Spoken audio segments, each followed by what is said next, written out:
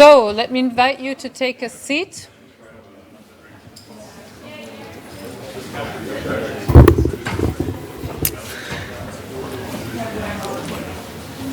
We are about to get started.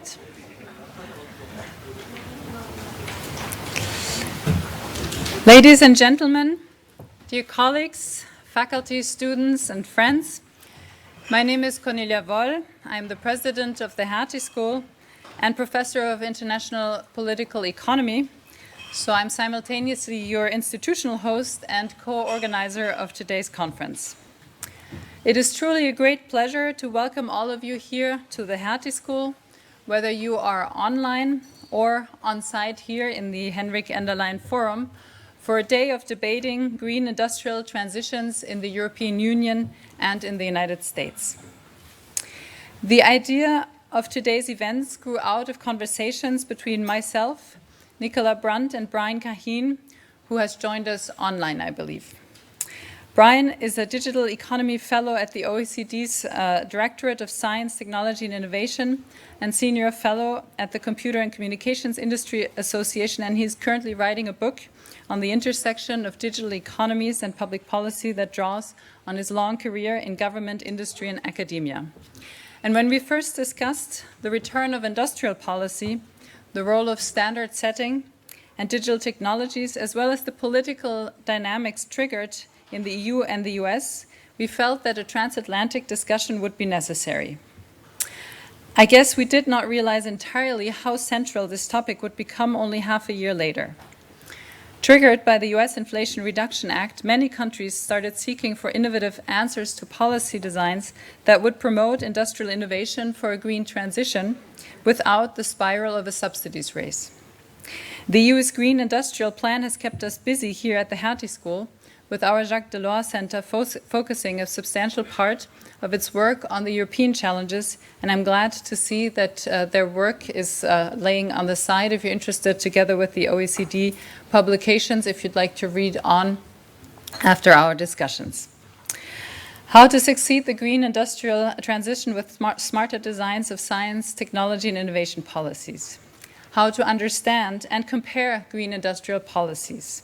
The role of standard setting for the green and digital transformation and the promises of AI are at the heart of today's conference, and it could not be more timely. From our initial conversations, today's event developed into a truly collaborative effort, with many strong partners and hands getting involved to make the program better and enhance our cooperation. The Decarb Future Economy, a master and doctoral student initiative rooted in Berlin's university and increasingly also beyond, I see Oxford and Harvard are now on your list, chimed in to make the program much better, substantively, much more accessible, and more fun. I believe we owe you the Beer, Wine and Pretzels initiative at the end of the day. We've also received support from the Berlin School of Economics and the Friends of the OECD, for which we're very grateful. Before I give the word to my co-hosts, Nicola and Niels, I would like to thank Nicola and her team at the OECD Berlin Center and Niels and his collaborators from the Decarb Future Economy Forum for the wonderful collaboration. Without Brian Kaheen, we would not be here in the first place, so let me acknowledge his vision and support once more. I would also like to thank the Hertie School team who worked tirelessly on the invisible logistical tasks with our partners, and let me single out Matt Longthorne from the communications team, who will make sure, together with the team here, that we stay hybrid throughout the day, as well as my personal associate, Maria Miltner, who is here and who has reliably held all the strings together. So without further ado, let me call Nicola up on stage to speak for the OECD.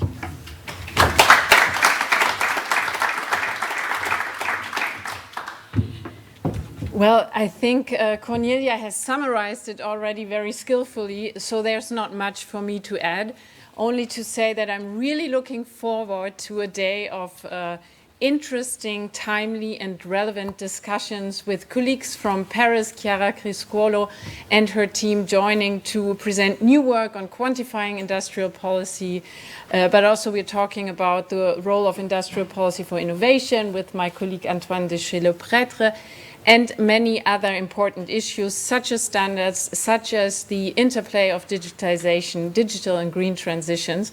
And it's all thanks to Cornelia and her team for hosting us here, for being patient with new, incorporating new ideas, and also, of course, Brian Kaheen, who's basically the spiritus rector of this idea, and the colleagues from Decarb coming in at almost the last minute, but really improving on the program, as Cornelia said. And Niels, the floor is yours, and I'm looking forward to our first discussion.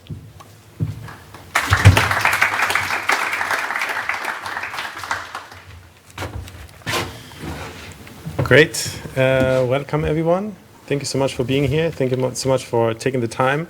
We're very happy to welcome you for our first in-person Decarb event after 2 years of pandemic. And we are very grateful to join forces with the OECD and the Hertie School, hosted here by Cornelia Woll, President, and obviously also for the very generous support from the Berlin School of Economics, which made this event possible.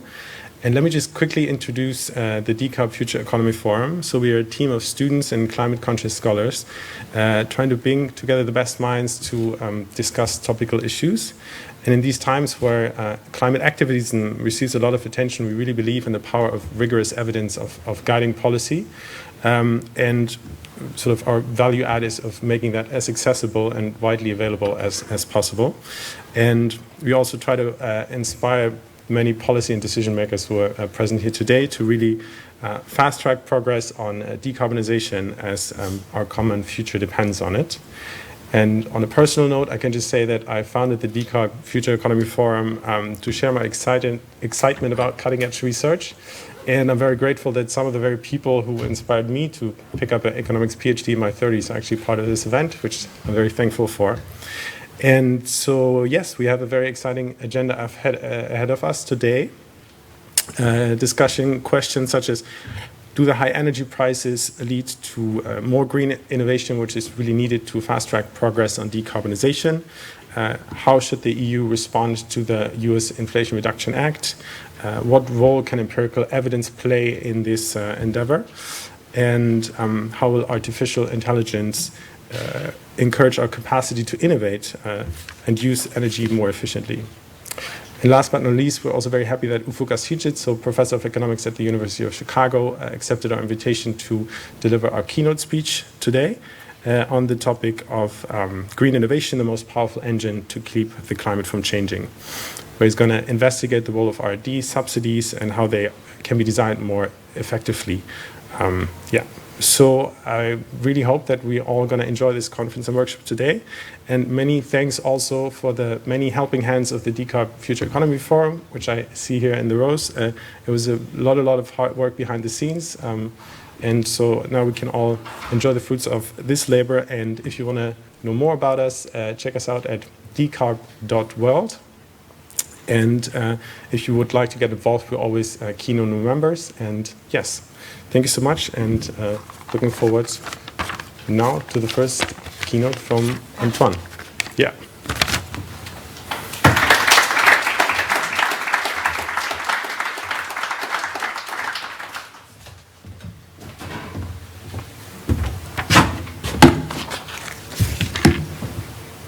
Okay, let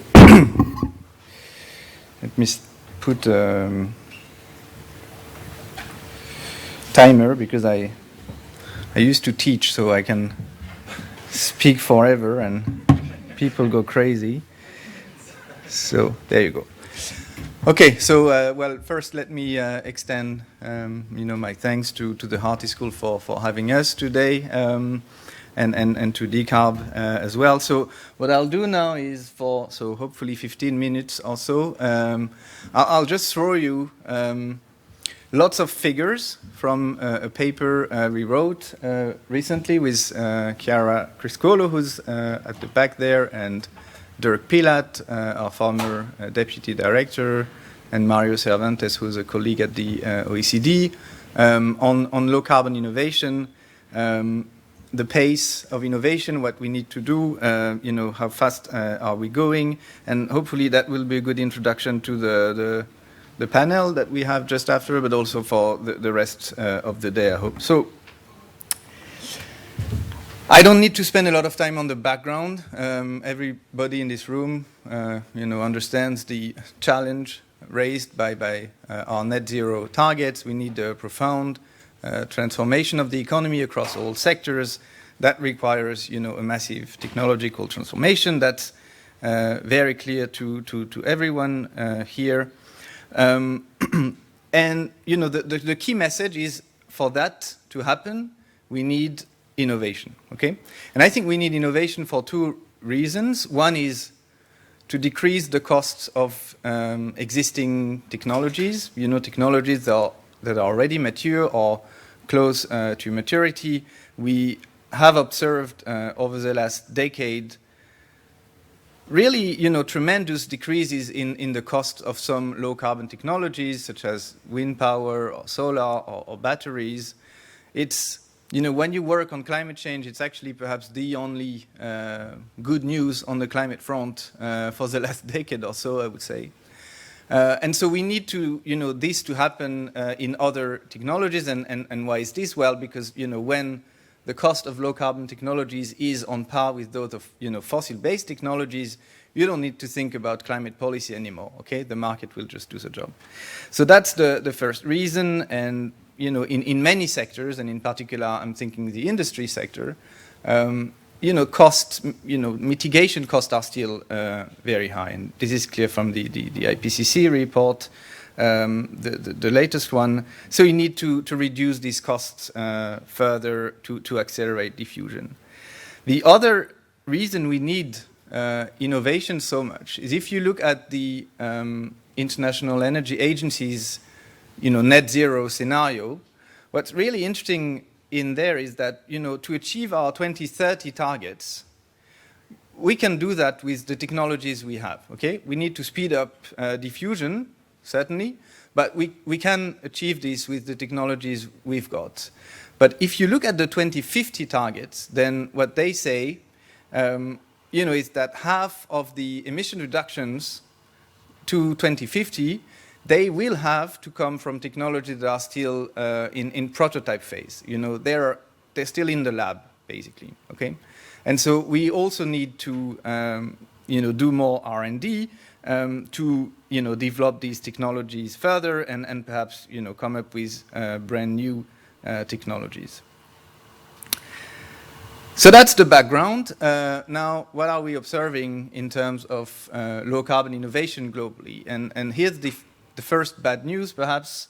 If you look at patent filings, which is one measure of innovation activity, which is, of course, not all the innovation that's happening in the economy, that it's very far from this, but it's, it's a very interesting measure because we can very precisely identify all these innovations that cover low-carbon technologies.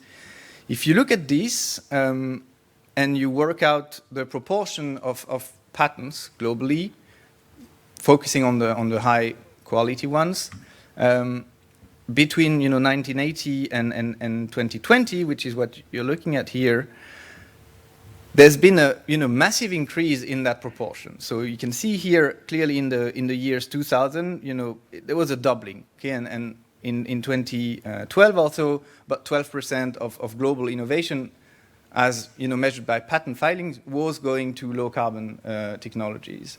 But since 2012, it's been declining every year. Okay, that's up until 2020. We were updating these numbers, but that's of course not very encouraging. That innovation in low-carbon technologies is going down just when we need it the most, and in passing, you'll notice that the Paris Agreement in 2015 doesn't seem to have made any difference to that trend. So as I said, patent filings are just one measure of innovation. You need to look at other data. We're also looking at venture capital investment into green startups, and I'm sure we'll discuss this more with Tobias in the panel discussion. But if you look at this other measure of innovation, or at least because these are firms that are coming up with the technologies of the future, you also see as a share of total venture capital, a recent decrease in the share of VC flowing to those startups developing climate technologies.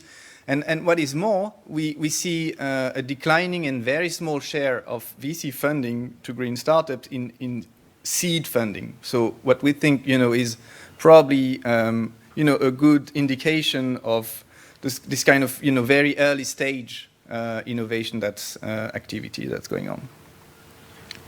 Now, if you look at another completely different measure, which is trademark filings. So now we'll look, we don't look at innovation, we look at, more commercialization and new products.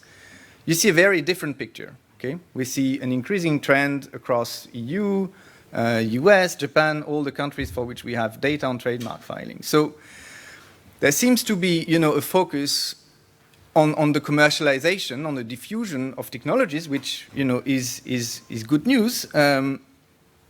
But that's also, for that commercialization phase and not the innovation phase. And that's what I think is the worrying bit.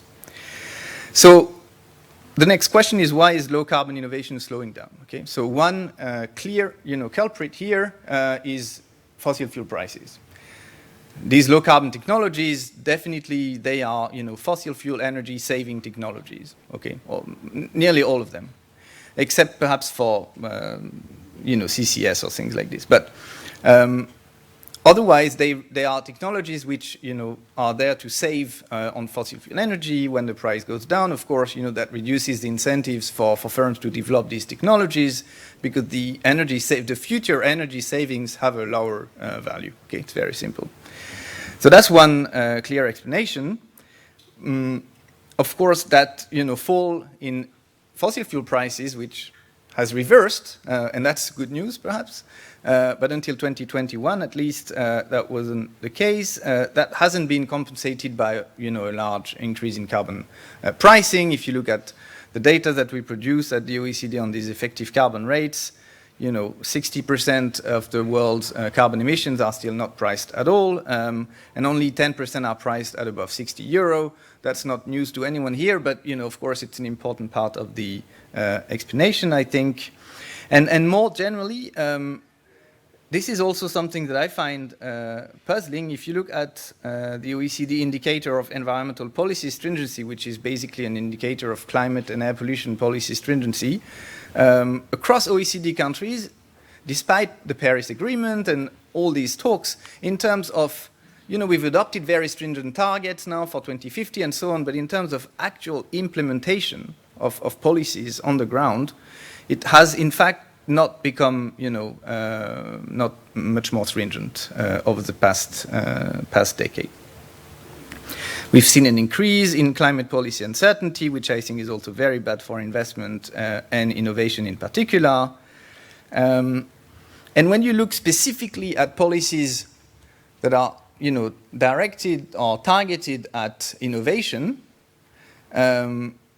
this is also not so good news. What this graph shows you is the public R&D expenditure for low-carbon technologies across OECD countries as a share of GDP, okay, since 1974. Okay, you can very clearly see the impact of the second oil shock there. Okay, but it has collapsed in the 80s, and since then it's flat.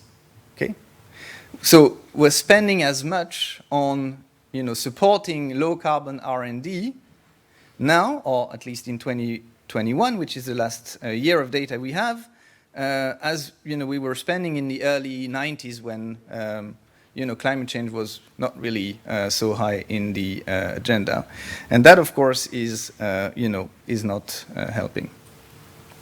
I see Niels already waving his hand, so probably I need to speed up. So, very small support to R&D. And especially small when you compare that to the support for that for diffusion adoption. Okay, look at this graph. Here we measure the public support to R&D versus adoption in renewable energy technologies. In Japan, US, and the EU for the year when we have the data. In the EU, which is down there, the ratio of support is 1 to 150. So you put €1 on supporting R&D, 150 euros to support adoption. Okay, there is no single paper out there, and there's hundreds of papers that have been written on this. There is no single paper that would give you such an unbalanced ratio in terms of what the optimal policy mix should be. So some rebalancing we think is in order. Okay, I really need to speed up. So there's a strong case for supporting low carbon R&D. I'm going to go very fast. One important reason actually is it reduces the cost of reaching climate objectives and can allow policies on the carbon pricing front to be much lower. There are some political economy reason also. There's massive support for this type of technology, low carbon technology support policies as compared to fossil fuel taxes and so on. So that's one extra reason. Okay, so basically what we say, and I'll conclude with this. Our point, what we think is, first reducing. There's a lot of talks of mission innovation. We think the mission is very clear. Okay, the mission is reduce the cost of these technologies so that they become, competitive with the fossil fuel alternatives, and that goes, that will come partly from, green industrial strategies, which include innovation policies, and so we think these policies should, be a cornerstone of the climate policy package, and that means probably rebalancing these policies toward more support for these breakthrough technologies that we so desperately need, as opposed to support for mature technologies. Not that the mature technologies don't need any support, that's justified, but the balance is just not right. So if I would think the marginal euro should go to R&D support rather than adoption, and we need to use more direct instruments that have been shown to work in practice. We did a study on the Dutch climate policy package with my colleague Guy Lallan, who is here. And it was, they have a very, very economically efficient subsidy program to support the adoption and development of low carbon technologies, which is completely technology neutral. So basically you get a subsidy which is equal to the difference between the technology you propose, so the low carbon option, and the baseline. And they allocate the subsidies in, decreasing order of additional costs. So the cheapest technologies in terms of abatement get the subsidies first. But of course, when you do this, that really strongly supports already mature technologies that are very close to market, as opposed to the more further away technologies. And so that's why we're making this point that technology neutrality is not technology neutral. It favors the mature technologies by design, and so we need to complement this with other support for more early stage technologies. Of course, you also need to provide clear indication on the direction of change. There's a lot of evidence out there, showing that carbon pricing encouraging low carbon innovation. That's not very surprising to an economist. And again, I mean, in this study on the Netherlands, which I like, I mean, I don't like the study, but I like the policies that they have implemented. They came up with, a really interesting carbon price floor, which only kicks in gradually, so it doesn't impose any costs on the companies, but the path is already set for the next 10 years. So it provides this certainty to investors, which is super important for investment both in R&D and in adoption, without burdening companies immediately with taxes. And it's complemented with this policy to support this technology adoption at the same time. So there are some clever ways to provide these certainties that carbon prices can bring, without burdening firms. And I think this is going to be, probably we'll discuss this in the panel, but with the high energy prices and so on, it's an important part of the discussion. Okay, I'll skip this. That's of course not the whole policy package. Okay, so I'm done. Just 1 or 2 minutes late. Sorry, Niels. Okay, thank you.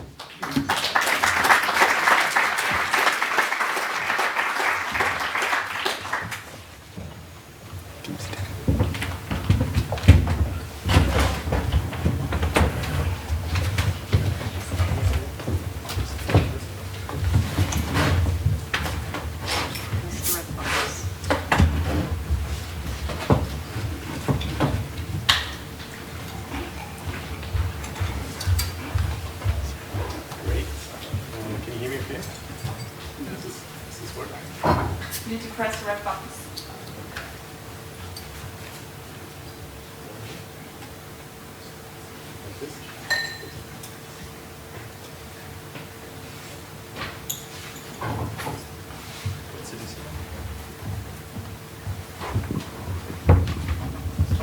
This working now? Yes. Great. Antoine, thanks so much for the fascinating presentation. Really great. And we hear also, yes, so probably, as most of you know, Antoine Schlepret is senior economist at the OECD, was before that research fellow at the LSE Grantham. Eugénie Dubois is professor of environmental economics at the LSE. And Tobias Lechtenfeld here is partner at 1.5 Degree Ventures, doing startup finance for clean tech technologies. And so, yeah, Antoine, as you sort of rightly said, I think the elephant room is sort of why is green innovation not where it should be? I mean, we need it the most and it's going down. Is it sort of a measurement issue or is it a price issue? And now sort of given the current geopolitical tensions, energy prices are high. And so the first question, probably sort of for Eugénie and Tobias first, is sort of like, are the high energy prices going to incentivize a renaissance of fossil fuels? Because a high price of energy also incentivize, let's say, oil, gas, and coal, or accelerate the development and deployment of green technologies, and can potentially help close the carbon pricing gap. So you mentioned sort of the low current price level of carbon pricing. So can sort of the high energy prices help in that direction? So. Okay. Thanks a lot, Niels. Yes, I think this works. Wonderful to be here. Thank you, Antoine, so much for, it's always a treat to listen to and see those really nice slides with those numbers that I think speak for themselves very clearly. And I want to thank the organizers as well for putting together this day. So to get at your question, Niels, like thinking a little bit more about the current context of energy prices and what could be the implications for green innovation. I sort of want to start the answer to this question in a sort of very academic way, because there is a lot of very robust evidence from many different economic studies that have studied the impact of changes in energy prices on innovation. That's kind of a very robust that we see again and again in many different studies, like when fossil fuel prices are higher, you see more innovation in energy savings, saving in technologies, but also in all, a whole range of clean technologies like renewables and so on. So we've seen this, already studies that were looking back at the effect of the changes in oil prices due to the oil crisis in the 70s. But more recently, I've done myself some work looking at, the variation in natural gas prices, mostly sort of due to the hydraulic fracking and the shale boom that happened in the US, Canada, and Mexico that's really led to massive decrease in natural gas prices. And we do see that is impacting what firms and individual inventors are doing. Now, this little sort of caveat to that is like, those changes, happen. It's unclear how agents in the economy interpret how long-term and those changes are going to be, right? So you can think about them as this impacting green innovation at the margin. You may see like it's kind of positive news for clean innovation. It should foster clean innovation. But the question is, for how long do we think these shocks are really going to be persistent? And to a certain extent, if the economic agents don't think like that the increase in energy prices is going to be there for the next 3 decades, it may do not so much. It may give us a little bit more clean innovation, but it may not give the right incentives for dirty and green innovation. All the while, I think you can still see a boom in like green and dirty innovations, because that may actually induce firms to make their technology more efficient as energy prices are increasing. So I think there's this question of like long-term expectation, which goes back into like the issue of policy uncertainty. Well, in this context, kind of price uncertainty, right? If agents don't believe those price hikes are there to stay, then we may expect something at the margin to happen, but maybe not, to the scale and extent that that seems necessary.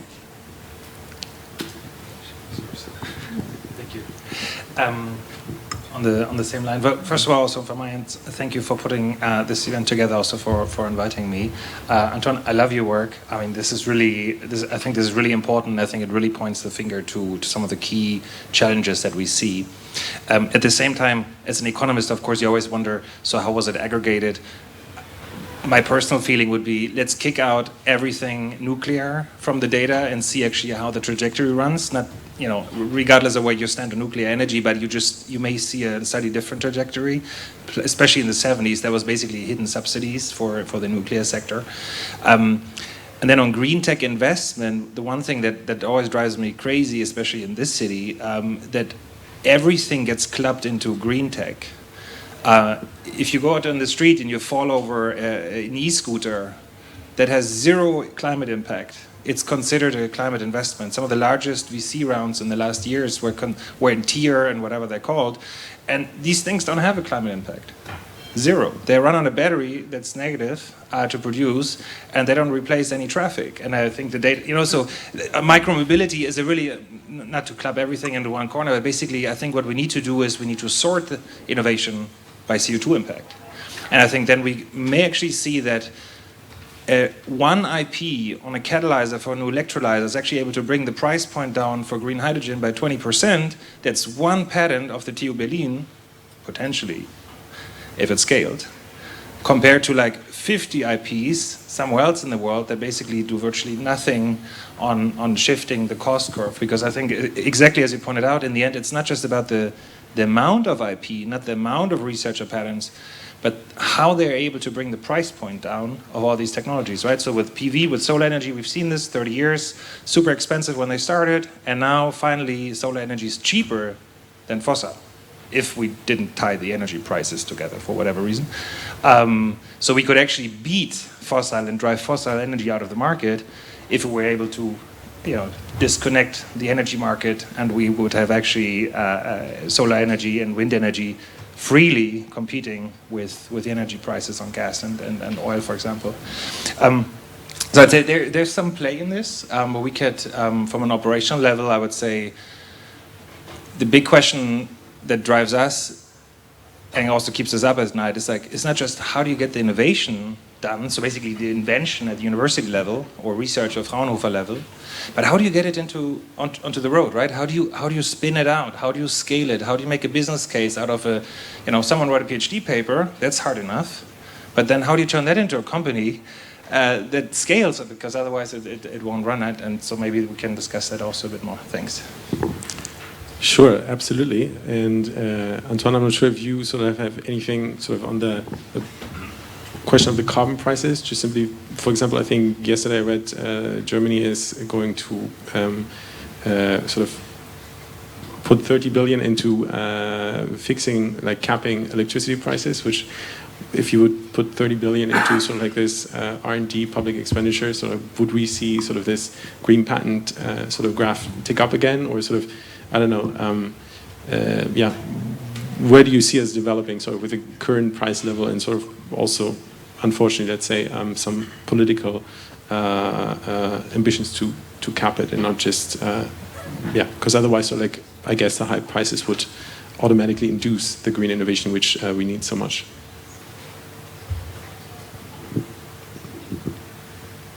Yeah, I mean, on this, there is clearly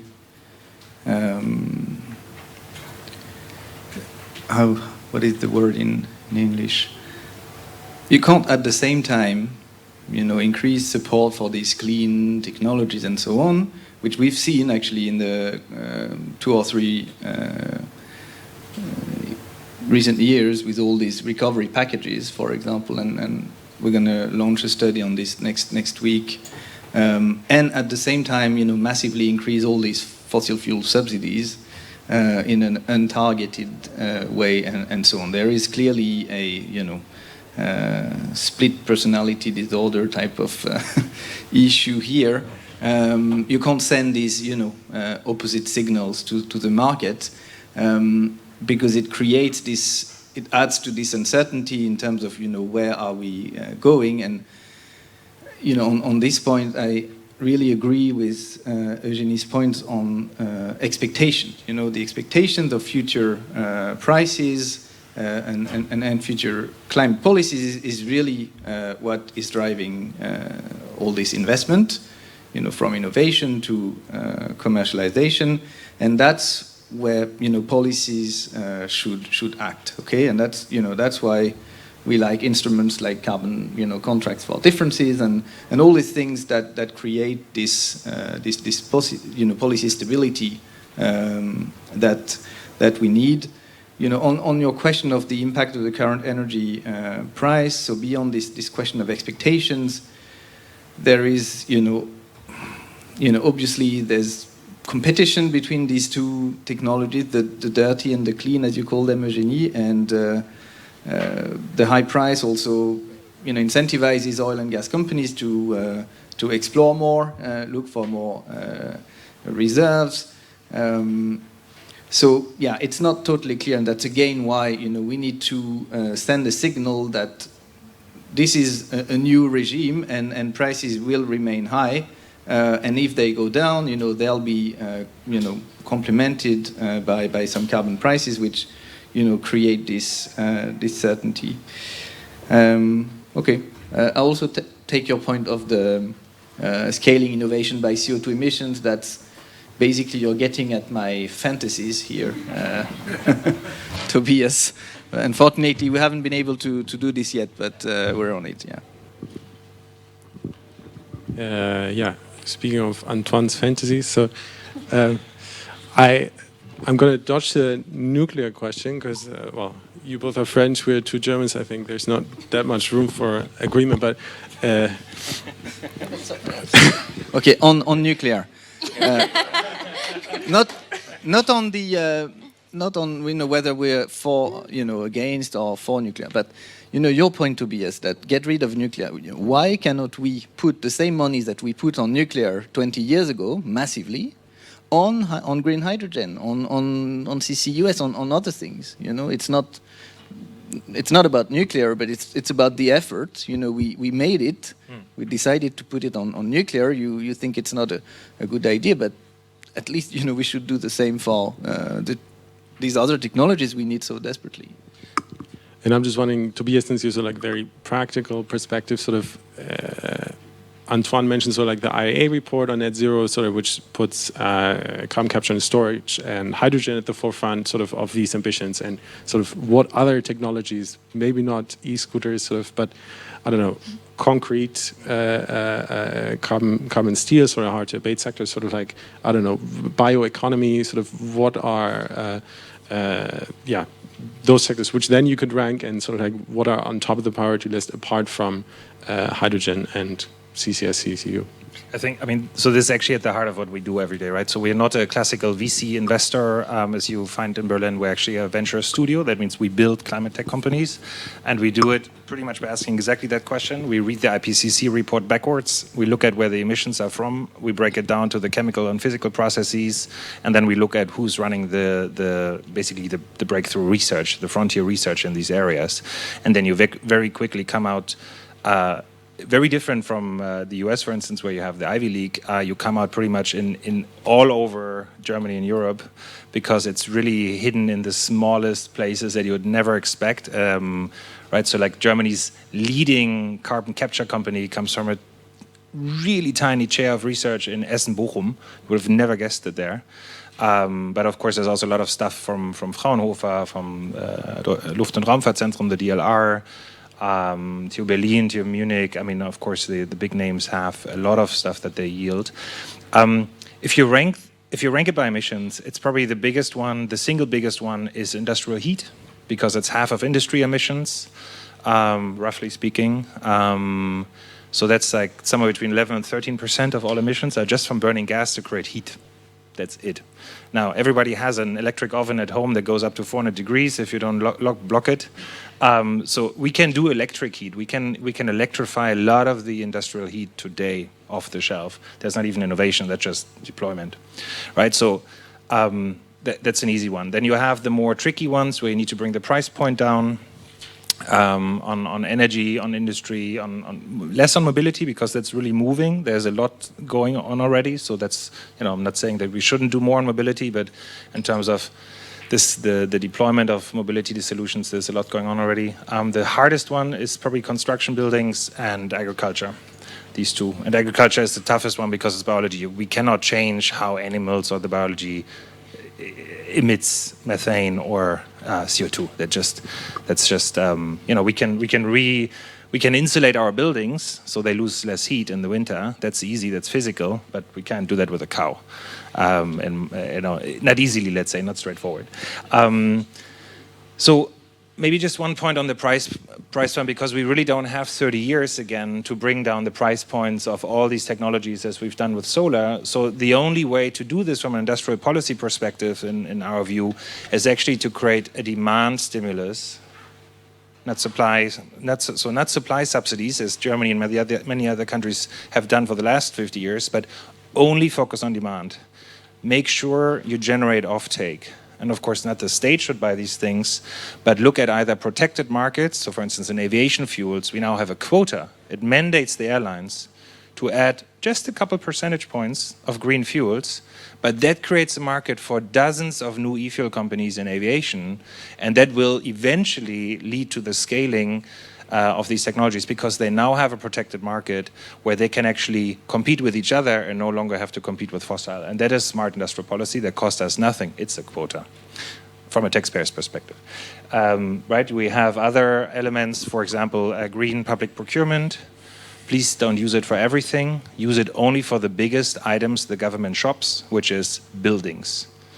No one builds more than our governments. No one uses more concrete and asphalt than our governments. Every metro station, every school building, every sidewalk is emissions, right? Like cement, most of you will know this, 8% of global emissions. If the government puts in their technical requirements, I want carbon neutral concrete, they get it. It's available on the market today, but you pay 3% more per project. Can we afford 3% more per project? Sure we can. That's nothing compared to the cost of climate change that's heading towards us, right? So government can walk the talk. They can also mandate all of us to change our gas heaters. But first of all, I think they need to do their job to decarbonize the public sector, and that's especially in public fleets, and that's in concrete, right? So two very big emission sources you can do ASAP this year still. And then you have smarter but much more complicated instruments like the carbon contracts for difference, or just contract for difference as we have for hydrogen. They are amazing if you do a PhD, because you can really play with them and the carbon pricing, everything. But they are super dangerous because of the political capture. So if you're doing a PhD in political economy, I think there is a lot there to see basically how industry captures these smart climate instruments and abuses them for just, bankrolling dinosaur technologies. And so we got to be really careful how we design them, and always focus everything on CO2, so that we go away from political kind of wishful thinking. Right? So our government here, I think that's really kudos to them. They have just launched a CCFD. It's very smart because it's merit-based on CO2 impact. So they will only provide the OPEX subsidy to the projects that apply with the largest CO2 impact. And that's really nice because it's basically it's a kind of safeguard against political capture and stuff like that. So you can do it right. I mean, let's see how it rolls out in practice. But it's not an easy one, and a lot of policymakers are not attuned, I think, to having CO2 as their North Star in everything they do in industrial policy. Great, thanks so much. Can I respond to a few things? So a couple of thoughts here, and I will, for the sake of the debate, do a bit of a devil's advocate and push back on some of the things you said, because I do hear, the call for, the demand side to be more robust, to have subsidies here and there, that we have the technologies somehow, and that's my voice. Okay. I think there is actually a public opinion fight to be led around this idea that, yes, we do know how to decarbonize some technologies, and some are like fairly cheap to do, and we should go ahead.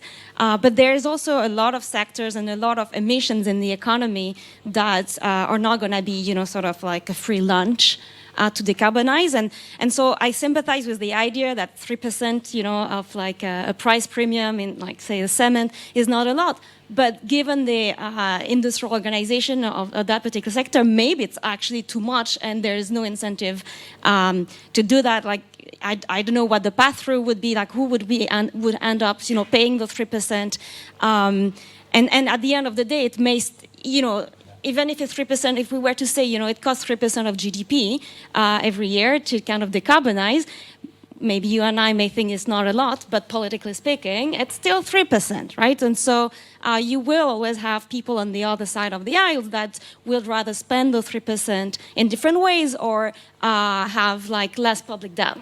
So I think,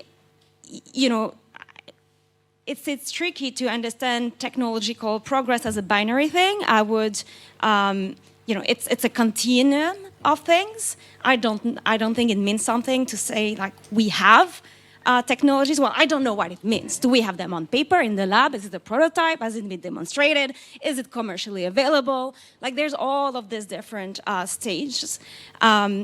I think some of the graphs that Antoine put up there, that by the targets for 2030, which is like 8 years from now, that sounds, as ridiculous as it sounds. But so in 8 years, maybe we can do minus 50% reduction with what we have, but meaning like what is commercially available. But I think the net zero is kind of very much out of reach in terms of like how do we, build a resilient grid. Even if we want to electrify all we want, like we will need a grid that is resilient. And I think there are big questions around energy storage. I think decarbonizing industry, aviation, marine, shipping, and all of this. Like, I don't think we have today things that are close to being commercially available.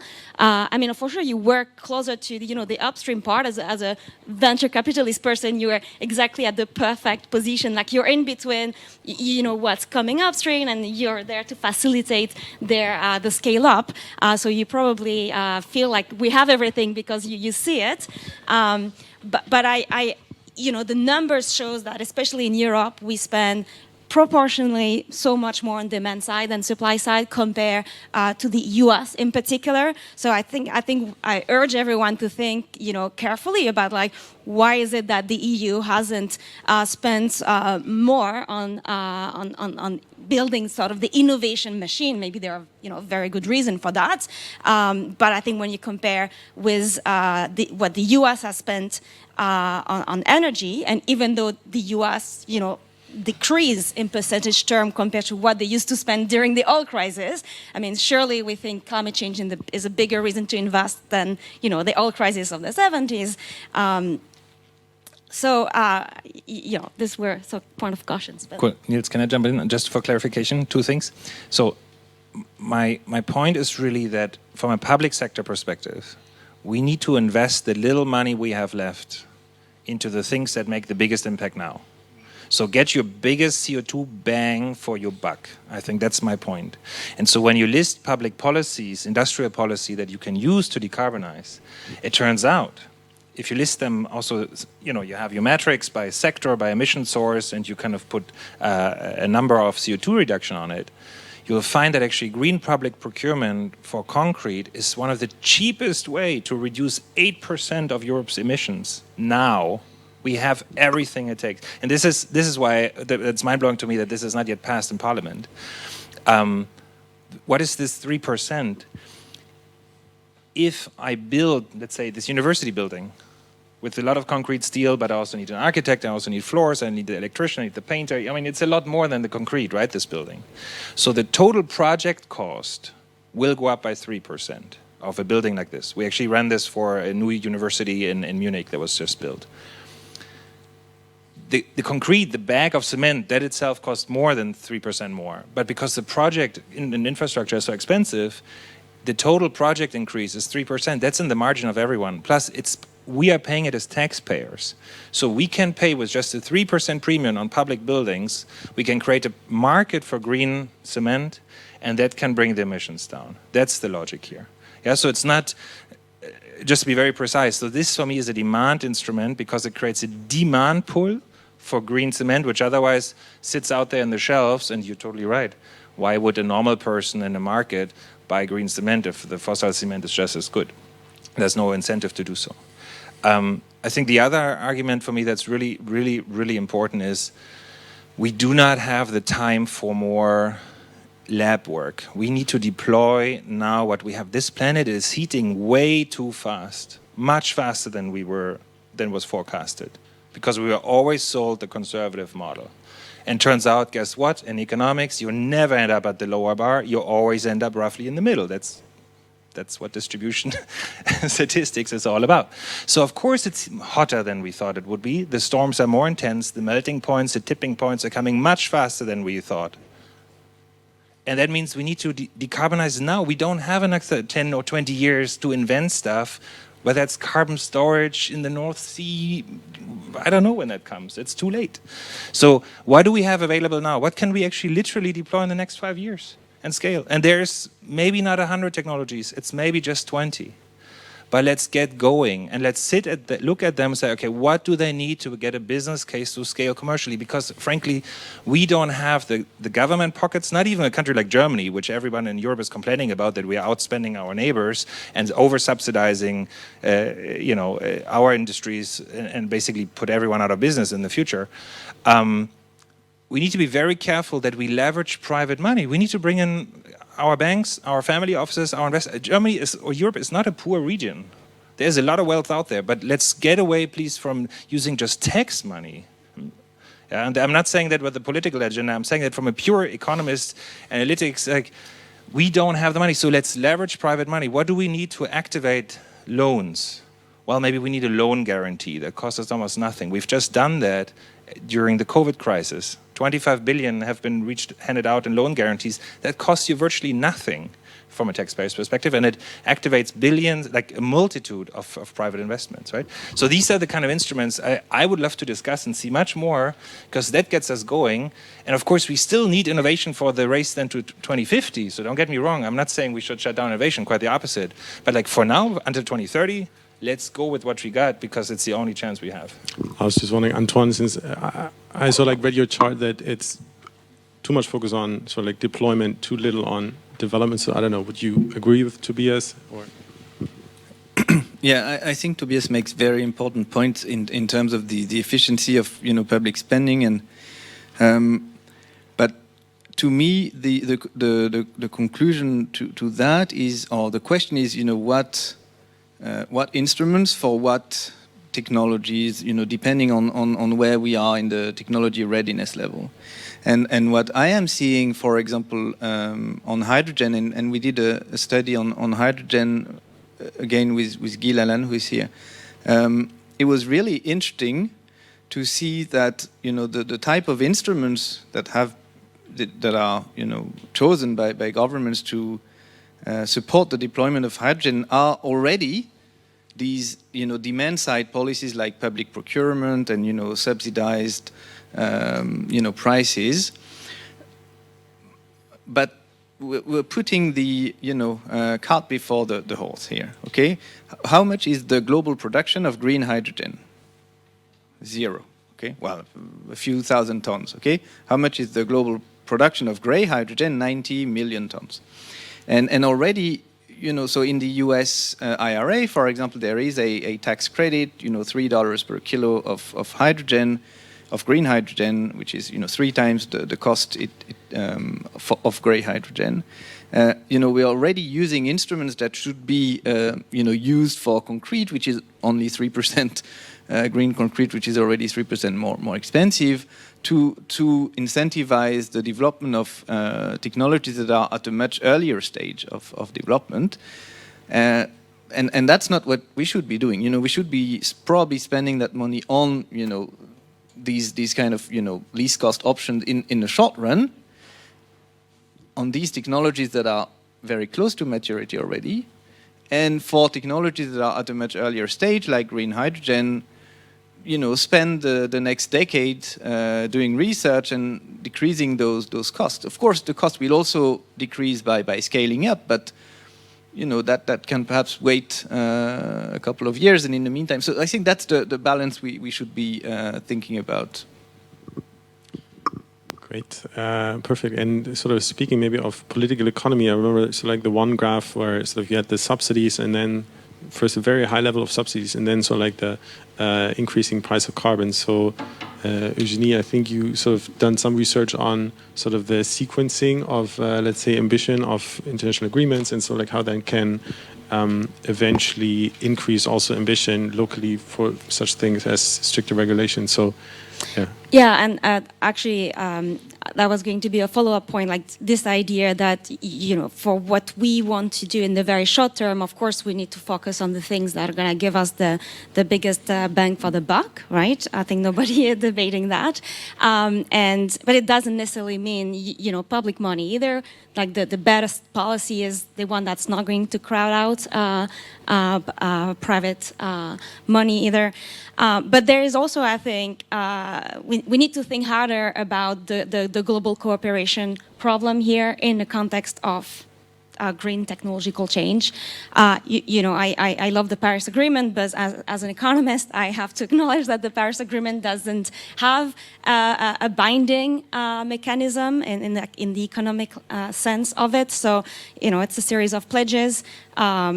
Maybe there will be some shaming, naming and shaming, and maybe countries will increase their pledges and even deliver on their pledges. But really, and there's early evidence that this is not happening really. So it's nice to have ambition, but how do we convert these ambitions into actual actions?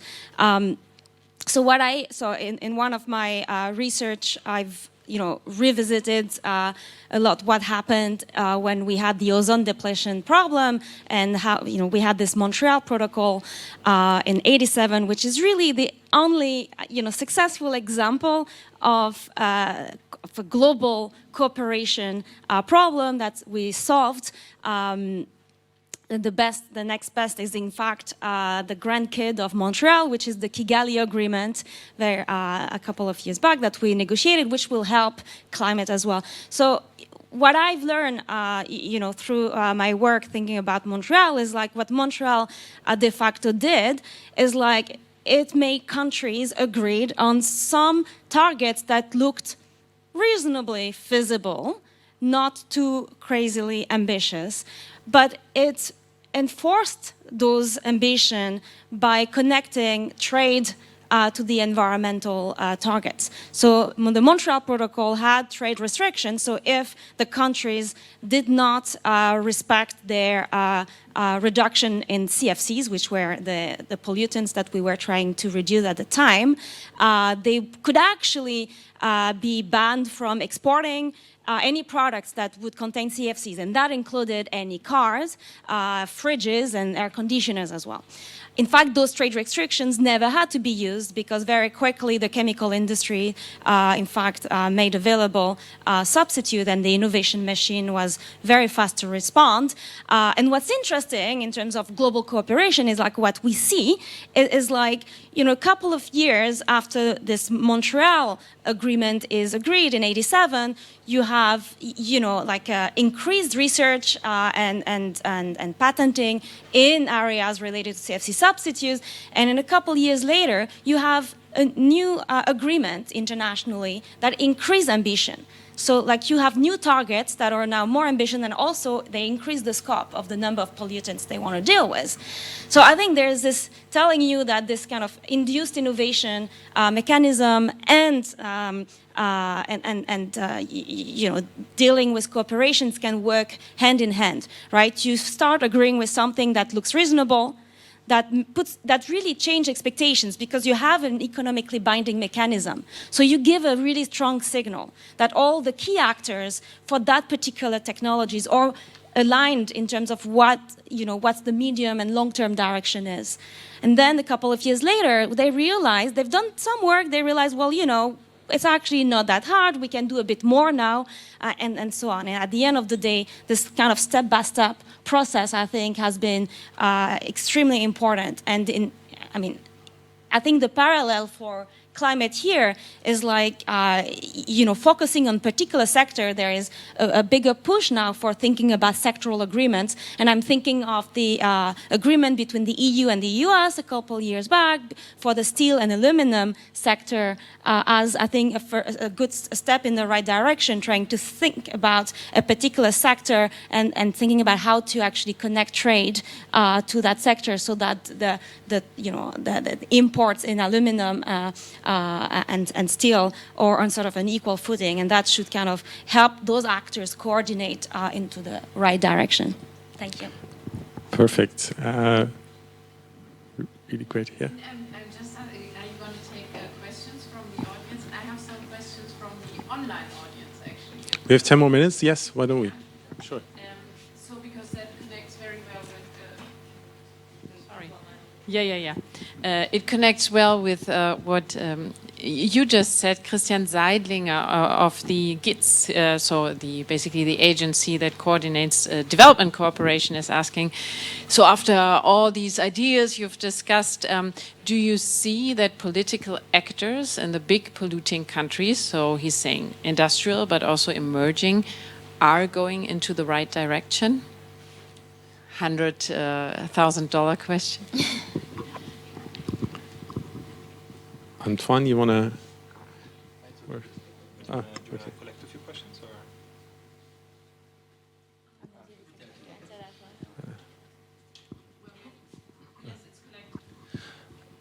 So maybe just quickly on this one, I would say actually there's a lot of stuff moving. I mean, countries like Norway obviously are ahead of the curve because they really thought this through, and they're using now their oil proceeds from the last decades to really invest more than anyone into green technologies. But even countries like India, if you really look at what they're doing on their coal policy, they're looking at Europe and saying, guys, can you please do the first step? We'll need that as a proof point, and then we can also follow you. And we need your technologies because we don't have them at home, right? I think this is always what we forget, that, yeah, maybe Germany is just 1% of global population, 2% of emissions, but we also 60% of the technology for climate change. So, you know, we have a reason I mean, we're set up to really benefit from this if we play it well. But I think there's a lot happening actually in those countries with the highest emissions. And then you have a few shaky candidates, I guess, in the Gulf. They're not quite sure yet which direction to go.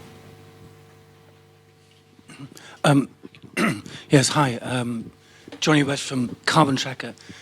It seems to me that this whole spectrum of discussion is kind of wedged in between two things at the ends. One is pure politics, because you're talking a lot about policy, but the politics connected to the policy. And the other one is pure science.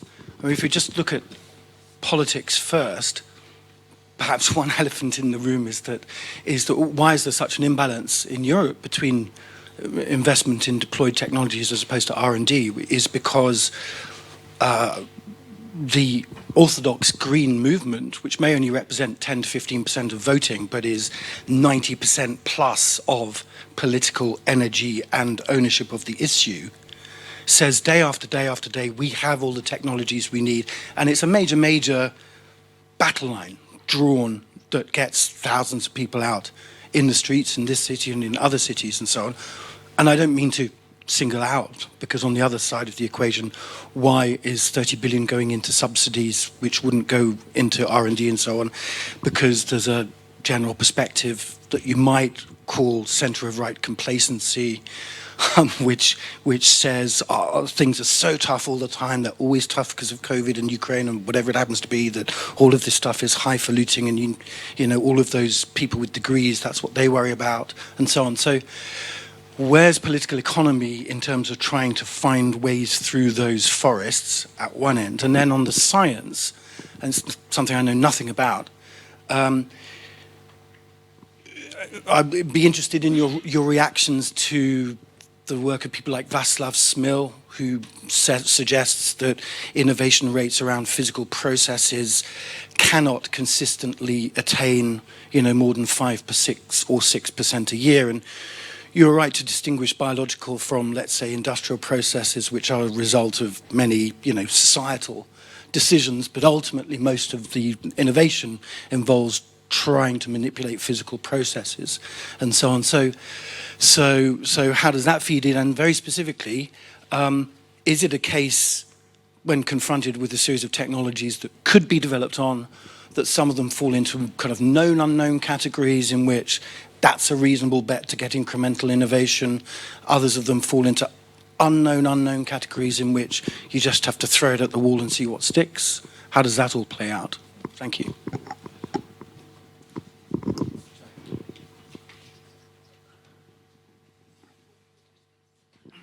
Heino von Meyer.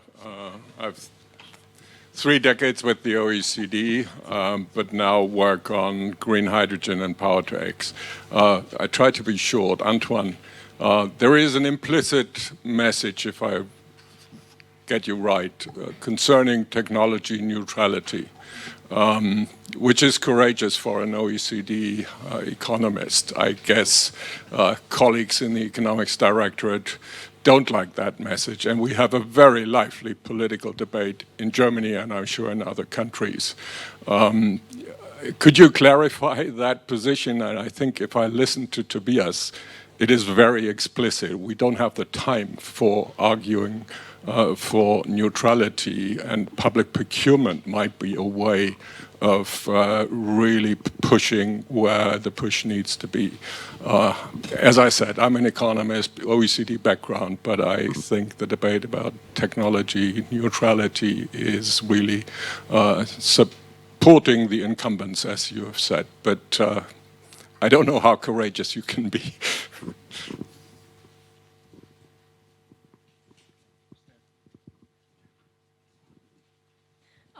Hello, my name is Radha and I'm a public policy student here in Hertie School, and I'm from India. My first question, I have 2 questions. My first question is for Tobias. You talked about how Germany can take the lead and develop technology, and the other countries like India can follow. But I feel like there's a danger of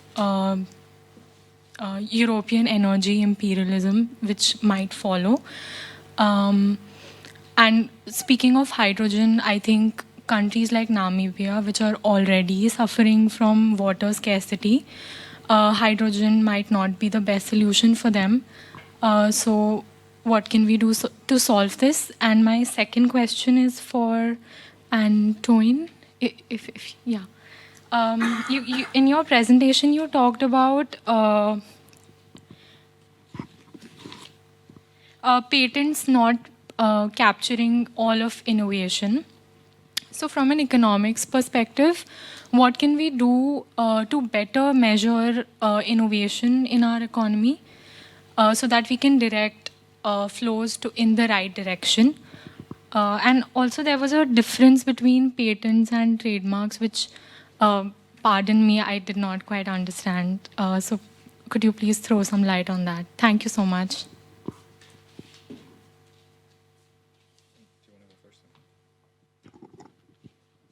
Okay, shall we take them now? And you go, okay.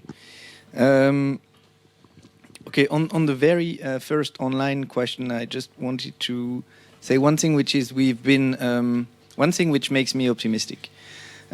We've been, over the last year and a half, we've been working on these, post-COVID recovery packages, including the European Resilience and Recovery Facility, all these, our recovery and resilience plans, the US IRA, and so on. And over those 2 years, 2021, about $1.3 trillion globally has been announced.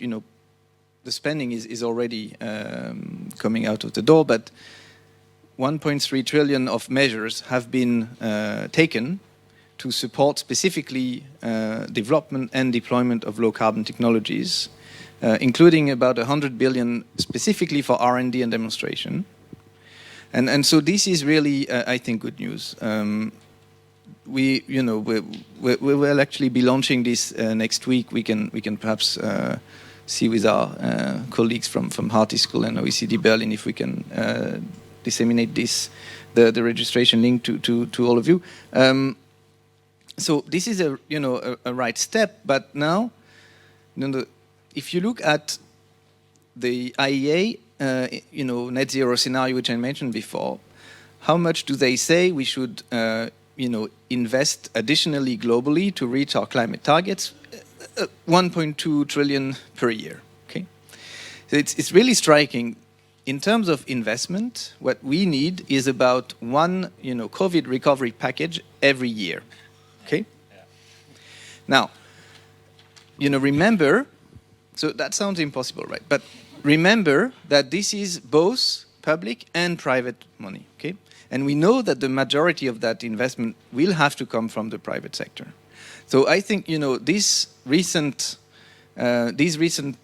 measures are really encouraging, and governments have done their job in a sense. But now what we need is the incentives. We need to put in place the incentives so that the private sector takes its share and does this investment also. And I think that's what's missing, because we can't expect governments to fund the low carbon transition all by themselves. On technology neutrality, the OECD has changed, or at least we're trying to change that message. It's not that we are against or for technology neutrality. So first there is an urgency issue. But there is also just, where our business is evidence-based policy, and there is evidence that the type of innovation that you incentivize with technology-neutral instruments, like R&D tax credits, and the type of firms that react to these incentives is different, from what you incentivize with direct, grants or other R&D support instruments. And you can also target different types of firms like SMEs, or startups who don't pay taxes, so they, R&D tax credits for them are basically useless. So, what we're saying is just if you use technology neutral instruments, that's fine, and in the short run it has some benefit in terms of the efficiency of public spending, which we discussed before. But it's not gonna that's not gonna get us to net zero. That's for sure. R&D tax credits are not gonna get us to net zero. So it has to be complemented with other forms of more direct instruments. So that's I think the message, which is perhaps a bit more nuanced than what you might have heard in the past. I'm speaking too much. I'll perhaps come back if there's more. You want to talk on hydrogen? Maybe just really briefly. So I think, why do some technologies not scale in the way? Why do some innovations not actually leave the lab so fast? It's because of the innovation curse. If you're an investor or even your company and you want to buy the latest technology on the market, you can do that today. You're going to invest heavily in the capex, so the installation cost. 2 years down the road, someone invented something better, more efficient, 10% more efficient. Your competitor just basically beat you to the market simply because you move too fast. And it's that innovation curse that holds back a lot of decision taking. If you look at shipping industry, they're sitting there on the sidelines of their ports saying, is it going to be ammonia or is it going to be methanol? We don't know. We're not going to move because we don't know where the market develops. Because if you take a wrong decision, you're out of business, right? Shipping just got solved, so that's good news. It's methanol. But there are other technologies where this is really holding back innovation. And you see it in green hydrogen rollout. We have amazing catalysts out there that can bring the price point down today by 20, 30%.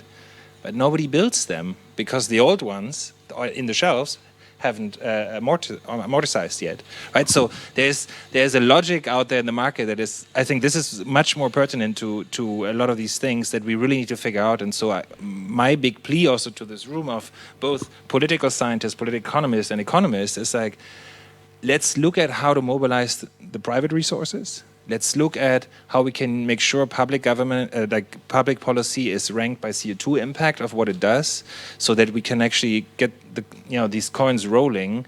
We can't just sit here and expect the private market to invest into something that we as society or policymakers wish should be done. That's not how the world works, right? And I think we know better. I think we actually have the tools in our toolbox, and I think I'd love to see those kind of studies, those kind of policies, those kind of debates.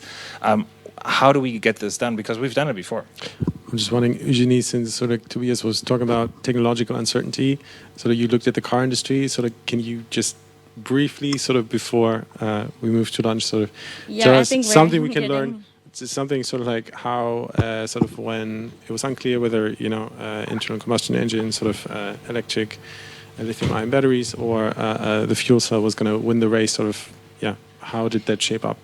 Yeah, no, but very quickly, I mean, I sympathize with the, tech neutral kind of idea or ideal, but I think there are also coordination externalities in this transition to green tech that we have to think about carefully.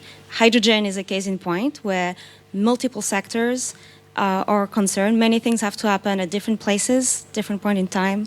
And so unless all the agents in the economy are clear that is actually the choice, that is that's the technology that's being chosen, you may have miscoordination on investments. And I think the story of why we are potentially going to all end up buying a battery EV, if you haven't yet, as opposed to a full cell EV, 10, 15 years ago, the odds were out, fuel cell, the prospect for fuel cell EV looked pretty good. But suddenly, there was almost like a tipping point where the car industry really shifted and everyone was sort of aligned that the future of clean cars was into battery EV. And to be very short, you can think of one of the key reasons why we're going to end up with BEV, at least in the medium term, has much less to do with careful green industrial policy, but rather serendipitous spillovers from consumer electronics, billions of consumers buying smartphones and computers that really pushed down the cost of batteries. At some point, the costs were low enough that even for the car industry, they realize, all right, this is what's going to happen. It makes the infrastructure issue much less. Not easy, right? We still have to build charging stations everywhere, but at least you don't have to worry about where the hydrogen is going to come from, because electricity, there's a grid around here. So again, thanks for letting me this opportunity to make a point about that. Thank you, Neil. Perfect. I think that was a great end note to this wonderful poem. Thank you all. Thanks all for your questions. And I think we're ready for lunch.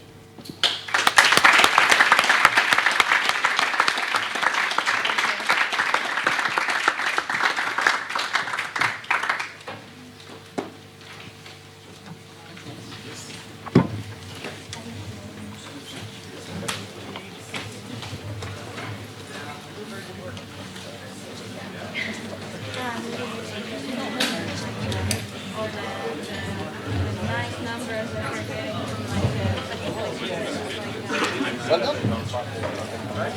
sorry, I didn't have time. I've done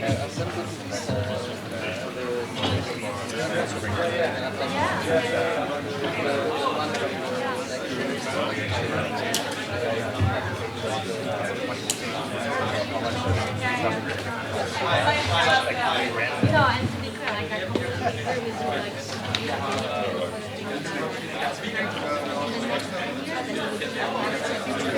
but there's a lot of like the right trade-off. 15 years ago. What is it?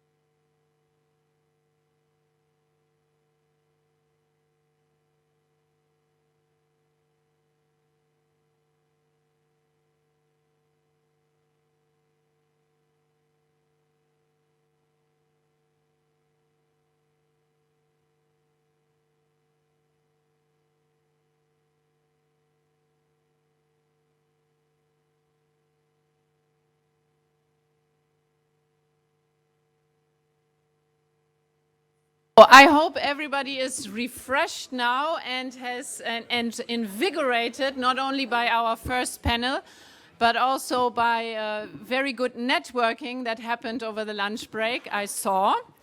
I have a very easy job now because I think this is going to be a great panel for two reasons. One is because we are presenting brand new OECD work on industrial policies. And two, we have Katrin Klüver-Eschbruck as a moderator, who's not only the best of moderators, but also a very well-known connoisseur of transatlantic policies. And I know it will go very well. Katrin, the floor is yours. I'm looking forward to this. Thank you very much.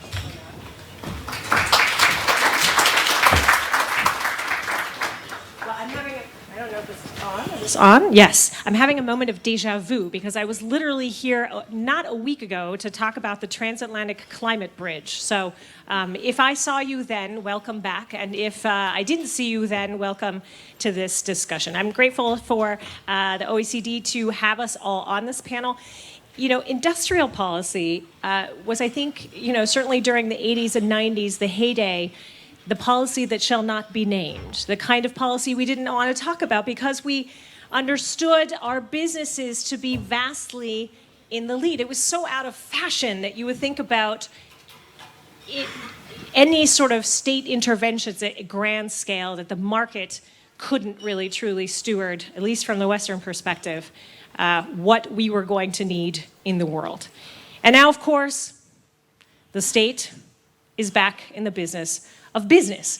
And so that's why I'm really interested in not only the numbers that our colleagues from the OECD will present, but our panel discussion afterward, not least, of course, in the transatlantic context, in an environment in which Europe is trying to find itself and push very forward solutions potentially on the green component. The Americans have come out, right, with an Inflation Reduction Act that is currently setting the standard on how we think about subsidies and how we think about how we get things done. And that has led to interesting effects in the transatlantic sphere, as you know, heated discussions among countries within the European Union, but also dollar signs on the corneas of some of Germany's core manufacturers, I think only of the machine builders and others, who will say to you very honestly, there is no green transition in the United States without German machine building.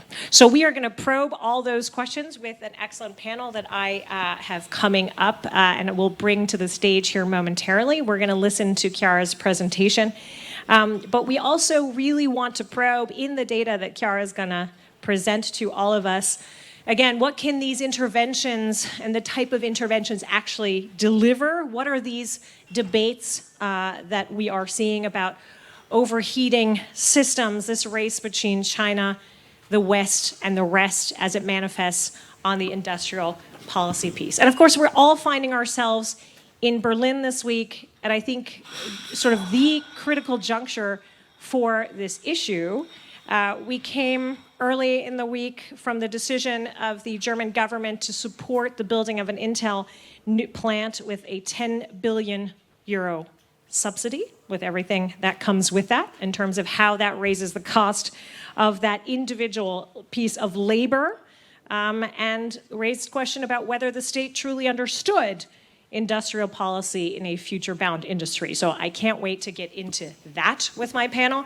But we've also just stepped off the biggest industry conference here in Berlin, where that clash between does the state understand what businesses need, or do businesses need to dictate to the state how this can function, was on full and open display. And meanwhile, Finance Minister Christian Lindner has been glued to the Constitutional Court in Karlsruhe, because he is trying to figure out what of the COVID aid and transformation packages he can pull over into the kind of new potential investment practices that Germany in this transformational time might need. So with that, I want to bring the panel to the stage to listen with me to Chiara's data. So if you are on my panel, I will introduce you when you are sitting here, but I'm looking at you individually, and then have Chiara come up and present her findings. So if we could go ahead and do that, and we'll all take our seats here.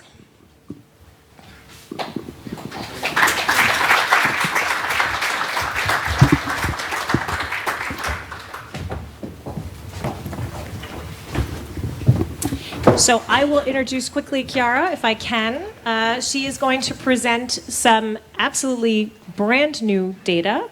Chiara oh my goodness, Criscuolo, did I get that right? I should have practiced earlier, is the head of productivity, innovation, and entrepreneurship of that division, and the director for science, technology, and innovation at the OECD. I read this paper with great interest. It's going to raise a number of questions for you, so listen closely. Thank you, Chiara, for being here. Thank you, Catherine, and let me thank Cornelia and Nicola, but Brian as well, who is listening online and is sort of the shadow behind everything. I hope we can see him before the end of the day to thank him personally. Let me say also a big thank you to the team who is behind this work. As you will see, it's a huge amount of work, and so we had a big team, and in particular, let me mention Guy Lalanne, who is sitting with us today, but also Luis Diaz, Charles-Edouard Van den Put, and Luis Guillouet, who are listening, I'm sure, online, and the whole, what we call quiz team, quantifying industrial strategy team. As Catherine said, we are really, this is a preview. We are really launching this project today with you. And what I'm going to do is I'm going to present some cross-country results with a special focus at the end on the green aspects of industrial strategies. But you will see, for those of you in the room today, we also have some country notes, sort of fact sheets here, and some country notes online on our website, and we also have all the data that you will see summarized in some of these graphs today is also available online, and I hope everybody can make use of it.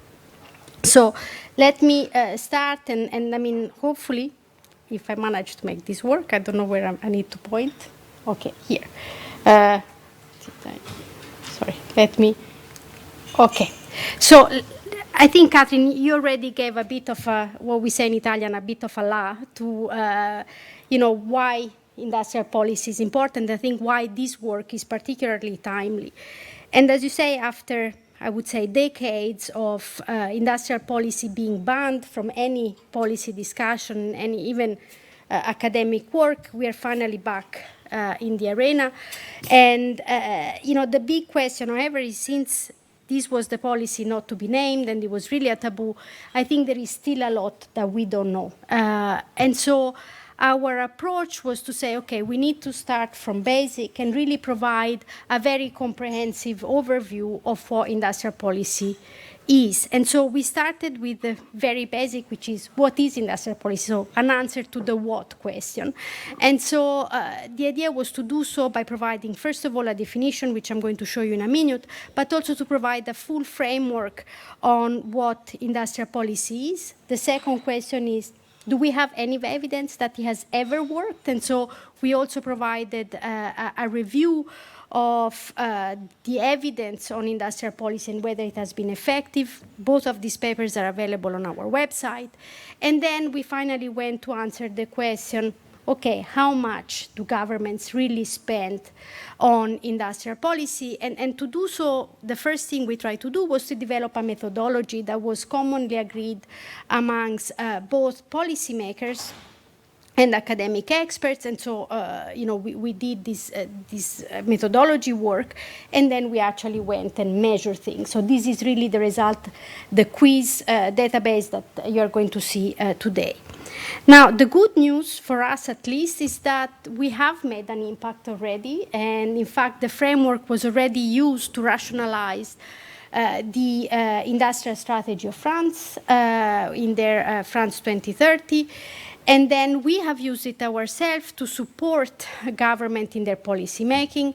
And, just to link also with Antoine's presentation before, we have helped them in analyzing and better understanding the needs behind industrial strategies for green hydrogen. And then we went on as well and focused on particular countries, in particular the Netherlands, but we have, more countries that we are going to advise on how to use industrial strategy in a coherent way to decarbonize industry, in particular the manufacturing sector of the Netherlands.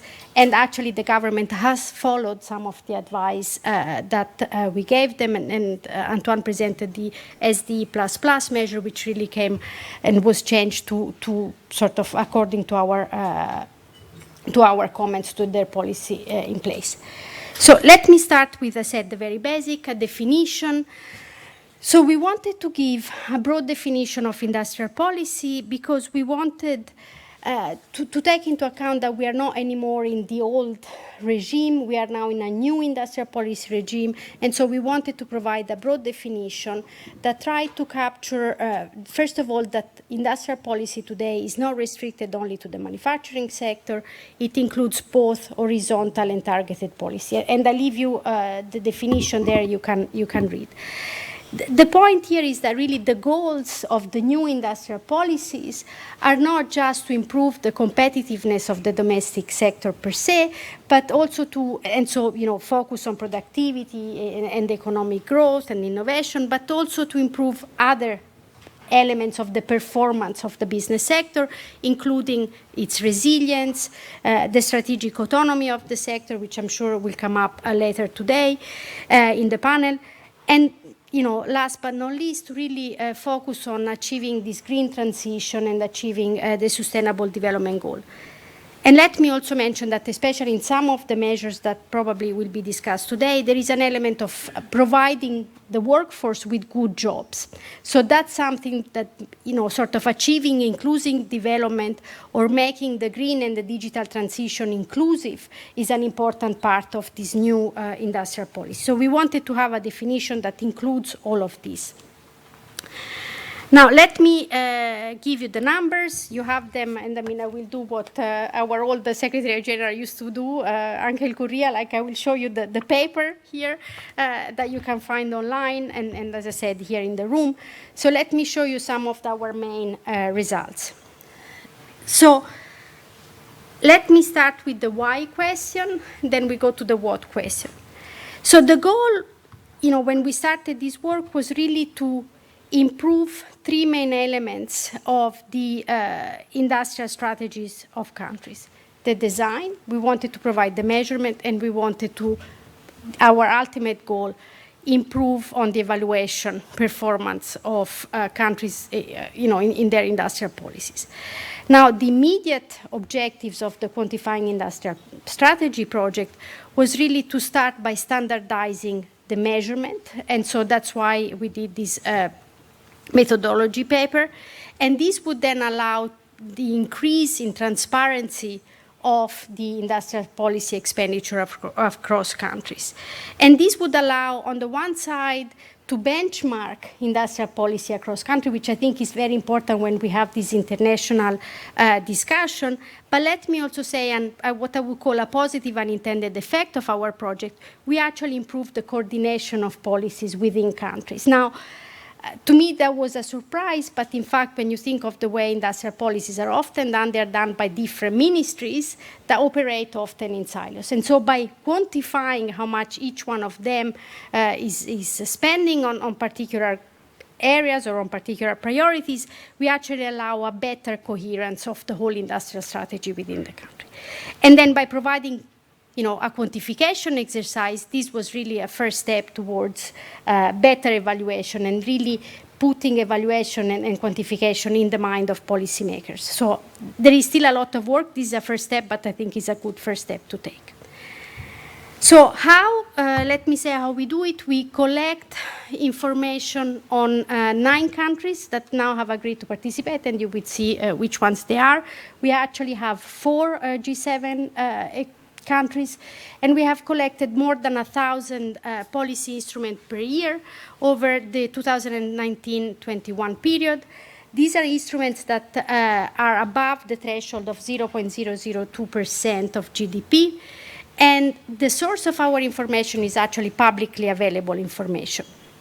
So the big effort was not only the collection, but then the harmonization of the concepts of the measure. And as I said, we followed our agreed methodology.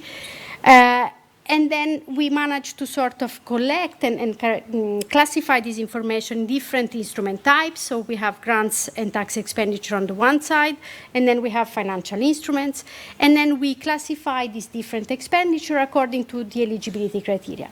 So we have 7, digital, green, you see them listed here. One important point that I would like to make is that each industrial policy tool is not necessarily classified according to a single eligibility criteria, but you have, and you will see it, sectoral policies that actually have a green component or sectoral policies that have a digital component. And so once we have collected and classified this data, we went back to our country expert, did some quality check with them, the data was verified, and given the period that we have analyzed, as you can imagine, COVID measures played an important role and were really sizable in the period that we analyzed. So I'm not going to talk about those today, but they are available again in the report. We collected information and we classified information on those as well separately. So let me now go to the main results, and let me start by saying one important, I think if you just get out of this presentation with this main message, I will be happy. Industrial policies are actually sizable. So when we look on average across the 9 countries that we have analyzed, 1.4% of GDP on average in 2021 is actually spent on grants and tax expenditure, and 0.7% on financial instruments, and the financial instrument figure actually excludes export finance. So that's the first takeaway. Second main takeaway, there is a lot of heterogeneity across countries, including across European countries. And let me mention three points of heterogeneity across countries. First of all, in the amount that they spent. So you see, for example, if you look at the UK, you have 2.3% spent on mainly tax expenditures and grant. You go to Ireland, you see 0.6%. Second main difference is what kind of tools do countries use? Again, you see very clearly some countries are very much focused on tax-based and grant instruments. Others have a much more, I would say, balanced strategy. And if you look at the case of Italy, they have about 1.7% on grant and tax expenditure, and financial instruments represent about 1.8% of GDP. And even within those grants and tax expenditure, you see some difference. And in fact, when you then look at the priority, you see even more heterogeneity in the choice of priorities across countries. And here it is. So you see that what we report in the dotted lines are the minimum and the maximum to give you an idea of the heterogeneity across country, and then the continuous blue line is the average across country. And then here we put on the spider graph all the priorities that are touched upon in the industrial strategy of different countries. So first main message is that on average 30% of grants and tax expenditure, because that's what we are focusing on in this graph, is going to instruments that have a sectoral component. So this is something that is very, I would say, evident in the data that we collect. And then you have the other priorities, R&D, green, jobs and skills, SMEs, etc., that have about 10 to 20%. And then finally, we have the digital component that represents a much smaller, less than 10% of the total expenditure.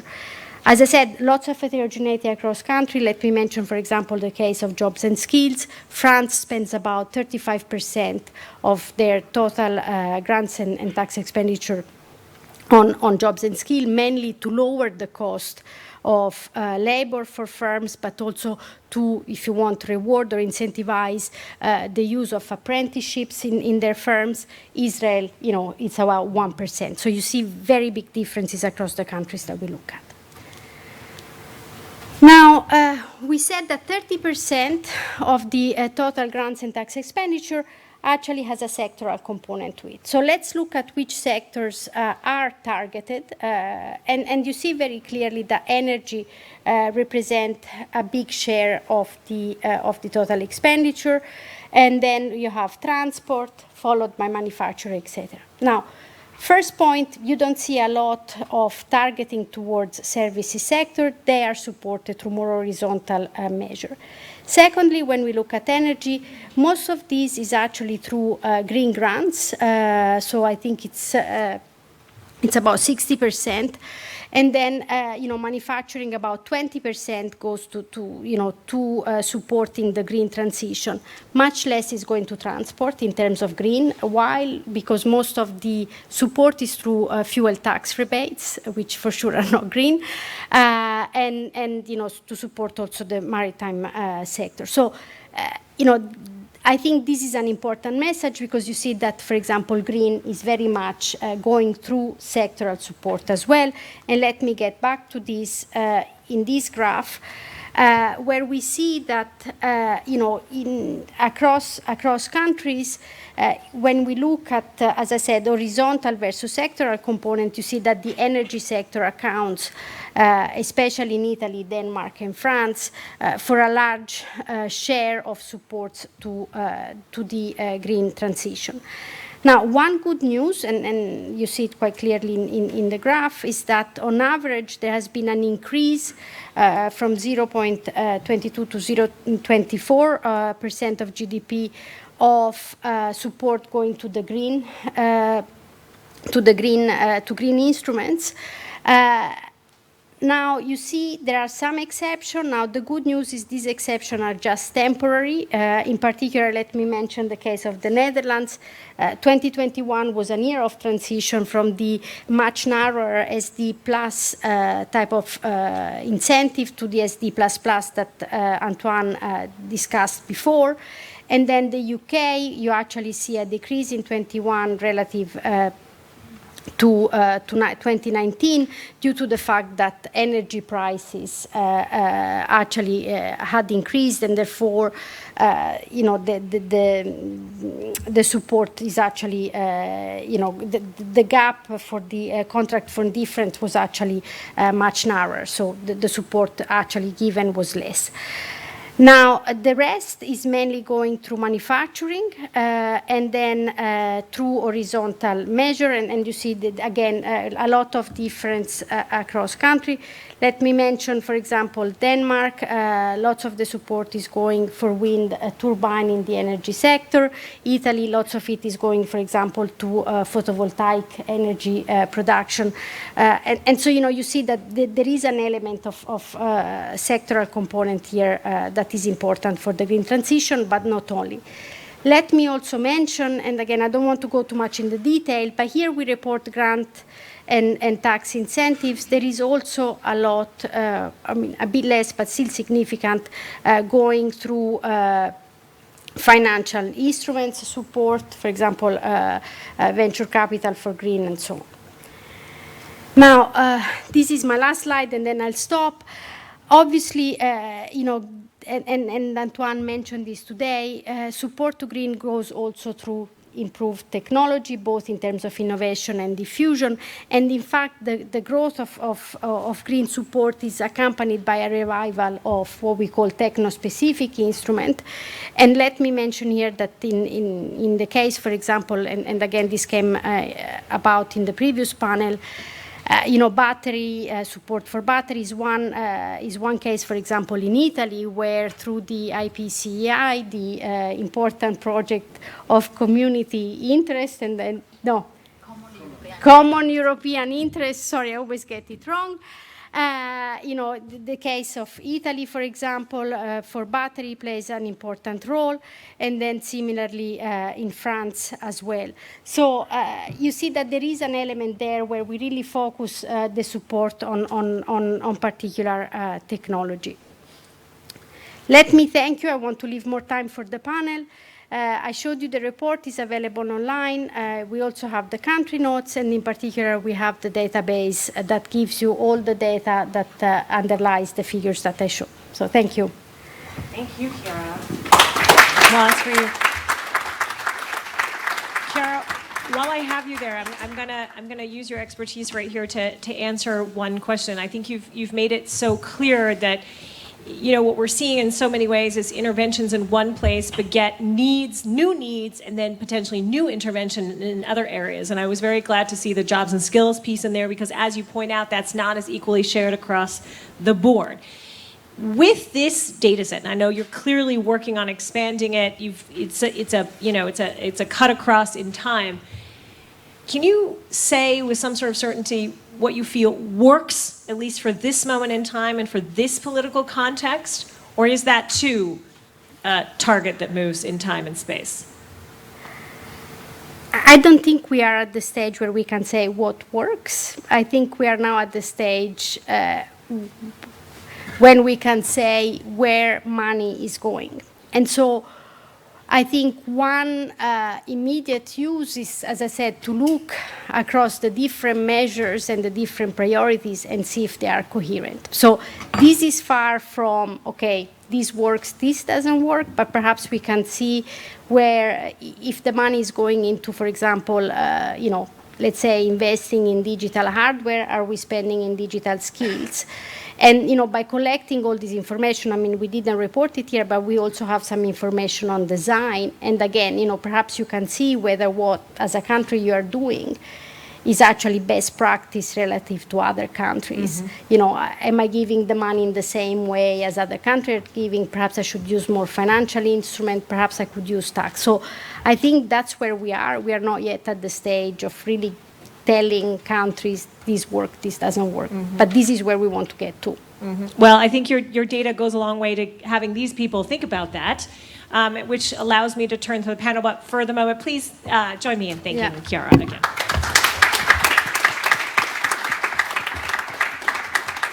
I wanted to introduce all my panelists to you, but I'm going to start with Bernhard in just a second to ask some probing questions, not least because this has been sort of banner week in German industrial policy and raises a lot of questions about precisely strategy and, connectedness. And it connects directly with Josefina because, of course, we now also have an economic security strategy coming out of the European Union. So to my left is Bernhard Klutig. He's the head of industrial policy, the industrial policy unit at the Federal Ministry for Economic Affairs and Climate Action. Very busy man this week.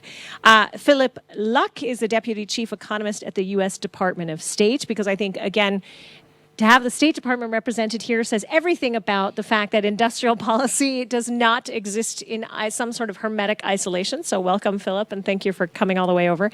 And then Josefina Monteagudo is the deputy head of the chief economist team at the DG Internal Market, Industry, Entrepreneurship, and SMEs at the EU Commission and has the longest business card on this panel. And then, of course, Chiara is joining us on this panel as well to weigh in with some of the insights of her research. Bernhard, just picking up, from the headlines, shall we say, the Intel decision, which raised and rankled a lot of German economists, certainly, because they were looking at, to the point about jobs and skills, how important are these jobs and skills that have just been subsidized in that way? And is Germany making it, is there a strategy behind these kind of industrial investments when you have a Swiss solar panel manufacturer that on the heels of this Intel decision immediately turns around and says, oh, yes, well, in that case, either you give us the same kind of subsidies and thoughts, or we'll run off to the United States and embrace what President Biden has put on the table. So strategies are always trade-offs, as we heard from Chiara very eloquently, of political priorities, since the state is back in the game of business, but resources, capacity for foresight, and then, of course, none of these decisions are happening in a vacuum. And we'll talk with Philip about China and the United States and how that interplays. So, can you peel back the onion a little bit of how you're thinking about this in the ministry? And the signaling that you're hoping maybe went out of these 3 or 4 banner events this week. Thank you. Thank you very much for having me. Maybe I try this one. Yes, this one works. Thanks. Okay. Thank you very much for having me. It is yesterday I was on a panel discussion on the paper that we published a couple of weeks ago on a special electricity price for energy-intensive industries. Was also a very intense discussion, and well, it is really for me as a Director General for Industrial Policy, it's really good to see that you don't have to feel ashamed anymore if you say, "Oh, I'm working on industrial policy." So it's basically everybody is talking about industrial policy, and you don't just have to say, "Oh, I'm working for the Ministry for Economic Affairs." No, you really can say, "I'm working for the Industrial Policy Department." And why has industrial policy become so important? Basically, two reasons. First of all, the huge challenges that lie ahead of us with regard to the green transformation and the digitalization. And secondly, the whole geopolitical situation. And of course, we have a strategy on industrial policy, and that doesn't, all these things don't happen on a random basis. No, we follow a strategy, and our main task is to address these challenges that lie ahead of us. And you just said that I had a busy week.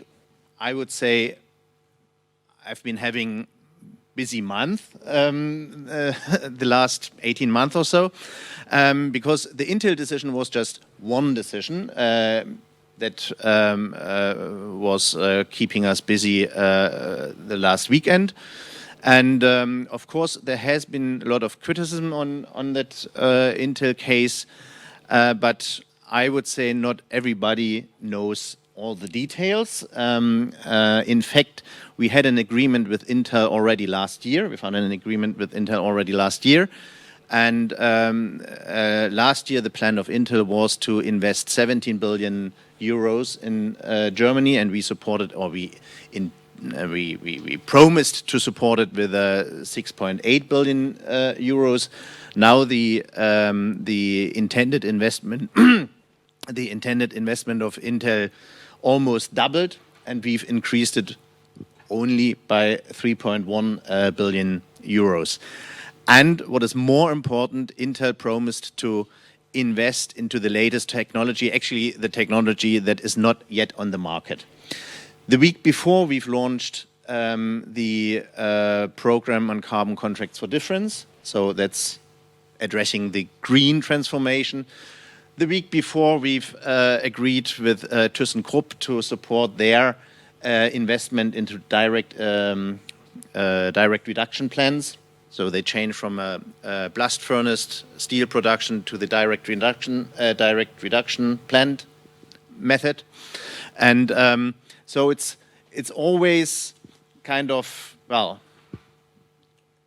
we address the challenges from the green transformation, from the digitalization, and the whole geopolitical situation.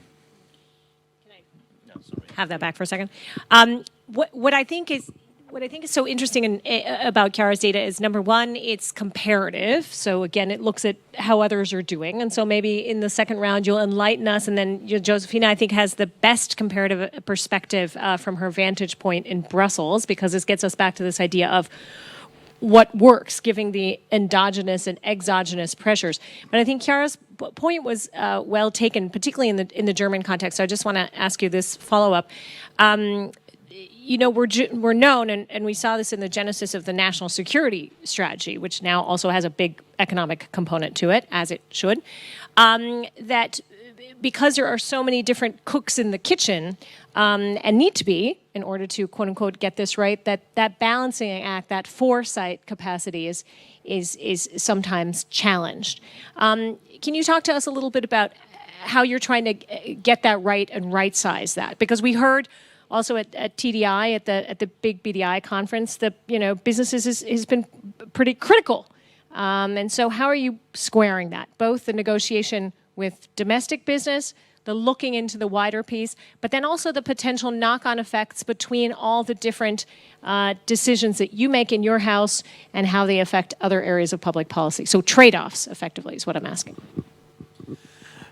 Well, the criticism at the TDI focused mainly also on the lengthy procedures that we have in Germany and in Europe, and they always compare it to the IRA. I think we will come to this a little bit later. And in the US, everything is so easy. You get your tax credit. You can easily calculate what amount of money you are entitled to, and in Germany and in Europe, everything is very, very complicated. And in my department, I'm responsible for 6 important projects of common European interest. And overall, the projects are very successful, I would say, but it takes too much time, way too much time.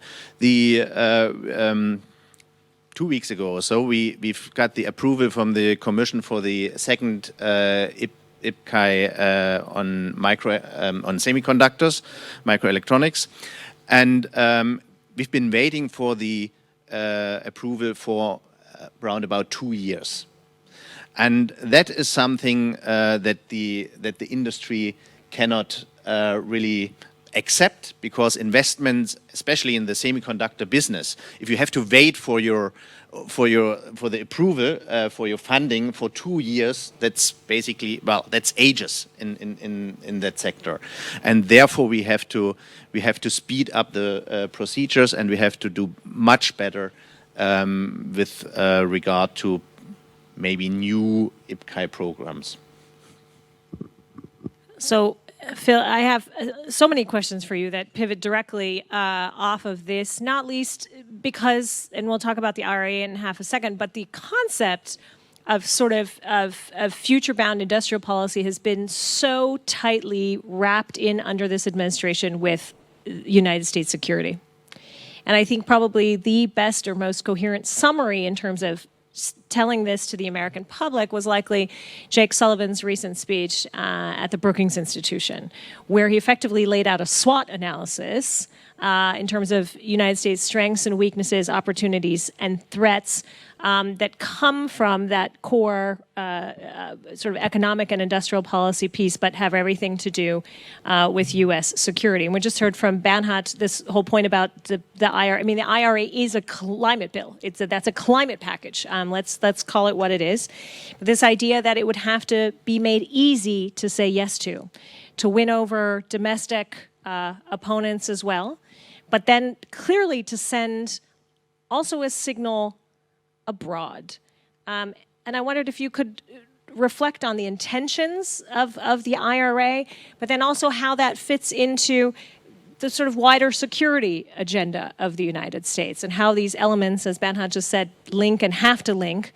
So how comparative data is useful so that you can know what you might affect home and abroad. Sure, thanks so much. Is it working now? No? Still not? It is? Oh, yes, just we've closer. got you. Okay, We've great, got you. excellent. Well, first of all, thank you so much to the organizers for putting on this fantastic panel here today, and thank you so much. The paper is fantastic, and really excited to be here.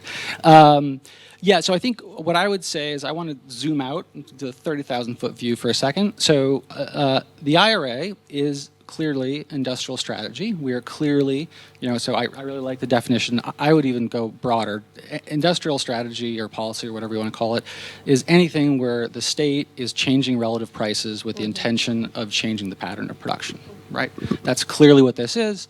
And the question I want to ask is, for what reason would a government use such a policy? And I think if you look at what we learned coming out of the pandemic with supply chains not being as resilient as we thought, what we have known for a long time and are waking up to in a real way around climate change, and in other ways, these are all externalities, right? We are trying to solve societal problems through collective action, right? And we know, as an economist, that markets are just not especially good at solving these problems on their own. We need to have some amount of intervention so that we can marshal the incredibly dynamic forces of markets to create the best social good. And so that's the lens in which I look at the IRA. The IRA is a generational investment in the greening of the U.S. economy.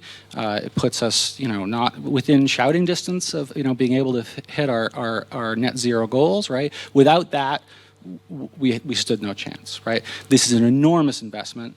It's going to lead to crowding in even a larger sum of money. We've already seen the numbers of private investment just rocket up in the United States, and that's exactly what we want to do. We are not trying to replace industry.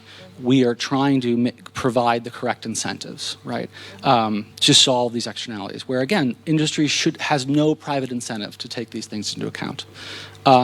When it comes to the broader geopolitical space, I would say the exact same thing that we've learned through the pandemic, right? Private firms, for all the reasons that we can think of, don't have necessarily always the view of the systemic risks, the systemic problems that their sourcing decisions create, right? And we are not, here to tell industry what to do, but we do need to create the environment, just as we do in the climate space, where those risks can be properly accounted for. And so that's I would say, when it comes to the CHIPS Act, when it comes to IRA, when it comes to the bipartisan infrastructure bill, these are all us just taking seriously the shared challenges we have and trying to address them in the best way we can. And I'm glad to hear that industry thinks that IRA is easy. That's great. Certain parts of the German industry spectrum. I would just say, broadly speaking, left without any other constraints, I would prefer something easy. So that's good. But yeah, no, I think it's very clear that we have decided that this type of relatively simple market-based subsidies provides firms in industry the right incentives. And critically, the IRA is important because it does so over a long time period, right? So it's 10 years of investment. That's enough time for industry to be able to make sound decisions without without the risk of changes. And to generate the kind of data, comparative data, that we'll need to answer the simple question I asked Kira before on what works. I think we'll get some clear answers there. Phil, let me just stay with you for just 1 second, because, just blatantly, if every country that we can think of now arms up with some version of industrial policy, some version of interventions for what and Chiara said again, this is a moment in time of data. We don't know yet. That begets circles. The political fallout, even with allies, was immediate on the IRA, and we've seen different ways of mitigating that. But does everything just become conflict? Is that just another avenue for conflict? No, not at all. So I would say we understand. So I think the reception of the IRA has been fairly positive, very positive. I think we take seriously the concerns that our partners have around some issues around the IRA, and I think we've been working quite successfully to ameliorate those concerns. I would say you certainly could imagine a situation where we get sort of a race to the bottom, right? Where we have just sort of out-competing ourselves in subsidies, right? A lot of, that is absolutely not where we want to go. I don't think we're on the track to go there. And I would also say that this type of research is exactly the type of thing we need to not do that, right? I think, again, the key point here is we're trying to solve an externality, right? And especially with climate change, that is a shared challenge, right? So if we design policies appropriately, we can all work together to solve those problems, right? Without creating sort of additional inefficiencies in markets, right? I guess I can leave it there. Well, we used to do a lot of this through some of the multilateral institutions we built for ourselves. So I'm clearly being provocative for a reason, because now we're turning it over to Josefina, who is the representative of one of said multilateral institutions that we built ourselves in the European Union, where exactly this comparative work gets done, and is also linked to the security nexus, as we saw with the release of the strategy this week. Chiara's data on Europe painted a really mixed picture of where we are. So, Josefina, as you look at this data, and of course I imply this in my question to Phil, but China making all sorts of unilateral decisions, and in some respects, one might argue that this heavy investment in the way in the West we're looking at industrial policies, because institutions like the WTO no longer work in the way that they maybe could or should to mitigate some of these issues.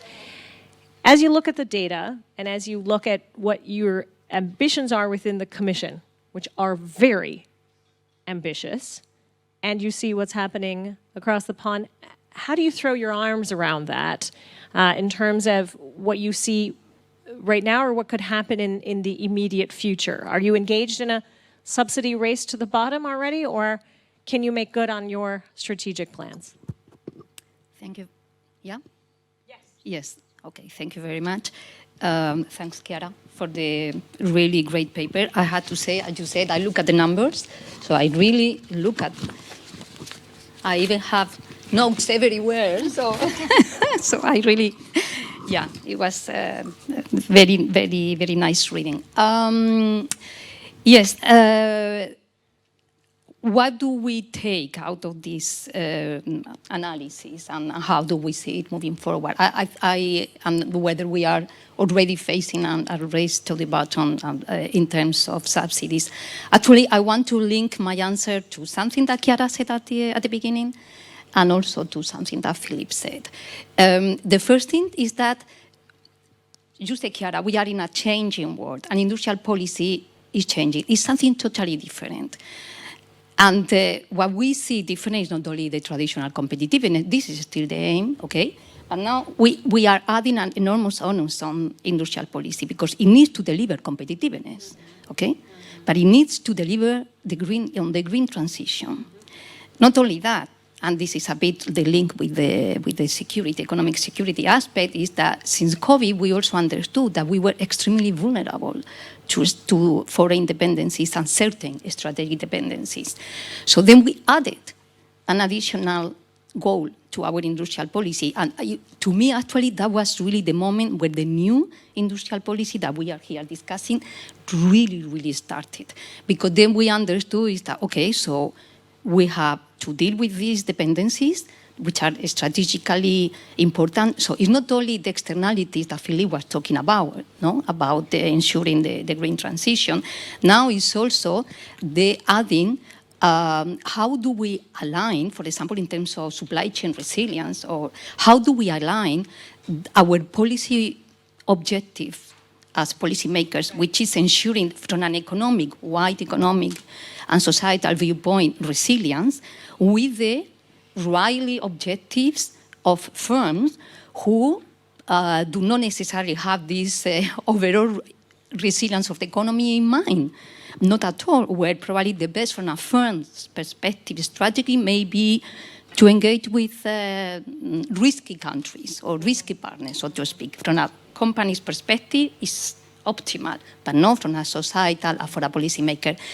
So how do we align the incentives at private and at public level? So to me, when you put all that together, what you have is a lot of trade-offs. Mm-hmm. You have competitiveness, we need to ensure this resilience at macro level that needs to be consistent with the micro level resilience at firm level. And then at the same time, we want to be sustainable, we want to be green. So there are emerging trade-offs that are difficult to square, and I think this is going to be really challenging. From the Commission, what we have been trying to do, parenthesis, actually, Philippe, you presented the IRA as a green strategy. To tell you the truth, to me, it's a green strategy, but it's very much driven by strategic autonomy considerations, because part of the building and kind of the coupling from some risky, vulnerable third countries is also at the heart of what is driving the IRA, as it is at the heart of what is driving the European response. So I will add that indeed these security concerns are becoming also part of the equation. So to the race, on the race to the bottom, well, first of all, on the question about Chiara's paper, because actually, since I really read it, I enjoy very much, I want to say that what we see for the moment is the first step. And indeed, what we need to see is the next one, okay, which is to what extent all this is effective.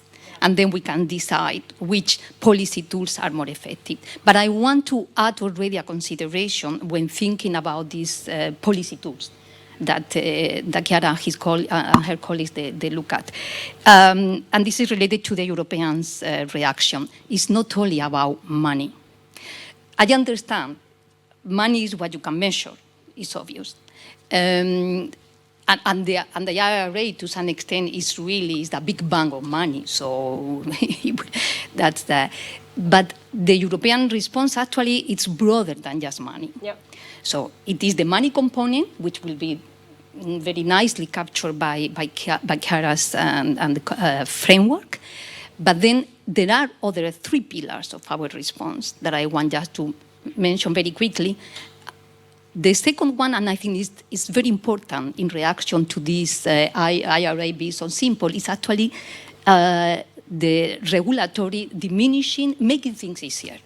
That's one of the goals. And actually, in the recent strategy that they in May 2023 on the Green Industrial Deal, that was one of the pillars that were put forward, and the idea was indeed to react to the complaints from the private sector that indeed why so complicated in Europe. And one of the things that we are doing indeed is with member states, because at the end some things could be at the level of the Commission, but in most cases actually is at the level of member states. Is indeed, for example, the accelerating licensing and permitting, so this is one of the pillars. It's a regulatory pillar that cannot be captured by quantification of money, and I think it's important to bear in mind. Another pillar of our strategy is actually skills and jobs. Mm-hmm. The skills that are needed. It's not only, and I think, I don't know exactly who mentioned the example that, okay, you are investing in digital, maybe it was over coffee, you are investing in digital infrastructure, for example, or software, but at the same time, you are not investing in the skills that you need. So then you have a clear mismatch. So skills are also important. And the fourth is actually the international partnerships. And this is a bit the link of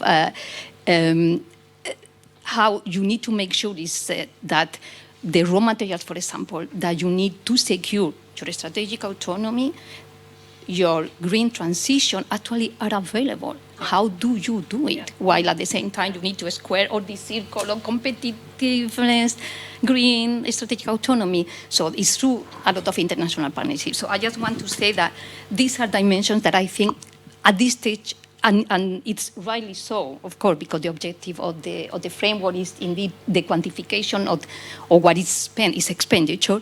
But just to say, I think we need to go especially when looking at priorities, we need to be a bit careful, because what is emerging in terms of priorities from the quantification, okay, it's funding priority, but that doesn't mean necessarily that these are the priorities, European priorities, because there are other tools that are being put in place that are equally important. Yeah, now we've heard from both of you, or from two of you, from Bernhard and you, how interesting it's going to be to figure out a way to quantify, the backrolling of administrative rules and hurdles. And we heard Minister Habeck say that very clearly, that that's his next große Baustelle.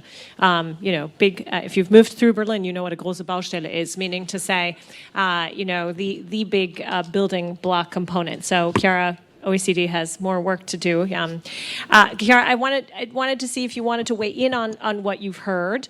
Then I'm going to go one quick round with the panel. But Nicola is already showing up hands, which is because our colleagues on Zoom are with us and they have questions. So we're going to go to that in 2 minutes. And of course, that's your time to ask questions too. We have 20 minutes exactly in this conversation. So everybody, I love this. Look at everybody's got their hands ready already. So maybe I'll skip my second round and just weave it into other people's questions. Chiara, did you want to weigh in on what you heard? Let me just say that I couldn't agree more with what was said by the rest of the panel. And in fact, one thing I would like to stress is that the devil is in the design of policies, and to look at the effectiveness and value for money.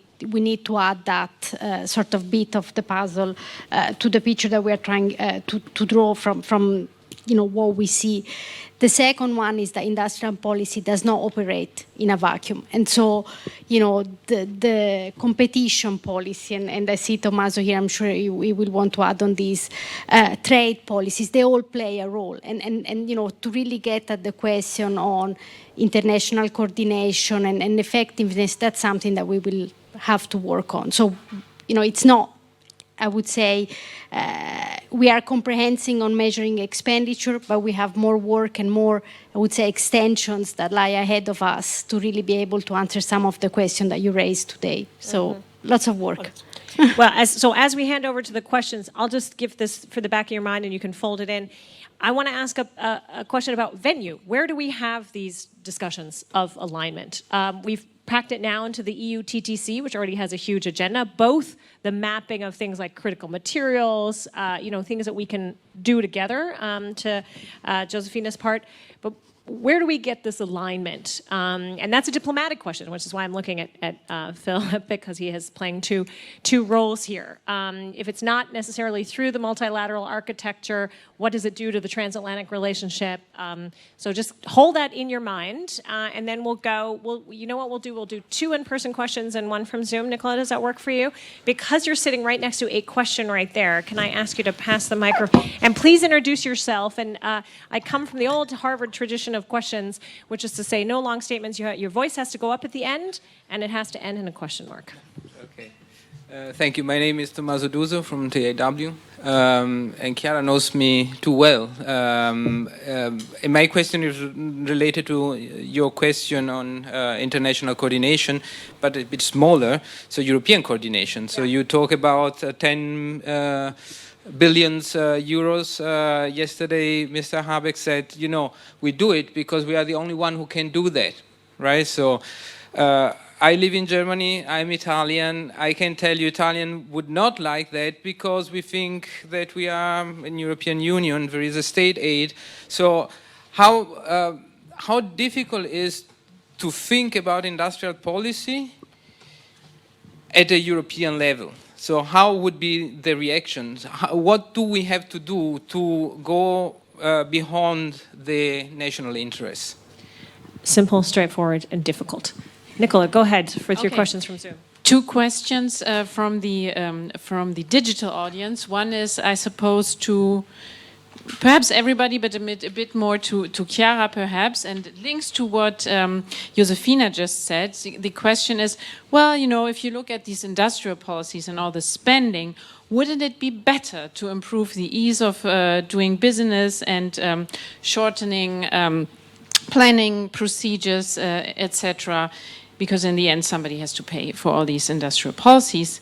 And the second one from Nicolas Martin, which goes to Bernhard Klutig and Phil Luck at the same time, he's asking, well, given that the West, he calls it the West, so the US and the EU and some other countries, have a common interest in getting a hold of certain critical technologies like chips, shouldn't there be more coordination between different industrial strategies?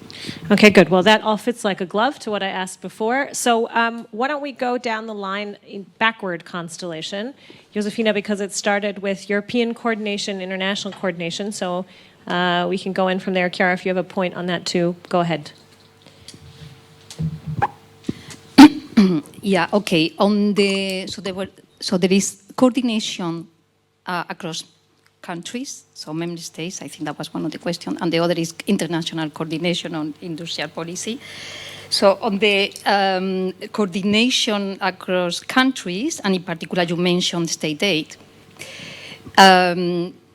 Okay, so the truth is that not every country has the same fiscal space, and this is at the heart of the different reaction when it comes to supporting the private business across countries. So that's a reality. So because we are not a fiscal union, we are not the US. Okay, so we are not. We don't have the capacity that the US have.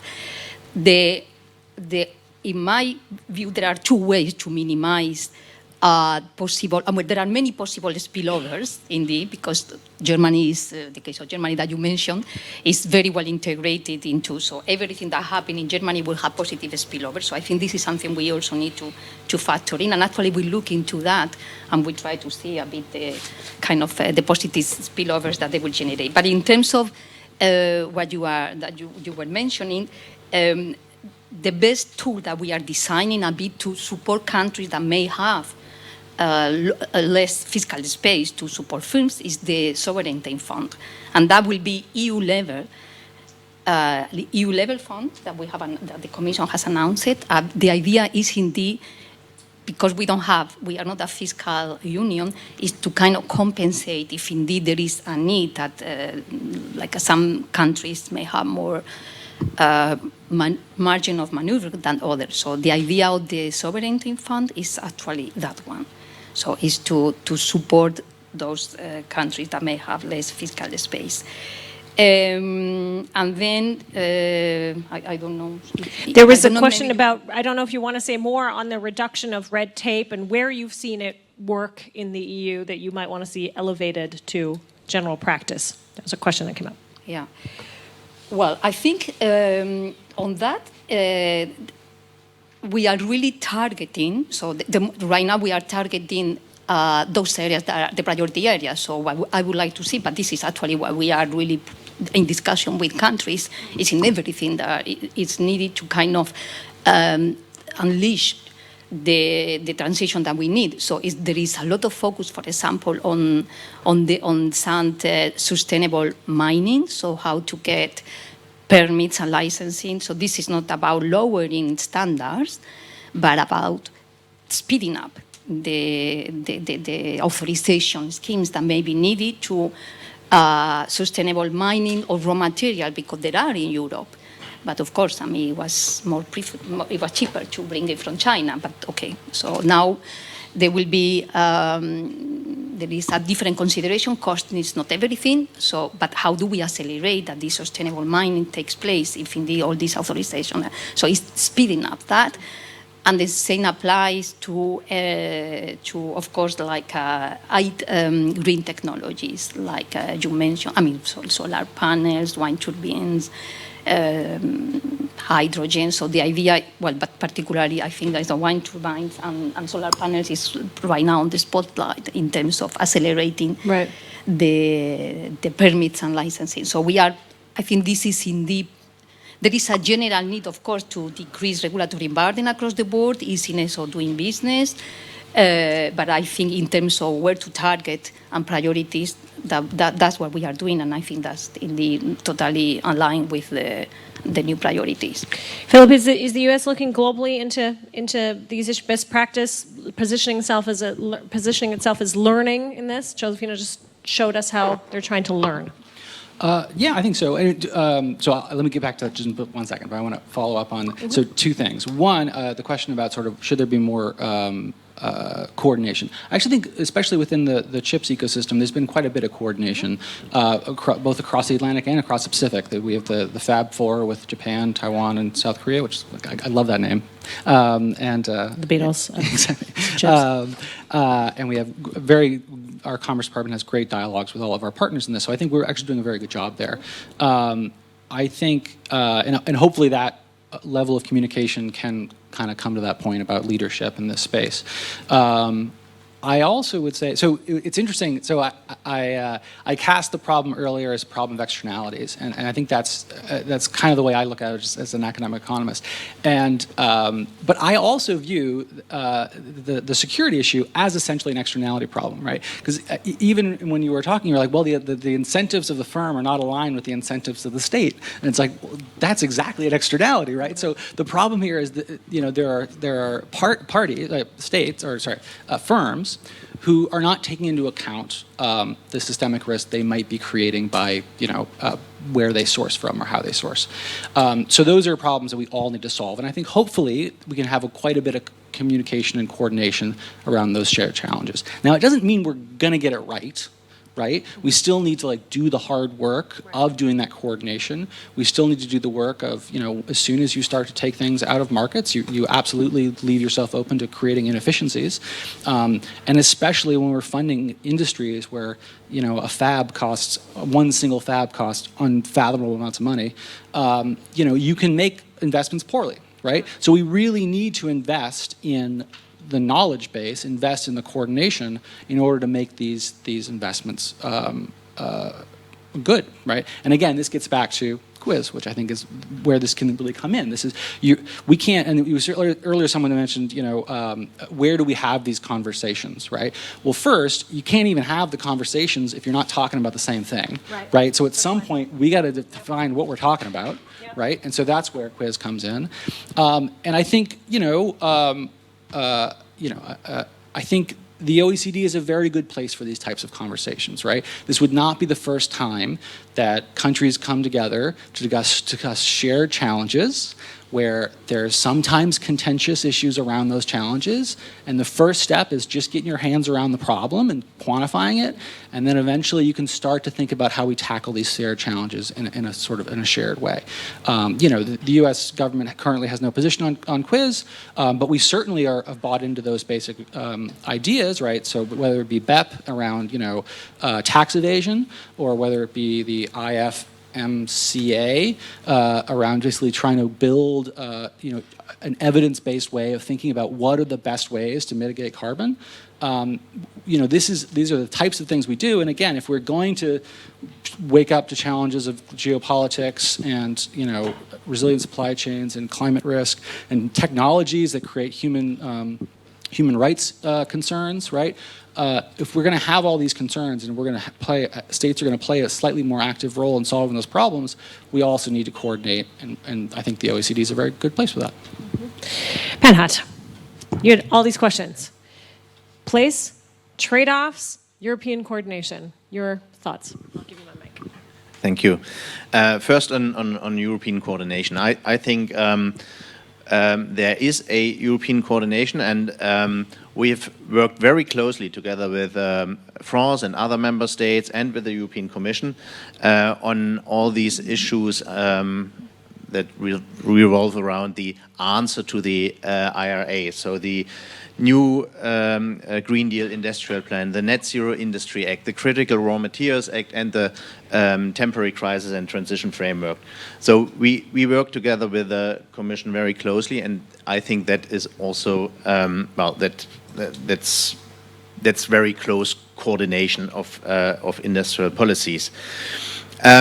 With regard to the state aid and the fiscal space, if Christian Lindner sat here instead of me, he would deny that we had any fiscal space. I think there are a few points that you have to take into account when it comes to this to this issue of Germany with the deep pockets, and only Germany has the potential fiscal space to incentivize the investments.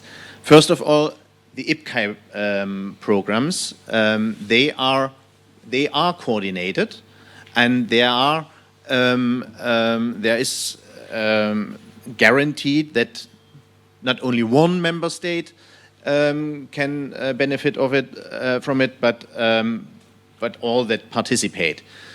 Okay, I have to admit the IPCEI microelectronic that was approved by the Commission last week or so, of the 100 projects that are within the IPCEI microelectronic, 31 are taking place in Germany. So that's a big share. But if you have a look on the semiconductor industry in Europe, then you see that there's a core, an ecosystem in Germany. There's a core in France, around Grenoble. There's something going on in Ireland, and there's something going on in the Netherlands. And taking that into account, it is very obvious that if you invest into this area, then it makes sense to invest at the places where you also have where you already have some ecosystem.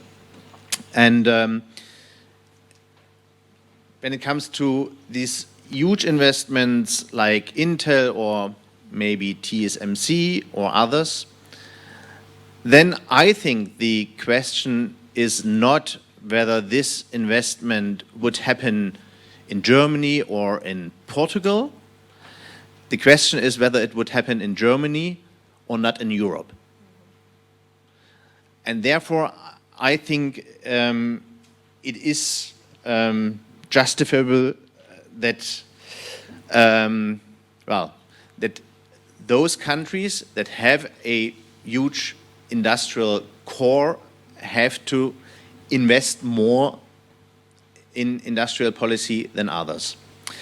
And but nevertheless, when we made our proposals to the European Commission with regard to the Net Zero Industry Act and the Critical Raw Materials Act, we also proposed to strengthening the European programs, such as the European Investment Fund, Innovation Fund, the European Innovation Fund, for instance.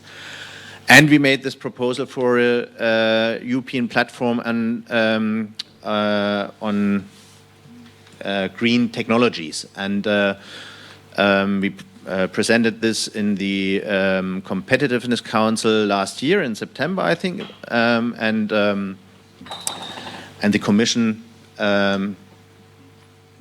took up this proposal, and now it's like part of the Net Zero Industry Act. So I think we always have to go in parallel. We have to allow the member states with a strong industrial base to support further investments, but we also have to strengthening the European programs in order to support member states with less fiscal space.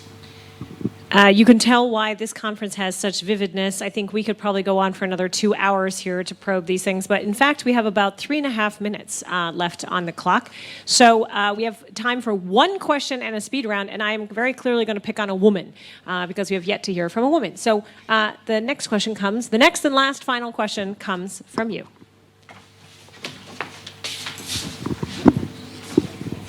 Thank you very much. Jessie Scott from Davy and the Hertie School. And it's really a question for Chiara about next steps and methodologies. Green hydrogen was mentioned on the previous panel. And there's a big difference between the US IRA approach and our approach in Europe. In summary, in the US, you've offered a sliding scale of tax credit incentives. If you supply hydrogen, regardless of its color, there's a bit of an incentive. If it's electrolytic in origin, there's a bigger incentive. If it's renewable than electrolytic, there's a bigger incentive, etc. In Europe, we've been much more fundamentalist. Additionality, temporality, location. Okay, so how do you measure, when you look at the effectiveness of policies, the difference between these approaches, and not just for their attractiveness for business? I mean, I can see the answer there, that's pretty clear. But also their effectiveness for our green objectives. Because really where I'm going with this in Europe is, are we making the perfect the enemy of the good? Or is there a green line which you have to cross in order to qualify as green? So I'm posing you a lot of methodological questions, but very excited by the project. So we are going to end with Chiara, who's going to do the exact point landing, but we're effectively going to pass the mic down once quickly because I think everybody on this panel was touched with that question. Everybody gets literally 15 seconds to answer. Bernhard.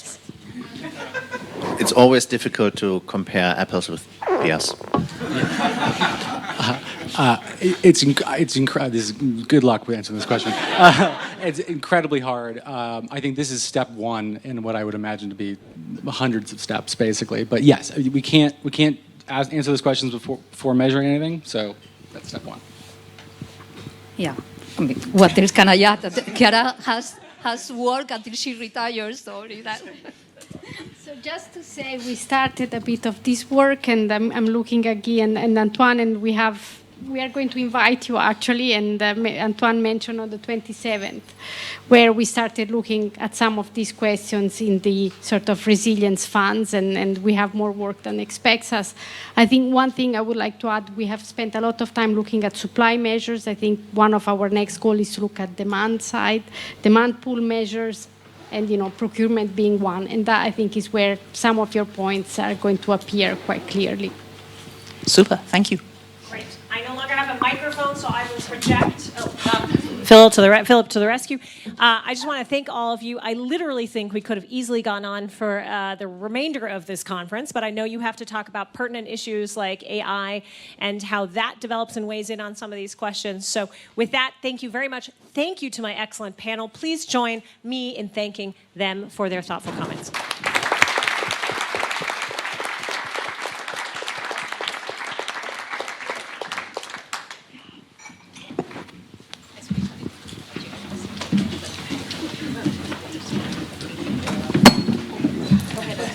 So thank you, Katrin, and thank you to the panel members for an extremely inspiring discussion.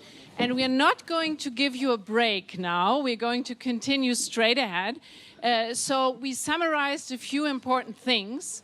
One was industrial policies in different countries and blocks need coordination, and they don't exist in isolation.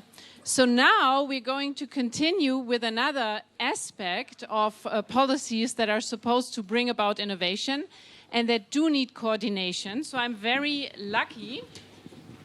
We're very lucky because we have Lori Locascio joining us digitally from the National Institute of Standards and Technology and she's also a state secretary for the same subject at the U.S. Department of Commerce. Sorry, I'm getting confused.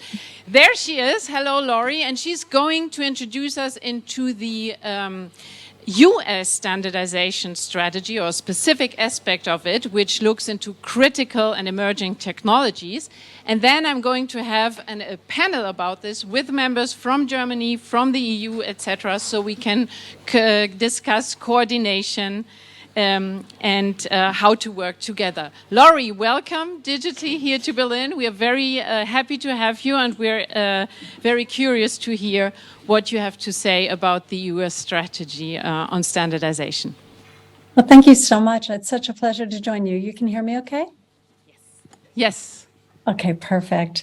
Yeah, good afternoon. And I do wish I could be there in person, but my colleague, Dr. Jamie Morrow, is there to join you in person. She's my lead advisor on standards policy, and she'll be able to answer questions there after the panel discussion.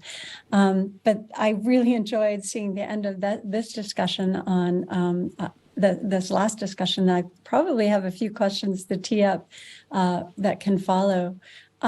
So I'm pleased to share a few words about the newly released U.S. government National Standards Strategy for Critical and Emerging Technology, as well as highlight some of the important contributions that NIST has made that advance a greener economy.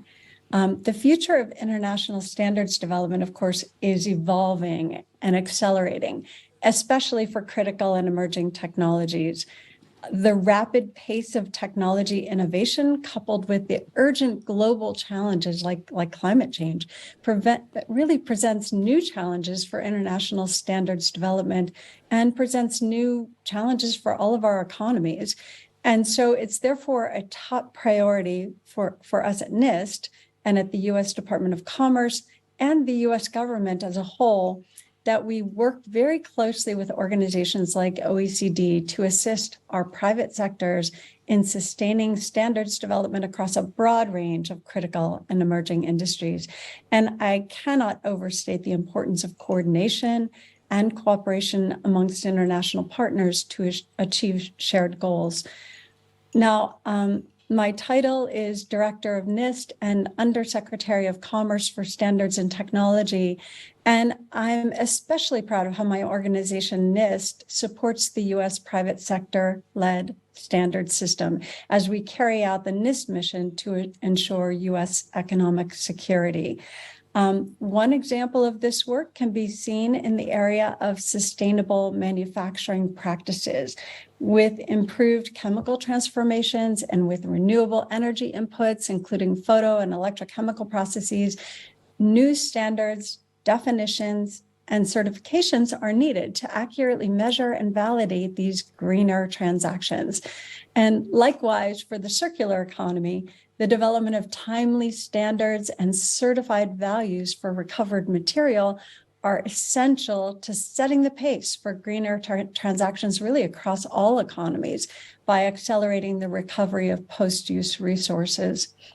Now, for NIST, it's clear that critical and emerging technologies to support greener transactions must they themselves be supported by technically sound measurements and international standards. Now, according to the US Department of Commerce International Trade Administration, 93% of global trade is really impacted by international standards. And so for NIST, our mission is very clear. We have standards in our middle name.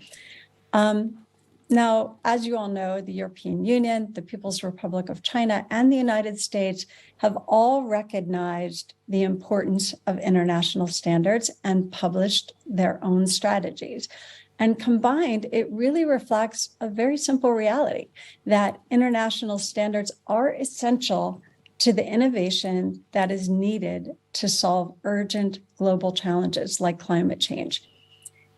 Now, the newly released US government National Standards Strategy for Critical and Emerging Technology, I know it's a mouthful, is really part of a broad emphasis across the US government to strengthen US competitiveness and innovation. And it's meant to enhance and focus the US government's approach by supporting a private sector-led system while ensuring US engagement on the international stage. Now, there are 8 critical areas listed in the standards strategy as essential for US competitiveness and national security. And I would point out that this list is not exhaustive, and we do expect it to evolve over time if this is to be a living document, and it is. Now, one of the 8 areas listed is clean energy generation storage. Additionally, carbon capture, removal, utilization, and storage are recognized as a specific technical application that will have a lasting impact on our economy. Strong collaboration is required to build upon evolving standard for CO2 storage and to develop new standards for carbon measurement and monitoring and verification. Now, I also wanted to mention a few other areas of focus in the strategy that have potential impacts on green tech and where NIST will play a very important role, central role for governments in the United States. And these include AI and machine learning that I know will be discussed here today. They include biotechnology and include semiconductors. Now, many of you know, or some of you know, that NIST is leading the bulk of the efforts in the United States related to the implementation of the CHIPS for America Act. NIST is in charge of a $50 billion effort to restore semiconductor manufacturing and R&D. Now, the need for a robust standard strategy really encompasses all the needs of all of these industries. And it became clear because our nation faces new challenges in new and emerging markets. The pace of technology development is rapidly accelerating, and standards development activities are fundamental to supporting these new and emerging markets. The US strategy illustrates, I think, a very proactive vision that builds on what made the US approach to standards successful for decades and decades. And it ensures that the United States is effectively positioned to address future challenges in international standards development. Here, I think it's really important to stress that the strategy does not aim to exclude any country or any participant from developing international standards. This is a very important point that I feel I need to emphasize over and over. And it is also important that our like-minded partners and allies share this vision and that we do not want to exclude US stakeholders from your respective strategies. If that's possible, that would be really important, I think, to make sure that we're all running in the same direction. And so the idea of keeping people away from the table, I think, is not conducive to really where we want to go together. Now, to date, the inclusive US approach in developing standards has resulted in standards that are technically sound and favorable to our domestic stakeholders and our allies and like-minded partners, and also ensure access to global markets. Global markets and global economies have benefited greatly from this approach, and we really want to continue in the United States that approach. Now, faced with new challenges, it is essential that we all remain fully engaged and promote the best possible technical solutions that really benefit everyone. And again, I want to emphasize that we would like to do this by working together. Now, we maintain that standards should always be developed in accordance with the World Trade Organization's Technical Barrier to Trade Committee decision that articulates principles of transparency, openness, impartiality, and consensus, effectiveness and relevance, and coherence. Dr. Janie Morrow, who again is in the room, was just at the TBT committee meeting in Geneva to share more about our strategy and our interest in working together to sustain these principles in the governance of standards development efforts across the world. Now, I'm excited that NIST will lead the implementation of this new strategy on behalf of the entire US government. As director of NIST, I have directed my team to coordinate across the US Department of Commerce and really across all agencies in the government to strengthen our involvement in standards development efforts and ensure that the whole will be greater than the sum of its parts.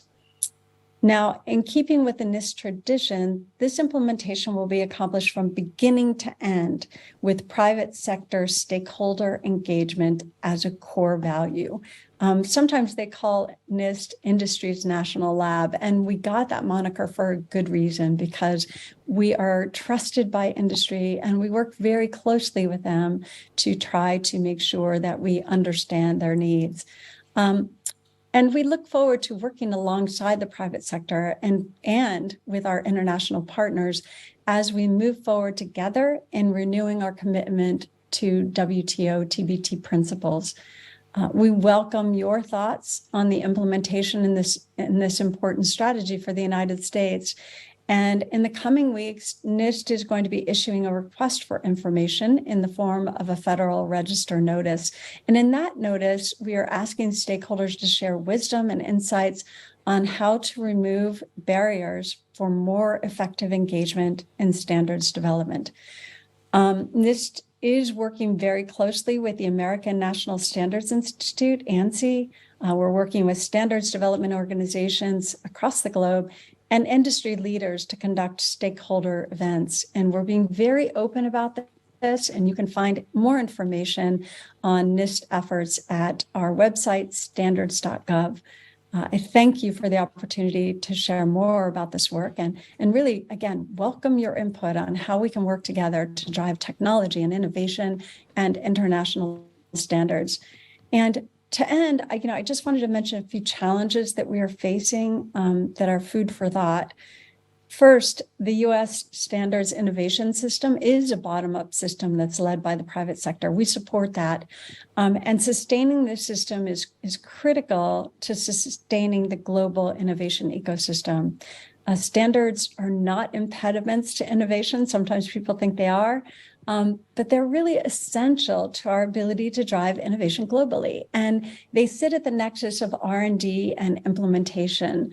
One of the things that I love about the U.S. standard strategy, it really does emphasize that R&D is critical to feed into standards development. And that's really the number one point in the standard strategy, or the first point in the standard strategy. But with this in mind, how do we work together to demonstrate and communicate this unique role? And how do we measure the efficacy and resilience of the system, the standard system as a whole across the globe. And then, another issue that I'd really like to bring up is, are there better ways that the United States and the EU can coordinate our activities in standards policy and parallel R&D investments for critical and emerging technologies, and in particular, renewable energy solutions? Now, there is a lot of work to be done. I look forward to speaking with you. And again, I really do wish I was in the room to have these conversations, but I look forward to receiving a report on opportunities for further collaboration when Dr. Morrow returns to the States. So thank you so much for the opportunity to speak with you today. Yeah.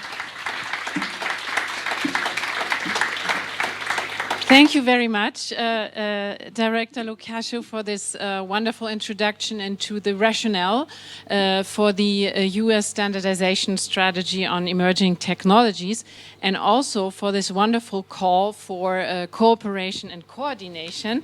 And I think we can perhaps deliver some of this even now with our panel, which is partly so we have a hybrid conference. Some people will join us digitally. One is Gwen Kozigu from the European Commission. He's Director General of the Directorate GROW, and I think responsible in this role for the EU standardization policy, so we can bring up some of your questions right now or in a moment.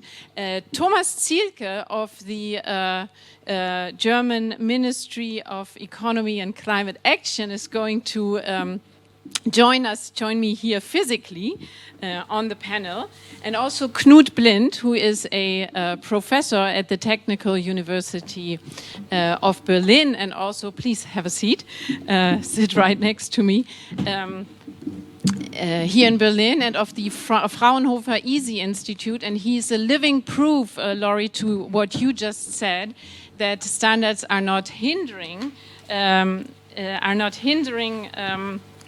innovation, but they are actually furthering them. And I think Nigel Corey is also joining digitally from the United States, and he's from the, I'm sorry, but here, sorry, I got confused with my notes. This is not good. He's an Associate Director of Trade Policy and Information Technology at the Information Technology and Innovation Foundation, and he has written extensively also about standards. So it's very good to have you here, and thanks for joining us digitally. And I think the way I would like to start is actually with you, Gwen, because Laurie, at the end of her speech, brought up one important question, which is about how can the EU and the US cooperate better, in particular on their standardization strategies for emerging technologies. So the EU, like the US, has just come up with a new standardization strategy. So perhaps you can give us some insights into what the EU is trying to achieve with its standardization strategy, and also perhaps answer a little bit or pick up on the cooperation question. Yeah, good afternoon, everybody. I'm glad to be with you, although it's virtual, but I'm very glad to be participating in that. So we actually issued our strategy back in February last year, so we went a bit earlier than our American friends. And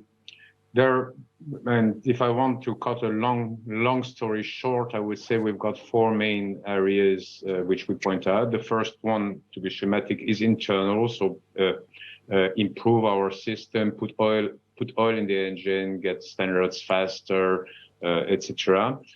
Still internal, also to complete the bottom-up approach, which is basically determining the standardization needs by standardizers, continuing with the bottom-up, but complementing it with what we call the top-down approach, which is basically integrate our policy priorities as well, so that the standardization work can be issued. And that's very very important in a situation where we've got the green digital transition and also the resilience priority that was actually underlined both with COVID and what we experienced with the Russian aggression against Ukraine.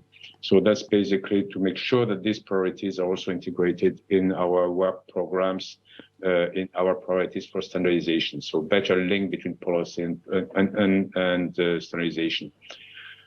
There were also a few governance issues that we wanted to sort out, and that's also what the strategy deals with. So that's for the internal part. The second axe is the international dimension, where traditionally we've been very active, but there are new partners who are becoming extremely active as well. And we are very happy that people get involved in international standardization, but sometimes the values are not exactly the same, as I would say, and therefore the need for more intensive cooperation with like-minded partners like the US, like Japan, is important. And that's actually what we've already seen concretely in the work we do on standardization within the Trade and Technology Council that the EU and the US actually launched last year. And we have the same type of process, not the TTC, but same type of cooperation with the Japanese colleagues as well. The third avenue is, and actually you find it as well in the US strategy, is about education and skills. In the EU, we've got particular issues that we've got a very wide standardizers community. I was told once that we could fill the Camp Nou, the famous soccer stadium in Barcelona, with standardizers only. The only problem is that the standardizing community is aging and it's very male. So we want to make particular efforts to sensitize our young citizens, our young engineers, our young lawyers, male and female, so that they can actually join the standardization community and actually provide the substitution for the people who will progressively retire. And the fourth element is, of course, better link, and that was also mentioned by Laurie, between research and standardization. So to integrate the standardization dimension much earlier than we tended to do in the research and innovation work. I remember having launched the European Batteries Initiative, and we realized that since we want a sustainable batteries value chain, we realized 2 years after we launched the initiative that standards would be needed in order to ensure that batteries would actually correspond to the sustainability criteria. But I would say 2 years lost. So when we launched the hydrogen initiative, actually it's a mistake. We try to avoid trying to work on lessons learned. So that's basically what we intend to do. In terms of cooperation, I mentioned that we already have got that cooperation with our American colleagues. I would say that if you look at the strategies, they're very much alike, despite our differences as to, for example, what an international standard is. We've got a different concept of that, but that does not prevent cooperating in practice, even if at the end of the day, the implementation might be a bit different according to each other system. The idea is not that our systems will be fully aligned, because I think experience has shown both with the TTIP or whatever, previous attempts, that it's extremely difficult to align two differences that are completely different, but at least there should not be an obstacle in order to have some concrete technical solutions, even if they have to be translated in a different way in our respective systems. Yes, thank you very much, Gwen. And I think perhaps when it comes to learning from each other, there's already one thing that perhaps the EU can learn from the US, because you were talking about having a younger and more female community. And as you saw, I got a bit confused with my papers, but I did actually forget to invite Janie Morrow, Dr. Janie Morrow, to please come join us on the panel now, because not only is Laurie Locascio the director of the National Institute of Standards and Technology in the United States, but Janie was, as she said, just came back from Geneva, where she discussed the US strategy with partners around the globe, and now we are lucky to have her here to discuss standards with us. And please bear with me for the confusion at the beginning. Yes, that's good. And now we're breaking it down from the EU level, perhaps to the national level or the EU member level, at least here in Germany. So Thomas Zielke, who he is the director for the Office of National and International Standardization Policy, can give us a glimpse into what Germany is doing. Of course, you're aligning, I assume, with the EU strategy, but you also have your own strategy process, a forum of which Knut is a member. So what is this process actually about in Germany, and where do you want to? What are the questions that you're asking, and where are you heading with your procedure? Yeah, thank you, and thank you for having me. I'm very glad that we have this topic at all on the agenda, because I think almost no one is aware that we are surrounded by standards of all kinds. So sitting on a chair means standardization, having a light in a room is standardization, and the communication technologies are standardization. So that's why we have around 10,000 standards from the International Electronic Commission. We have 20,000 standards from the International Standardization Organizations, and we have 30,000 standards from the German Standard Organization. And that does not mean that we do national thing.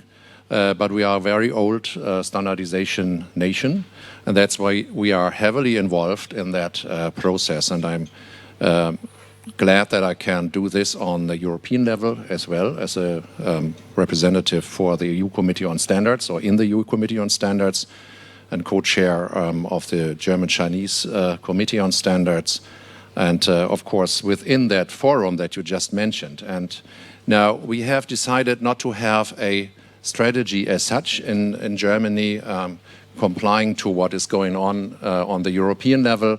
We had recently our annual US-German standards panel in Washington, D.C. So I joined there earlier when I served as a director for the BDI, the German Federal Industry Federation in Washington. So I can say standards play a big role in trade policy as well. And that's why we do focus on the importance of standards for trade, to facilitate trade in certain respects. And we do have any reason for that, because the new technologies have really changed the world of standards rapidly. So AI, for example, is something that requires to have standards in real time, and that was not the case in the past. In the past, you looked at the existing technologies and the standardization organizers, and the more than 30,000 experts were just writing the standards as a state-of-the-art technical solution, and that's it. Now we have a completely new situation, and that's why we try to react on this. We do not have a written standardization concept anymore right now, but we do this in a joint committee which is called the National Standardization Forum. And so that's where we try to mirror what's going on the EU level and to bring in our own experience and to determine what types of standards we would need in the future. And that's a group that is consistent of a lot of experts from the economy, from the business community, from the administration, and of course from science. We have started with that just recently, and I really hope that we can come to solutions and try to give some impact in the standardization world. I will not refer now to the details, but it's of course about green technologies. We have recently the circular economy roadmap that requires all types of new standards for green technologies, the digitization of standards on certain governance questions as well. So leave it like that, and thank you. Yeah, just one follow-up question, because for somebody who's not into standards, it's really interesting to see how everybody seems to be building standardization strategies now. And I think, so these DIN norms and all these industrial standards that have always been around, I think where we haven't really seen them, and suddenly it's in the news. The US is building a standard strategy, the EU, Germany. And I think there was it Werner von Siemens who said, if you have the standard, you have the market. And I think that's perhaps something that defines the old German industry very well. And so why does everybody build these standardization strategies suddenly? Is it because you woke up and some other countries came up with, started to set the standards? Are you worried, are the EU, the US, Germany worried about not having the standard and hence not having the market?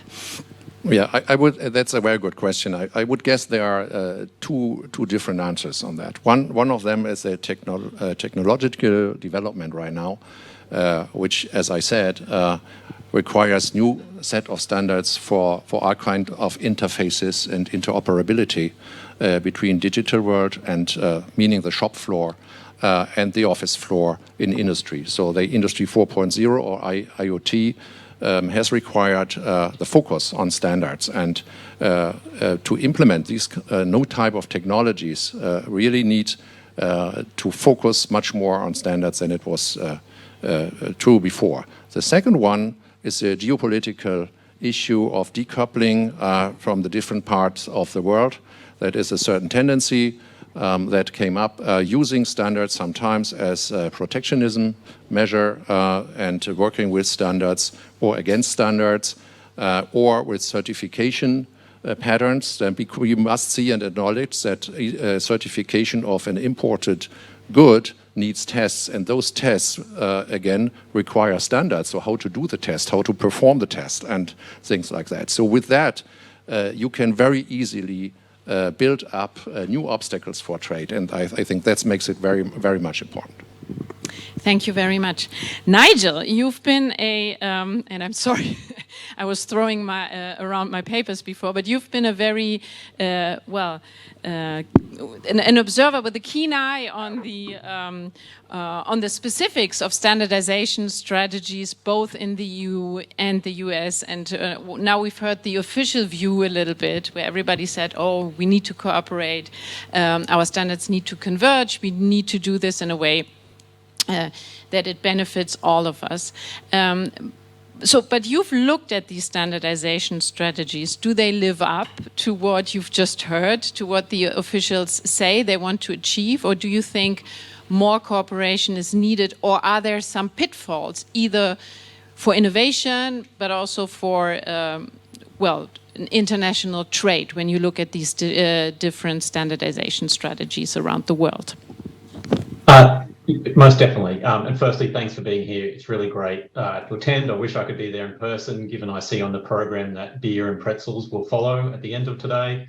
And to hear from Laurie and Gwen and others on standards, like us all, I've been speaking more and more about and writing more and more about over the last few weeks in particular. But I think there's definitely more that Europe and the United States could do on standards, and what we've seen at the Trade and Technology Council, I think is, I would hope to be sort of the first steps to along that path. I think there's still a long way they can go before they sort of truly have a substantive agenda of cooperation. But I think what they've announced thus far, most recently following the meeting in Sweden on AI, on additive manufacturing, on EV charging standards is a promising first set of steps, but that hopefully that is built on through the engagement they've had, building the understanding between their respective systems and where they're each going under their respective strategies, so that there's more to be done. And there's one particular area, well, there's a few particular issues and ideas I have where they could do that. And I think it's obviously central to both the respective strategies in the United States and Europe, and that's vis-a-vis the China question. And perhaps as the think tank representative here, I can be a little more frank and clear about that, because it's obviously a guiding motivation, as my fellow panelists has mentioned, in terms of the geopolitical nature of this. And that standards have always been there, but they're a critical component to innovation and trade, but they've obviously been elevated to the top of the agenda, in part because of growing Chinese participation and engagement at standards development organisations, and particularly the fact that they've taken on more leadership roles, especially at the International Telecommunications Union. But what each standard strategy has done in reaction to that is similar but slightly different.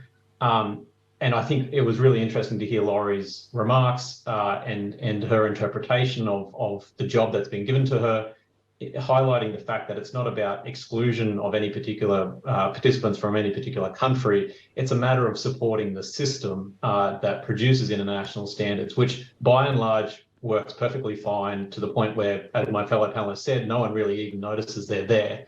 But now that we do notice they're there, what do we do about those legitimate concerns about Chinese participation? And it's about, I think, reinforcing the core principles as exhibited by the World Trade Organization, technical barriers to trade, on what makes a good standard system in terms of consensus-based decision-making, voluntary, open and such, reinforcing that, but then also reinforcing the enabling factors that lead to what I call standardization power.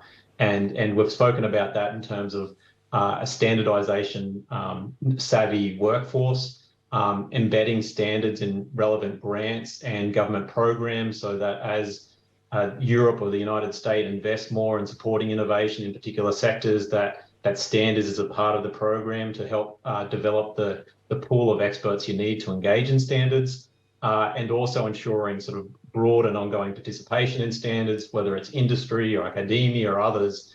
More can be done there to support, I suppose, a healthy, engaged standard system. And so I think in that regards, there's a lot more they can be doing. And then it's a matter of, once they get familiar enough with each other, expanding that to Japan, Singapore, Australia, and other countries who are similarly concerned about where the standard system may be going, and drawing them in to sort of as a part of a coordinated fashion on where to go. I think one area where the US standard, US strategy mentions, as well as Europe does, that they can do much more is just on basic information sharing. And the TTC has already announced this, but I think there's still a lot more that can be done there, because, as I mentioned, standard system has done well. It's a matter of identifying where there are concerns, and that requires information sharing, particularly with private sector representatives, to understand what is going on where and why, and where there are concerns to be addressed there. But anyway, I'll leave it at that and look forward to a following discussion. Yes, thank you very much, Nigel, for these insights. And before I go, so we're already in the midst of the cooperation discussion, but I think before I go on with this, I want to call on you, Knut, because I think in the two previous discussions, most of us could follow, right? We sort of understand that with subsidies or tax breaks, you can promote certain technologies, that you can either use the demand side to develop technologies, or you invest in R&D and really try to develop something completely new.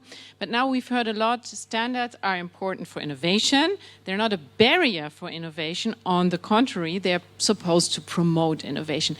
How do they do that? Perhaps you can give us an introduction as a professor of innovation focusing on standardization. Yeah, thank you.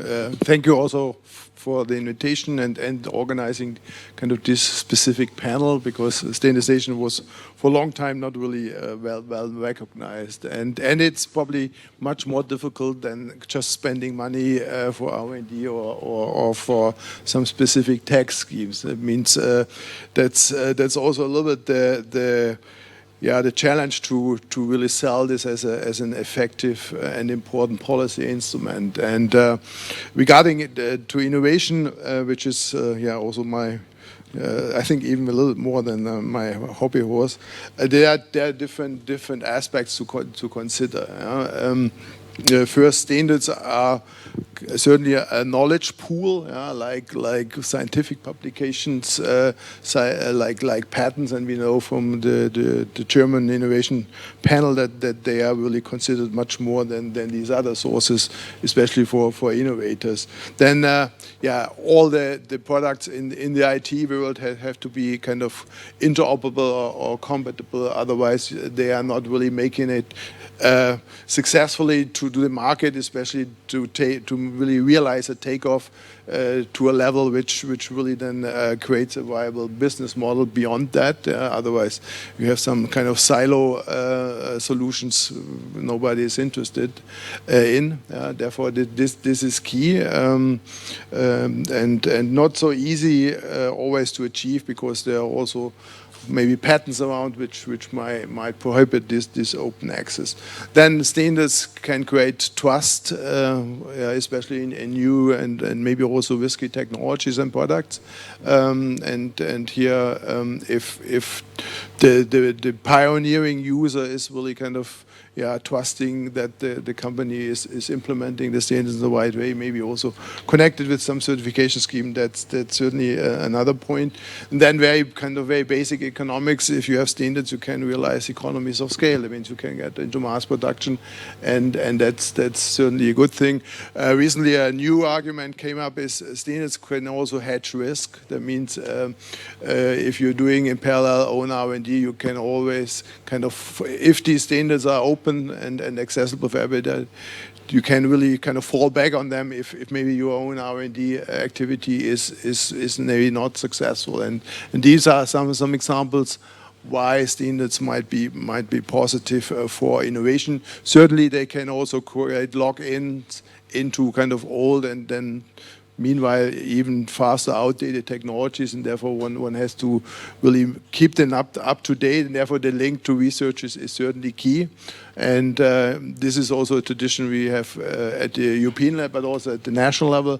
And by the way, Germany had at least a strategy paper on standardization, I think, already out in 2009. Therefore, but I really appreciate that we have now this European and also the US document, which also helps to attract students. That means the generation of which has to take over then the burden, because we see here, and this has been mentioned by previous speakers, also a big demand that we have to get the young people interested into the topics. And by the way, in our course in standardization, I think we have more females than males. Therefore, we see already here a little bit the switch to it. But it's very complicated, this innovation topic, because here intellectual property rights play an important role. And here again, China is playing, especially in some area, a very, very dominant role, and in combination with their strong presence in international standardization bodies, this is certainly challenging the old kind of distribution of power. Therefore, we have to kind of rebalance this in a way that we might get a sustainable kind of collaborative atmosphere, which really takes all players, but also maybe new players, maybe from the global south, on board. That's also quite key, and therefore also to address the topic in the morning. We were talking about climate change. Standards can also here help, because we have not really global regulations, but we have international standards which are kind of supported and endorsed by the big community of countries involved in ISO, IEC, and ITU. Thank you very much, Knut. And Jenny, I want to, that was a good introduction actually into the nexus between standards and innovation, but it made me also think, coming back to something that your director said, Jenny, well, two things. One was about the fact that standards are a bottom-up process in the United States, and I think they're also in other countries. And then this idea, if you have the standard, you have the market. I'm old enough to remember that at the time, software had to be IBM compatible at some time. And so my question here is, we talk a lot about collaborating, cooperating, etc., but from a firm level perspective, or even a country perspective, is there an incentive really to cooperate, or is it not like a race and you really want to set the standards and then everybody has to align with your products? What's the rationale for saying, well, we really have to work together to align? Sure, thank you. Thank you for the opportunity to be here. and have this discussion with all of you and follow our director, who I greatly admire, and she's a powerful voice for standards and innovation, not only in the United States but globally, and has created a number of documentary standards over the course of her career, as have I.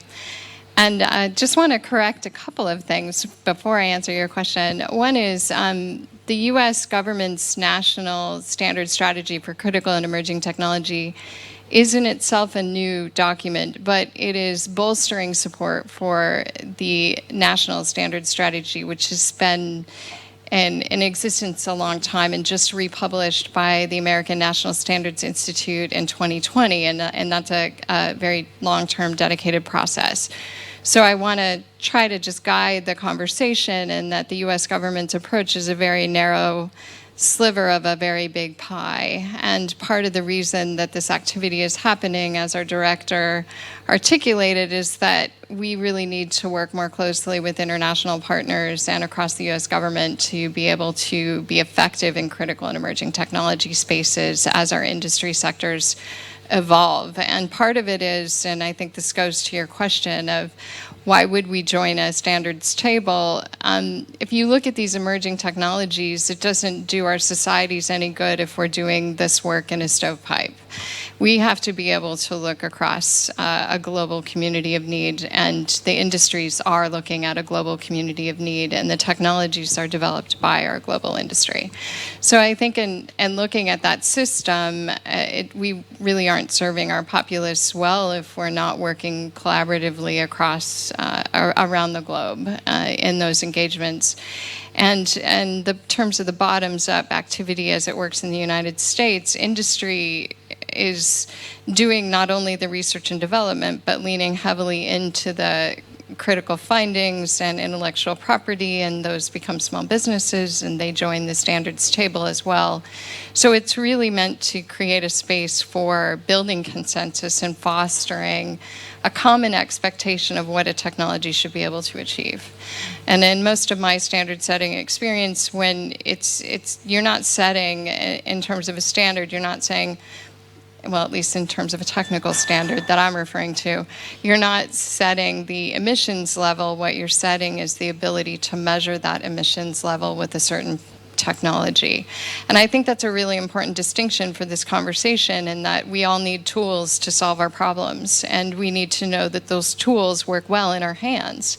And if we don't have standards, we can't answer those questions, because what might work well in your hand may not work well in mine, and it's because we just didn't demonstrate it, or you're in Germany and I'm in the United States. And so we need to have these common methods of comparability. We need to have common baselining, level playing field approaches to how we look at technologies and how to apply them. And that's really where standards are very helpful. So, thank you very much, Janie, for this additional explanation. And perhaps I want to, play this back to the EU Commission a little bit, because in the session before we discussed industrial policies and looked at some OECD work that was trying to measure industrial policies. So in terms of standards, Janie just pointed out very eloquently that it's about having the right tools to measure things like emissions, etc. And of course, it's very clear that there you need a sort of an international agreement on methods, how to do this in order to then take it further. So what's the right setting to have these talks? Where do you have these talks? And would you need international organizations to help perhaps a little bit more in developing these tools, or at least in defining standards for these tools, so everybody is working with the same tools and can converge on a common understanding of how standards should work, technical standards? I think we have the organizations that can do that with ISO, IC. Nigel was mentioning ITU. I mean, the international organizations exist. If there's a need, everybody can come there. And actually, that's what we agreed to do with our American colleagues. If we see positive priorities that we would like to push, that we see as priorities for international standardization, One side will contact the other and see whether there's an interest on the other side of the Atlantic. And if there's a mutual interest, we can push together in order to put that priority at the international agenda. So that's something we've actually agreed within the TTC. What I call the offensive part. There's also a defensive part, which is another one. If there are undesired initiatives by other partners, that one side can alert the other. If there's a common concern, that we can actually react in a joint effort. But I think the organization is there. The question is basically the identification of needs, sharing with like-minded partners, whether we've got an interest in putting it on the agenda of the international standardization organization concern. What other organizations could help us is actually motivate other partners. I think it was Knut who was mentioning the Global South. I mean, actually to encourage the participation of countries that might not be as active as the EU or the US or Japan today in international standardization. We're doing our bit as far as the EU is concerned. We've got programs for improving the quality infrastructure, as we call it, in African countries, for example, the quality infrastructure being standardization, conformity assessment, metrology, etc. So the whole system.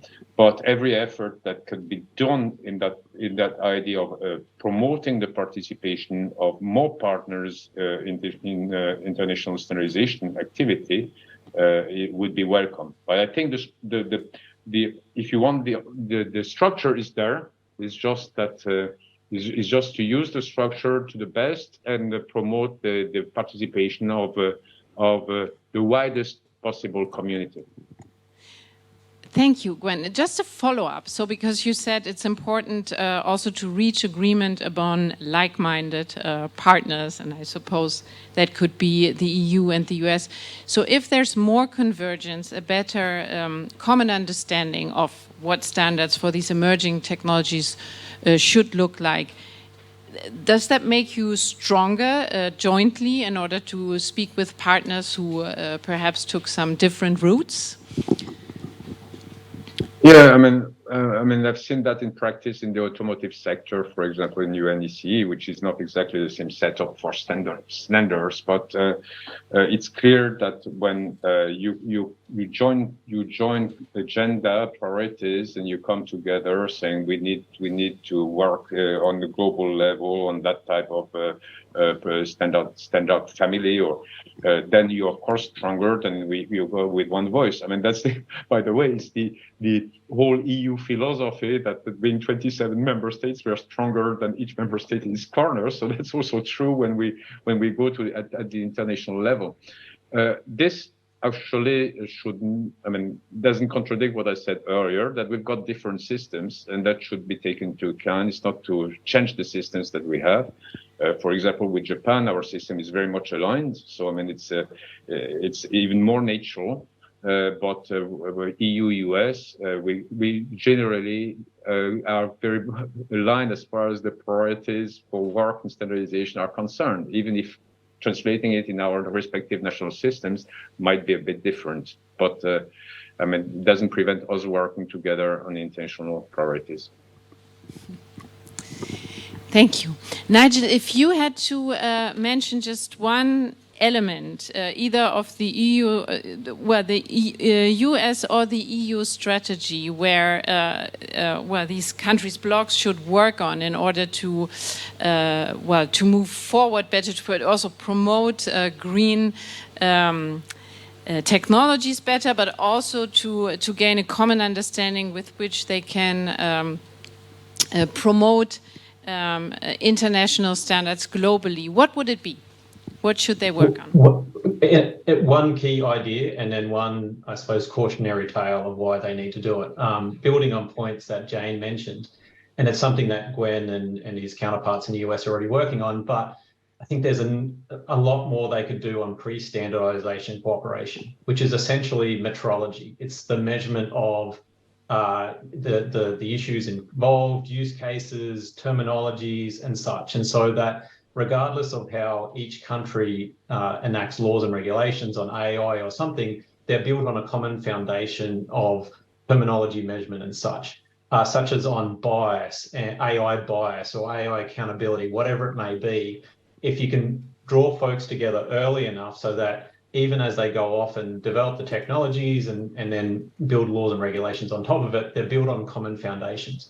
And it's even more obscure and unrecognized beyond technical standards, but the EU and US have done this already in a number of areas.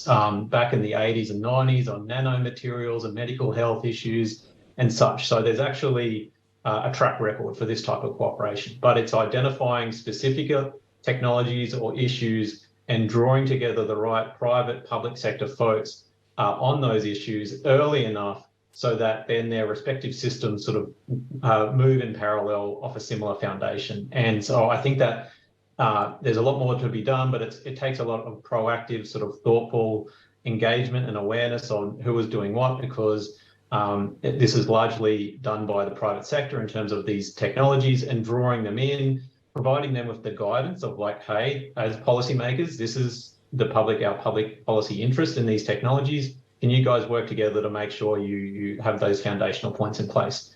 The cautionary tale of why this is important for sort of the green transition stems from a recent example where the US sort of misstepped in that there are some US national security officials who view technical standards as an adversarial zero-sum competition with China, and that where China wins, the US loses, and haven't taken into account the second and third order effects of sanctions against Chinese entities as it relates to standards.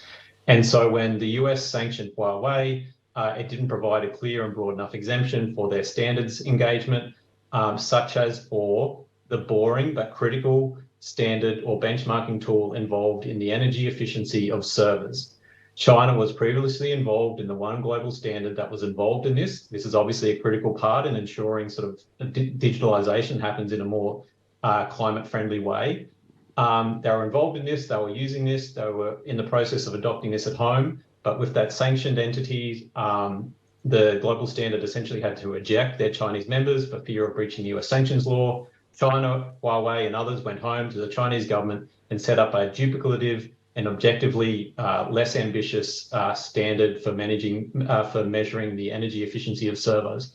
And it's now mandatory to use in China, which is a large part of the global market. And now they're advocating Europe to also reference its standard alongside this other global standard, the Green Grid Spec Cert standard.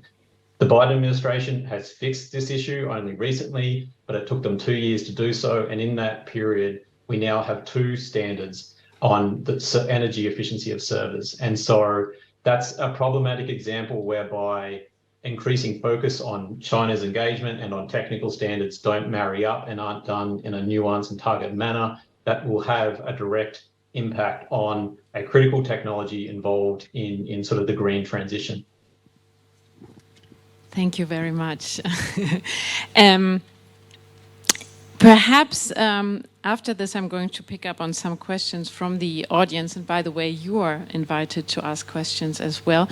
But Thomas Zielke, just does this idea resonate with you that there are some areas where in pre-standardization where the US and where countries could collaborate better, that get together earlier in order to converge before it's too late? That's sort of how I understand the argument as a non-expert. Thanks. One is enough. Okay, thank you. Yes and no at the same time, frankly.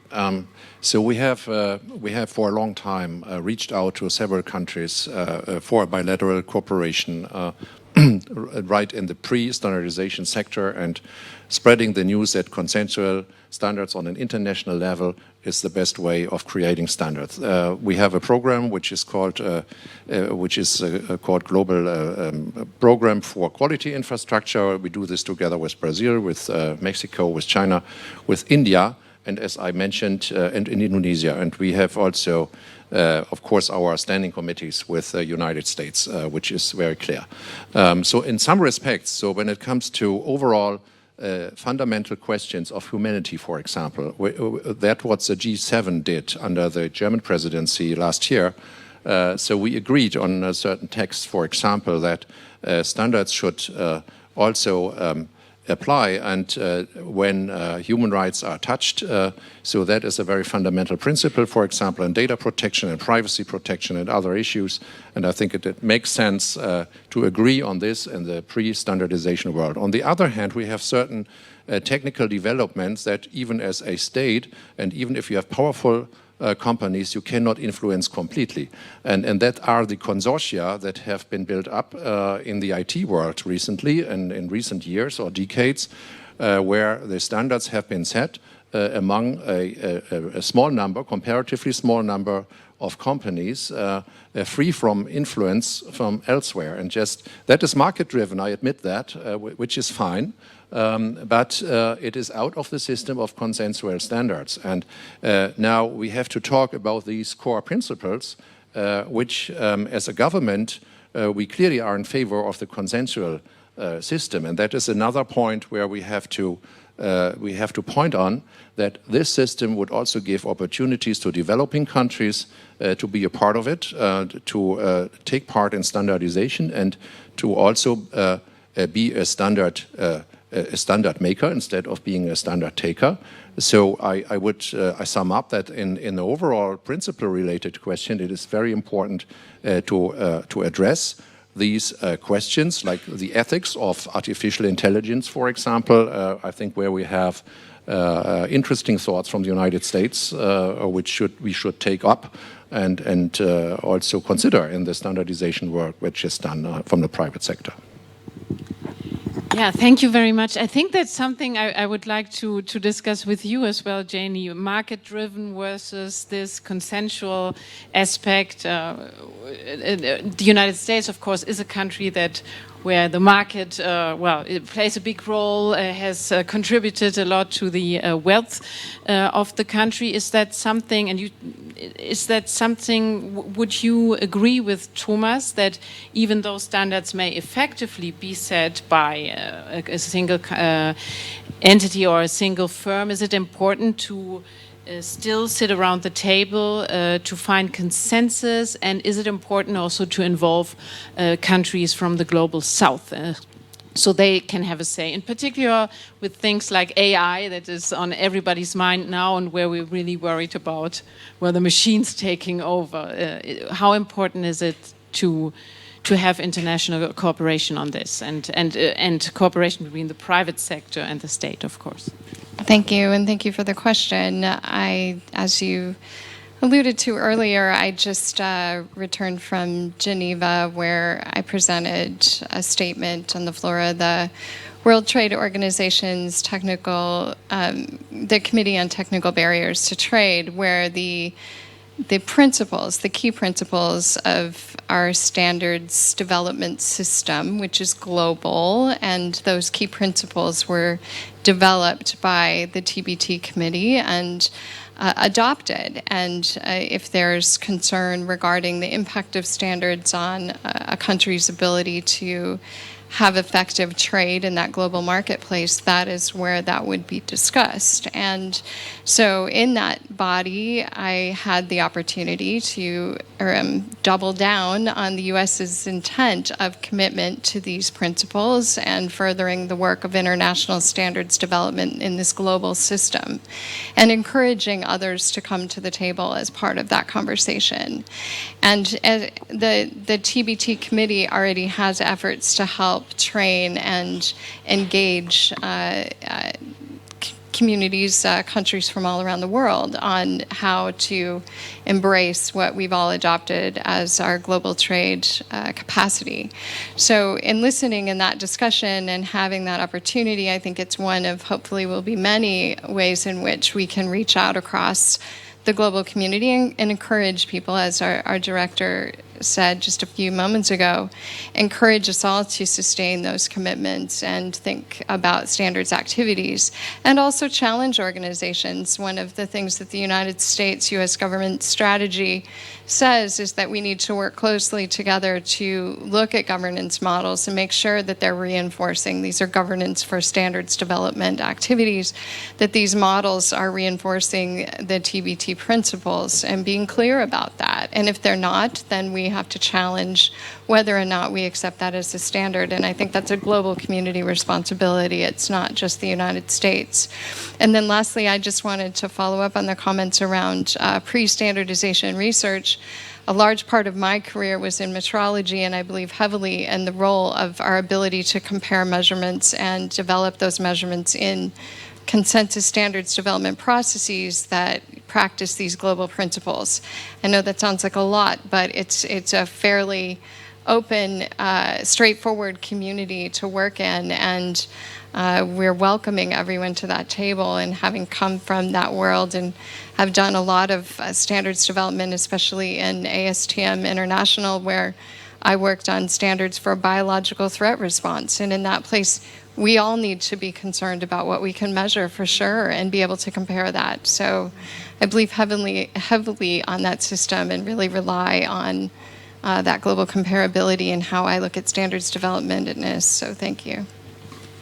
Thank you very much, Janie. And I have a question for you, Gwen, from the audience, from the United States. Brian Kaheen is asking so he says there has been some tension between the US and the EU over standard strategies because the EU gave some priority to CNN and CNLEC, rather than ETSI, which seems to be, which is more international despite its name. So now this is very really a question for experts, but he's asking whether this issue has been resolved.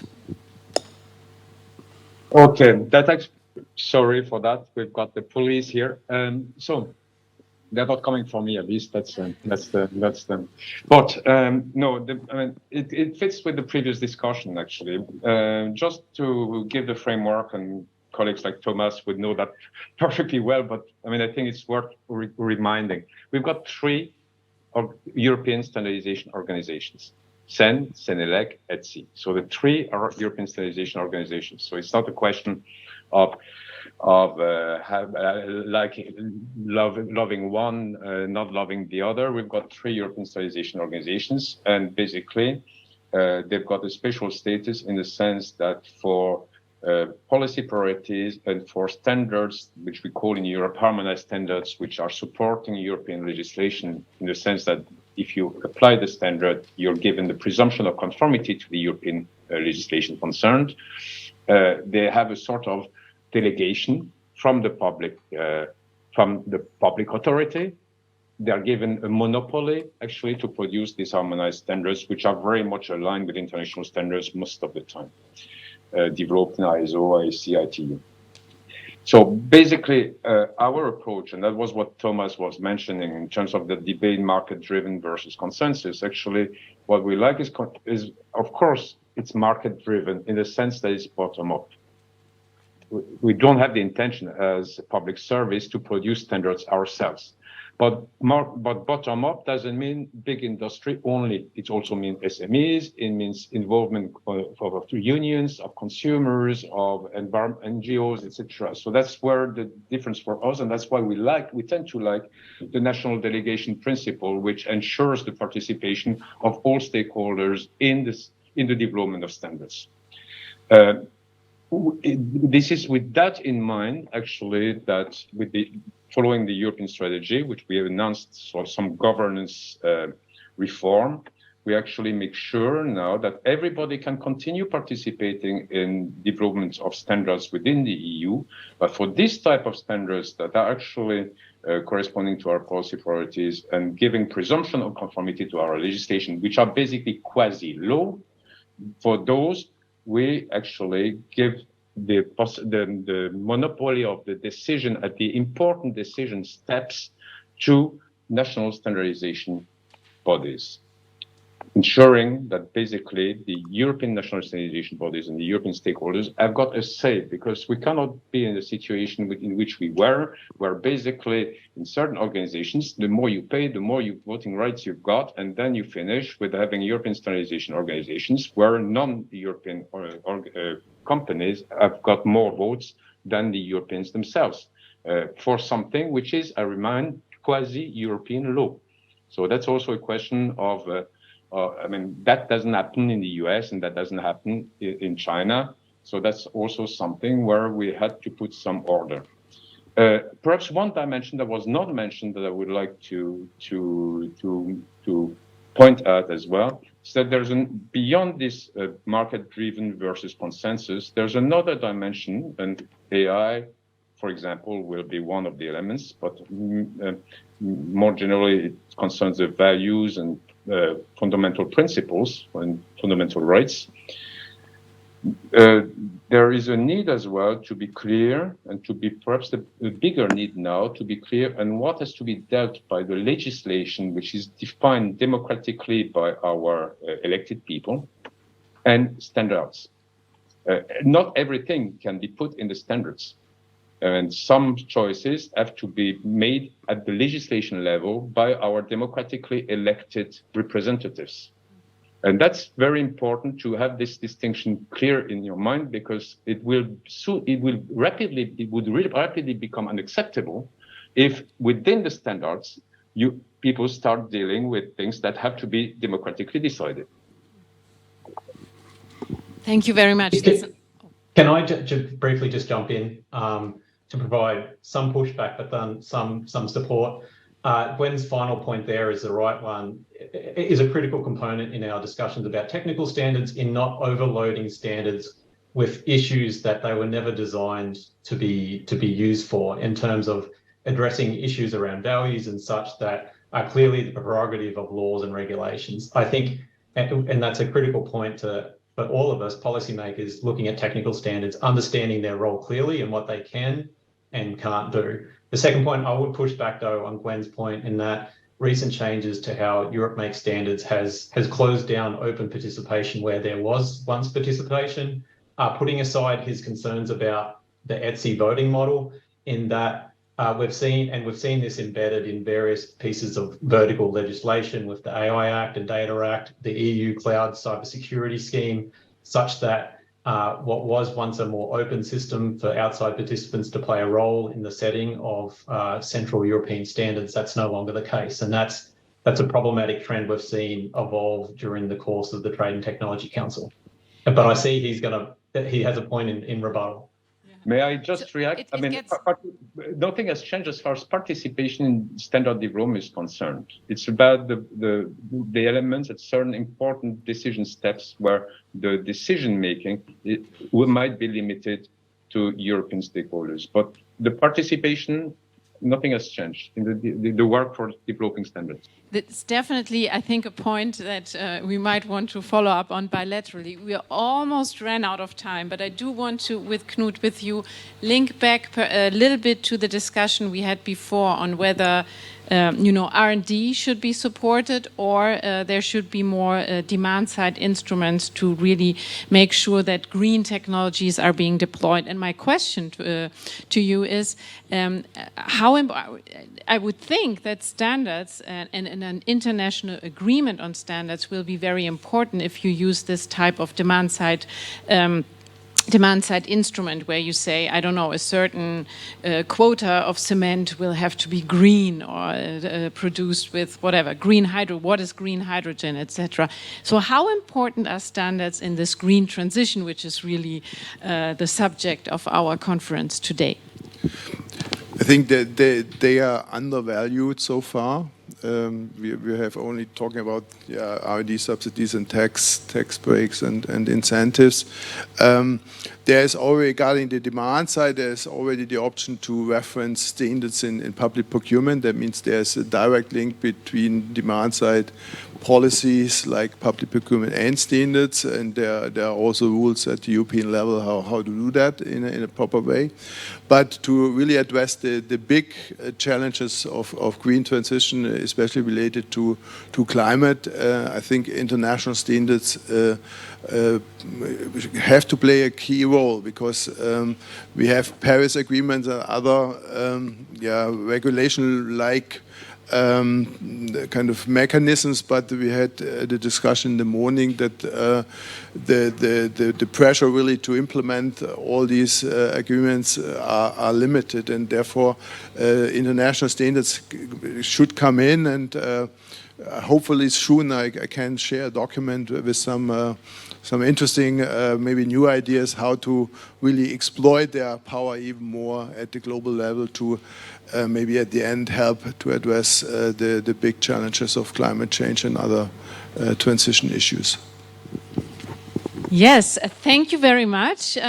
Please join me in thanking the panel for introducing us into the world of standardization, its importance for the green transition, and also importance of cooperation. Thank you very much. Thank you also, Gwen and Nigel, for joining us digitally. It was very instructive, and now I can finally give you 15 minutes to have some water, coffee again, and mingle.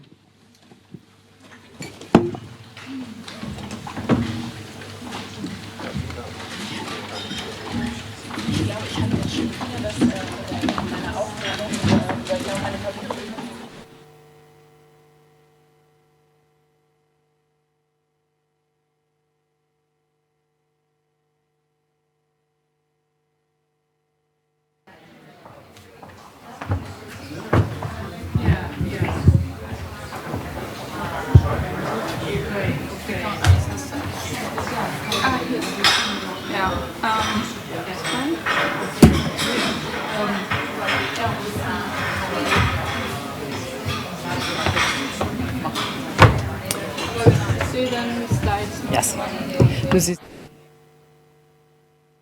So, allow me to invite you back in our room. We're about to start the next panel. And it is called The Green Transition and Artificial Intelligence, Friend or Foe. And I see that we are doing a tour over different policy issues which went from the policy that shall not be named, industrial policy, to the policy domain that few people knew anything about, and if they knew something about, thought it might not be that exciting, standard setting, and we just realized that is wrong, to the policy domain that most people have an opinion about, even though they might not know what they're talking about, and that is artificial intelligence. So I'm very, very happy to have Lynn Kark start us off in this discussion. Lynn Kark is Assistant Professor of Computer Science and Public Policy here at the Hertie School. And the title hides that she's also passionate about the role of of machine learning for climate mitigation, which she's worked on, I believe, her entire life. She joined us at the Hertie School with an engineering and physics background after having been at ETH Zurich and with a PhD from Carnegie Mellon University. She's also the co-founder of Climate Change AI, an organization to facilitate work at the intersection of machine learning and climate change. Lynn will get us started off with the collaborative work she has published and all the knowledge she has about that intersection between climate change and artificial intelligence, and then I will call the other panel speakers up on stage, the other panel speaker in the room up on stage, and the others who are online as well, and I will present them when we sit down. But first up, Lynn Kark.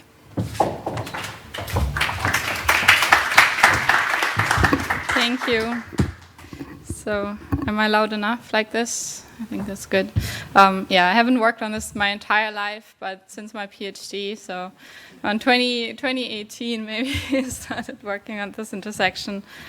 Yeah, so I wanted to use these 20 minutes to talk a bit about how we can actually estimate the greenhouse gas emissions impact from machine learning mostly. I'm using AI sort of as a synonym, but I know that AI encompasses more than just machine learning, but machine learning is really the area that we most pay attention to recently because it's the fast developing area of AI. And then I also go a bit into details about how governments and policymakers can address this intersection of AI and climate change. So the session is called The Green Transition and Artificial Intelligence, Friend or Foe. And that's actually a discussion that has been ongoing for some time now. We published, together with colleagues, I published a paper in 2019 where we showcased how machine learning can be used to address climate change.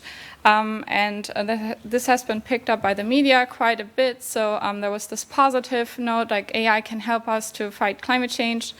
At the same time, Emma Strubel published a paper that showed that AI has quite large emissions from the computational side. So there was the story, okay, AI is actually quite bad for the climate.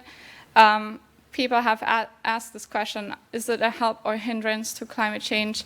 Quite a bit. And more recently also, we see more nuanced voices of, can we actually estimate what is the true impact of AI?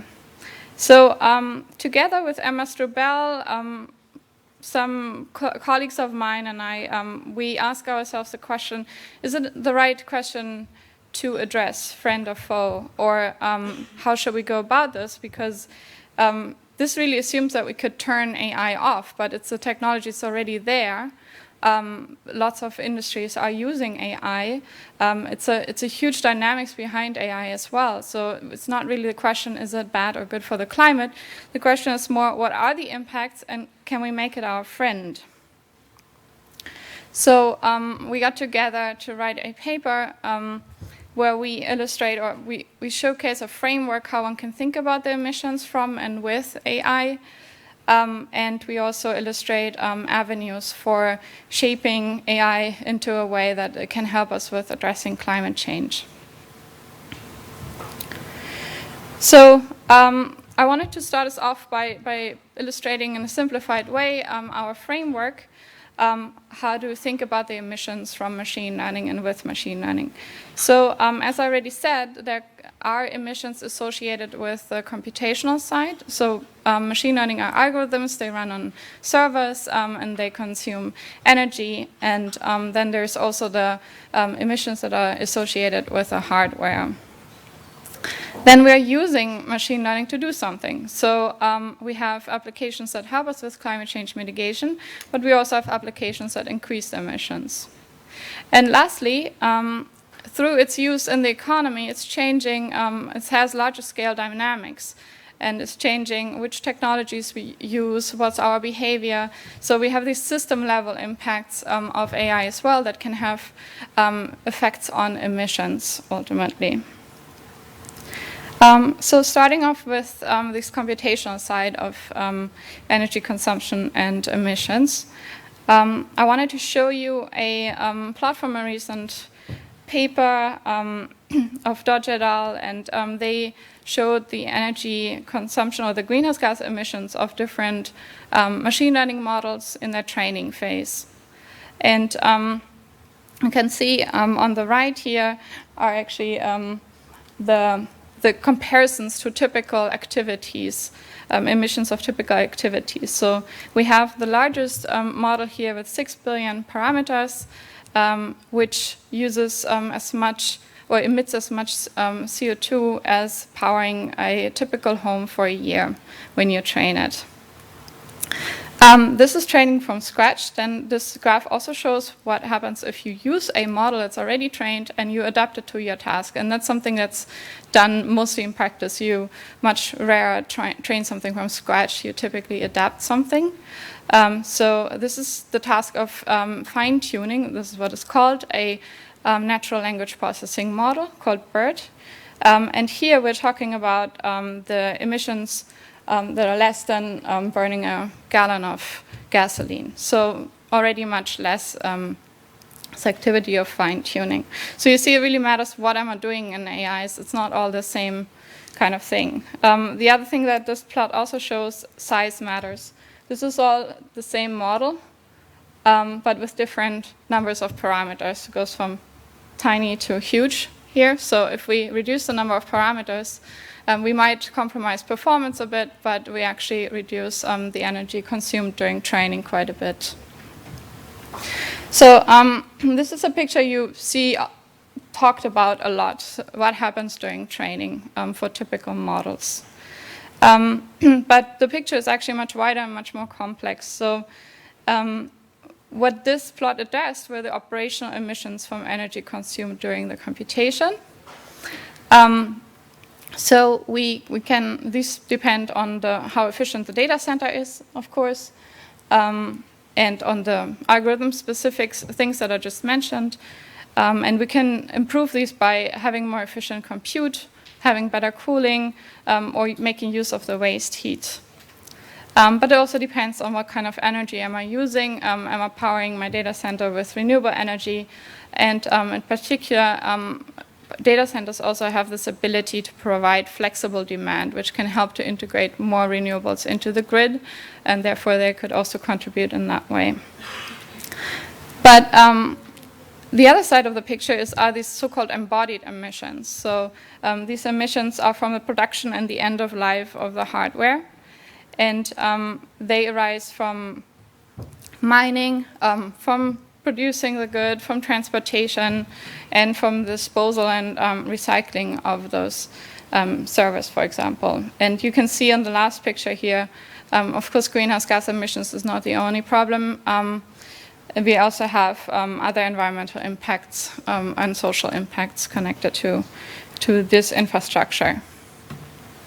So this is the picture from the infrastructure that the AI is running on, but we also included in our paper a framework how to think about the algorithms and the activities of these algorithms. And what we wanted to illustrate here is what the use phase of a machine learning algorithm or neural network-based machine learning algorithm looks like. And we now, in this typical plot, we talked about the training of an algorithm. But then there's also the development, which is training a model sometimes several thousand times to come up with the right architecture that is achieving the best performance. So in the research and development phase, we actually need a lot of energy to build this model, but then typically the parameters are rather stable, so we don't do that often. That's what we indicate by the frequency here.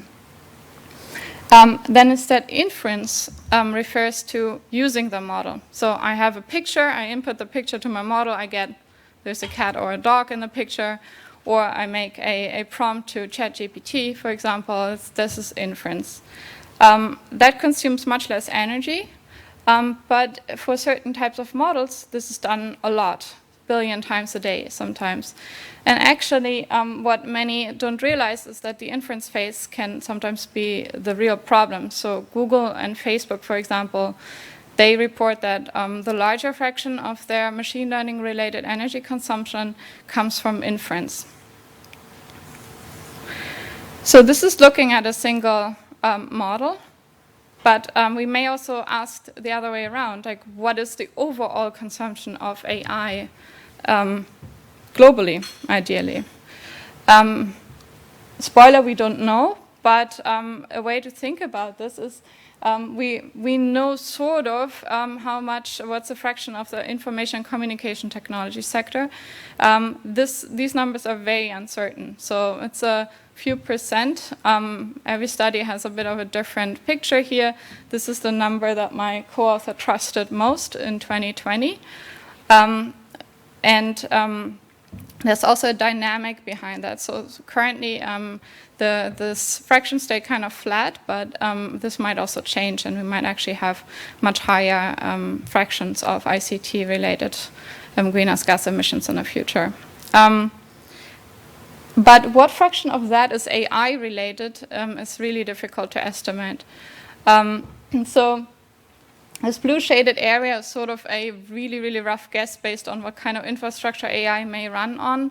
But what we really need to know here is from data center operators, what is the share of machine learning related activities on their servers, at least having a rough estimate, and how is that changing over time? Like, are we running into a real problem here, or is that actually something that is still a rather small fraction, and most of it is sending pictures and videos? So this is still a bit unclear, and it's something that policymakers could help with understanding. So next I wanted to shift to using those machine learning algorithms, both for good and for bad, essentially. I wanted to show you some examples of how one can use machine learning in climate change mitigation and adaptation. It would be way too long to go through all of the different areas here, but some examples that I've come across recently from practice are, for example, train operators like the Deutsche Bahn. They use machine learning or experimenting with it, for example, for increasing their reliability and making it more cost competitive by incorporating it in predictive maintenance activities. So identifying failures, for example, before they occur.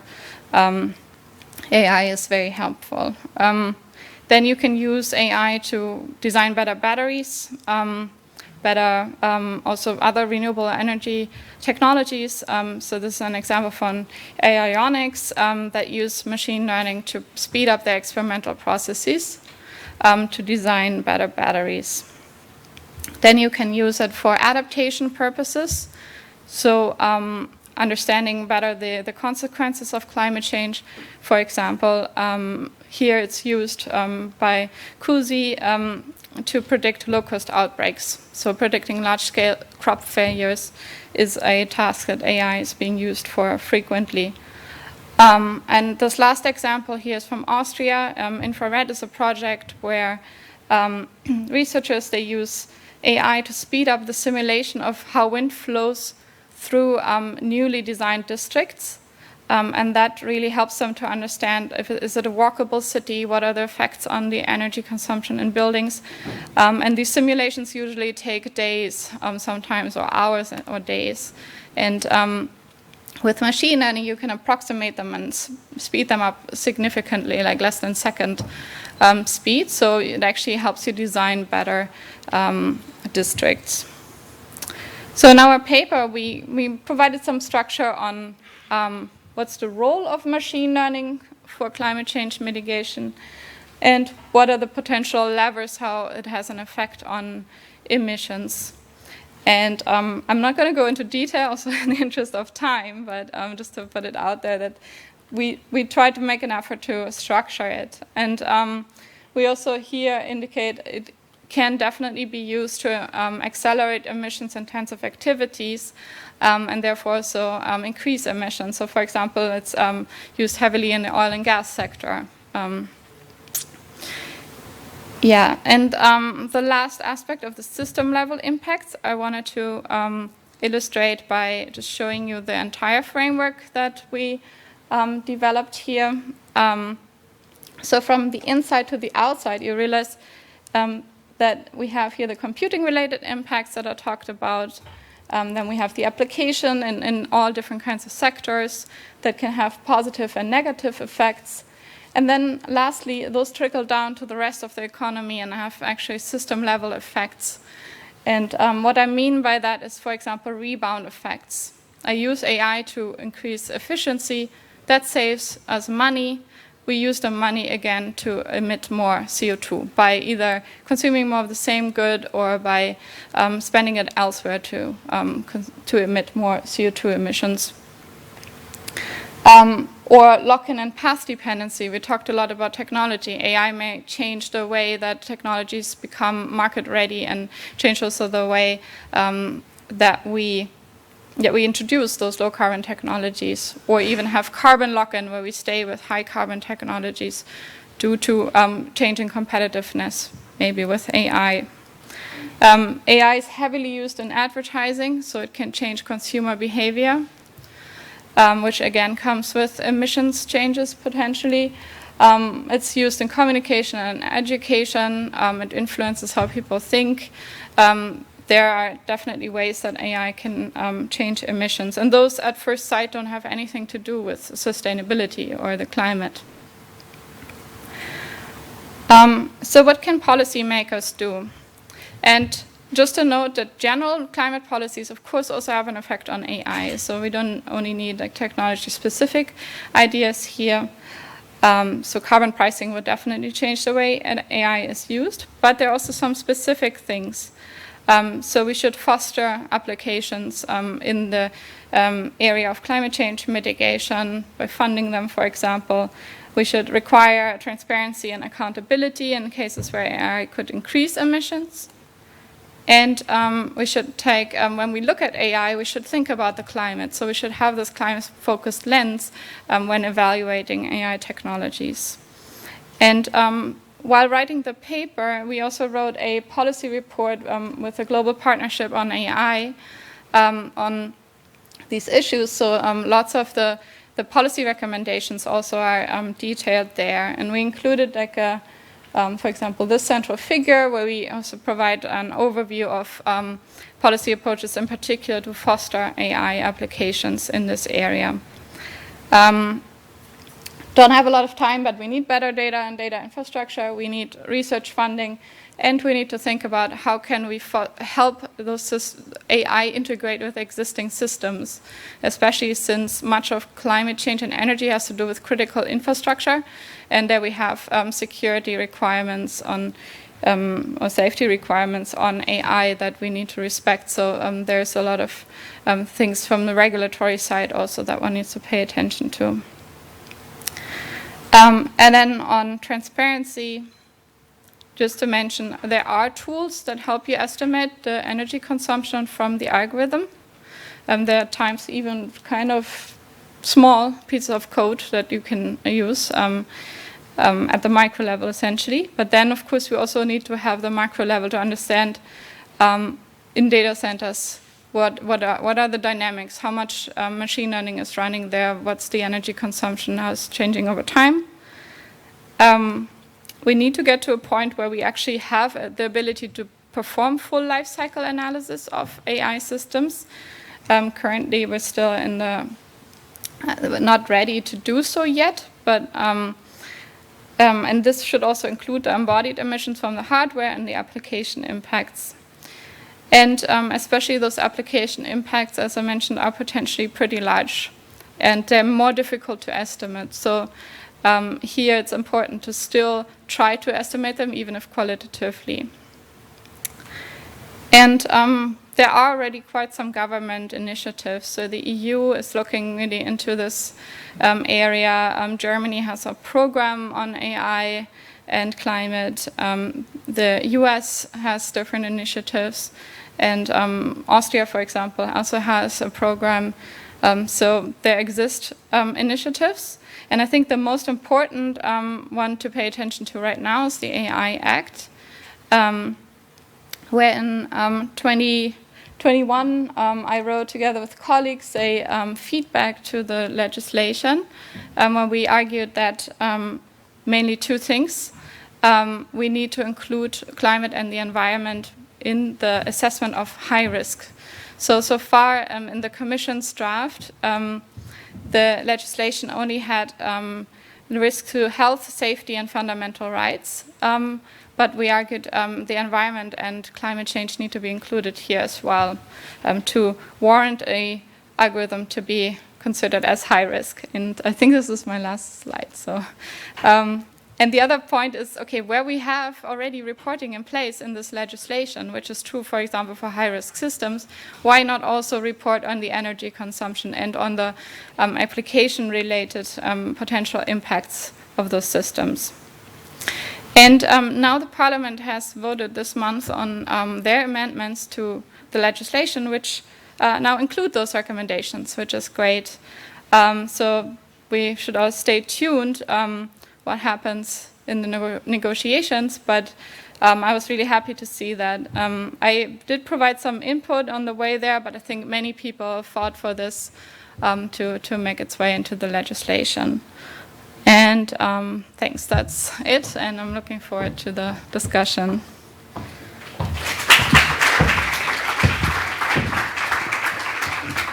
you very much.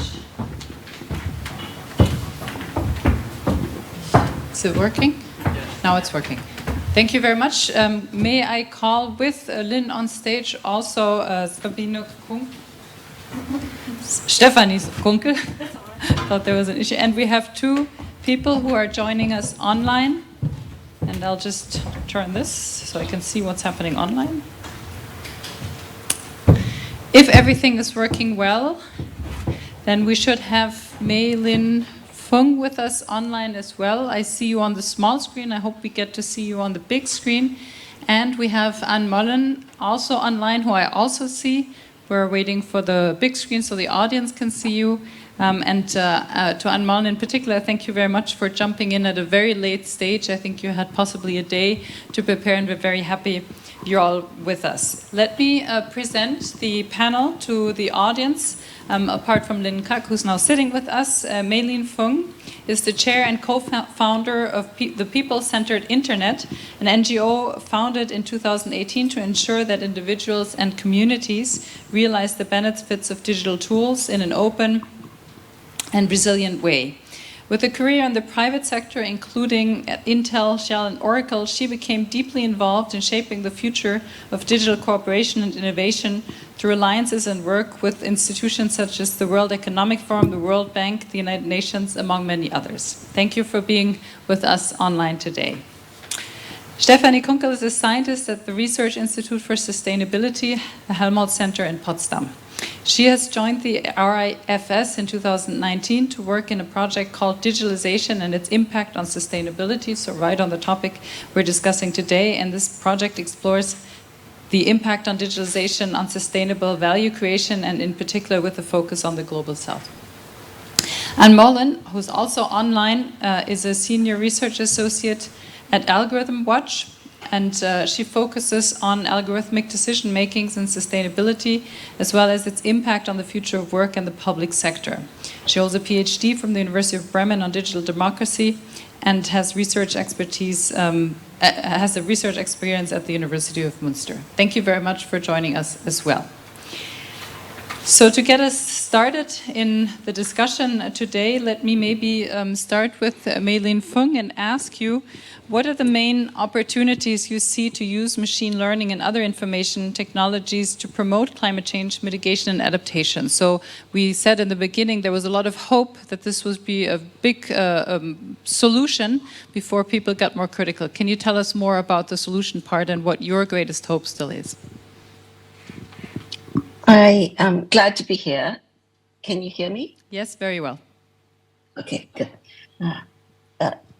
I happen to be very connected to Germany because I'm a Hasso-Plattner Institute fellow. And there at the Hasso-Plattner Institute, there is a lot of research into the energy efficient use of computing. But the opportunities really for me lie in the potential of the circular economy. But we need AI and machine learning for us to understand how to reuse, recycle, and manage better the resources we already have in play so that we can not have to mine new resources, but can make sure that those are efficiently used. I particularly think that Germany and the EU have a role to play, particularly because of the tech giant of Europe, SAP. SAP contains 80% of the world's supply chain data. If we are to have circular economy, we actually need to know where things are going, where things are being used, and how we might reuse it. So unfortunately, sort of data protection and things like that mean it's difficult to use that data to understand how to better operate a circular economy or what the opportunities are. So I want to say that that's the biggest opportunity in circular economy. The second one is impact tracking. Tracking longitudinal impact, inputs, outputs, outcomes, and impact. All of that requires digital tracking. And we do not do that very well today. So we don't use our resources well to get the impact that we want. We could optimize our impact production by understanding how the inputs actually deliver impact. Thank you. Thank you very much for a first set of answers. I'm sure we'll get back to some of these questions, but since we looked at the promises, let's look at the pitfalls. And I would like to turn to Anna Moles and ask, what are the risks that can appear, and what can be done better to use these technologies without falling into the traps? Thank you. Thank you for the invitation and the question. Well, there's a lot to look out for. I think raising awareness for the sustainability costs of artificial intelligence is the first essential step, because still the technology itself is often considered as being this magical tool which has no environmental or social impact. So raising awareness for the issue is important. At the same time, it is important to come to a really nuanced discussion. And I think this was portrayed very well in Lynn's presentation. Not all machine learning models have a huge resource consumption, but many do. And we need to understand when they are really resource intensive and when they are not, and how we can shift them to become more efficient. And this is especially important if we also consider how AI systems can be used for climate mitigation efforts, because we really need to come to this life cycle assessment and understand their whole life cycle impact to really kind of evaluate the long-term impact that technology might have. And what we see amongst policymakers especially is that AI technologies are being hailed as the one-size-fits-all solution to really complex societal problems like the energy and mobility transformation that is necessary. But we don't have the detailed analysis that we would need to understand where they can really make an impact and where they might not be as efficient. So we really have to understand a lot more, and we have to overcome these really broad claims made by policymakers, what the technology can achieve for climate change. So we have two questions that we still know too little about: when specific models might make an impact and how, and the other is then also how much they consume and what we can do to affect that positively. So a question for Stephanie. We know about the extremely intensive energy consumption of some models, and we now see it's not that simple. So Lynn said, how can we use AI to become a friend of ours, because it's not going to go away? How far is this question researched, and how advanced are we in finding out what to do about AI most effectively? Thanks. I would make a more controversial statement. I'm quite pessimistic about the impact of AI for the climate, and there are several reasons why. I think the first reason is that the efficiencies that we're talking about that can be enhanced and increased by AI are the same in both the more environmentally destructive sectors and in the less destructive, maybe even positive sectors. So there's no reason a priori why AI should really help us more in those areas like circular economy and energy than in, let's say, fossil fuel exploitation. And the second point is that I believe that many of the applications that we're now talking about, where I could have an impact, I don't think they are really effective. For example, when we look at the monitoring of certain environmental impacts, we may know more about what is happening, to what extent we're emitting in this and that sector, but it doesn't help us to reduce these emissions. And I'm really looking hard for these examples, but I see really few examples in my research in industry. So we're looking at digital technologies in industry, where the story is really compelling and credible, that AI is going to absolutely reduce emissions. It's all about efficiencies, and I think this links to Lynn's point about the system level impacts, because we're focusing on emissions in the training of AI, which may be a fraction of the emissions and the overall environmental impacts that we see at the system level. When we increase consumption through targeted advertisement, when we exploit fossil fuels at a higher efficiency, making it more cost efficient and raising the bar of competitiveness for renewable energies, among others.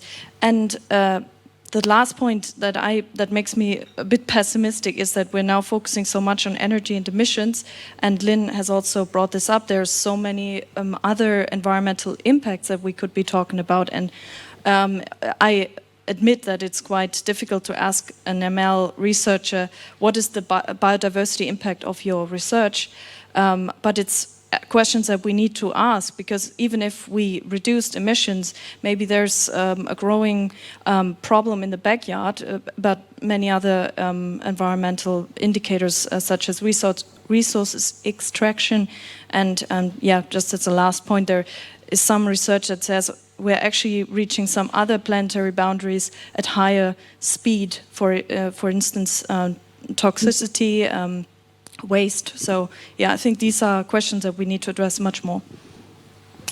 Thank you very much for the very clear statement that, of course, is a bit of a downer, but I think very useful to say. I think, let me summarize when you, the question, friend or foe, that already Lynn didn't like, you're answering, at best it's possibly irrelevant, at worst it's just speeding up everything at the same time and gets our attention away from the things that really matter, which might be the other boundaries. So I would like to give the floor back to Lynn. The question I had for you were the policy approaches that you had very much in the last slide, and maybe if you would like to reflect some of the things that were said and some of the pessimism, what do you think really needs to be the focus of the policy design questions that are currently in the different legislations or the initiatives you were pointing to? Yeah, so I still think it's really valuable strategy or like aim to assist AI-driven technologies in different sectors to address climate change, because we do see a lot of examples that are promising. For example, modern power systems, power system operators, they say they see very little future without AI. So they're really looking strongly into AI, especially as power systems get more complex with more renewables, more flexible loads. You really need this kind of forecasting capabilities that AI brings in these systems. Same goes for so-called smart controlling of systems such as large-scale heating and cooling and ventilation systems. Here AI has a big role to play. So there are really lots of application areas where it does play an important role. And we can do a lot, I mean, policymakers can do a lot to help those companies start deploying those kind of solutions. And we have lots of barriers here. We have institutional barriers, we have missing infrastructure, digital infrastructure in those places. Access to high-skilled labor is also a constraint for many, especially smaller companies. And just kind of business models around this, right? It's not straightforward to start an AI-based project currently, as far as I understand. So you don't know where, like many players in the energy sector, for example, don't know where to go to if they want to get helped on this. And so we need to sort of help shape this ecosystem and also create players that are trusted and that they will support these companies with those systems on the long run. So don't just go out, build a solution, and then go away, and the company is there with a model that gets outdated in half a year. And so it's really, you need to have partnerships or setups that work on the long run. So I think that's really important.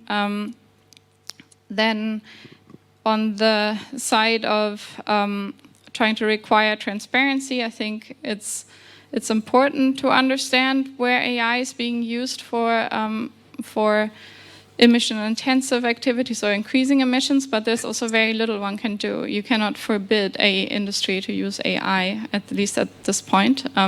But with the current upcoming legislation, we would at least get a handle on what is happening and require those to be high-risk systems. So there is a little bit, with the AI Act, there's some step towards more transparency here and more visibility of those areas.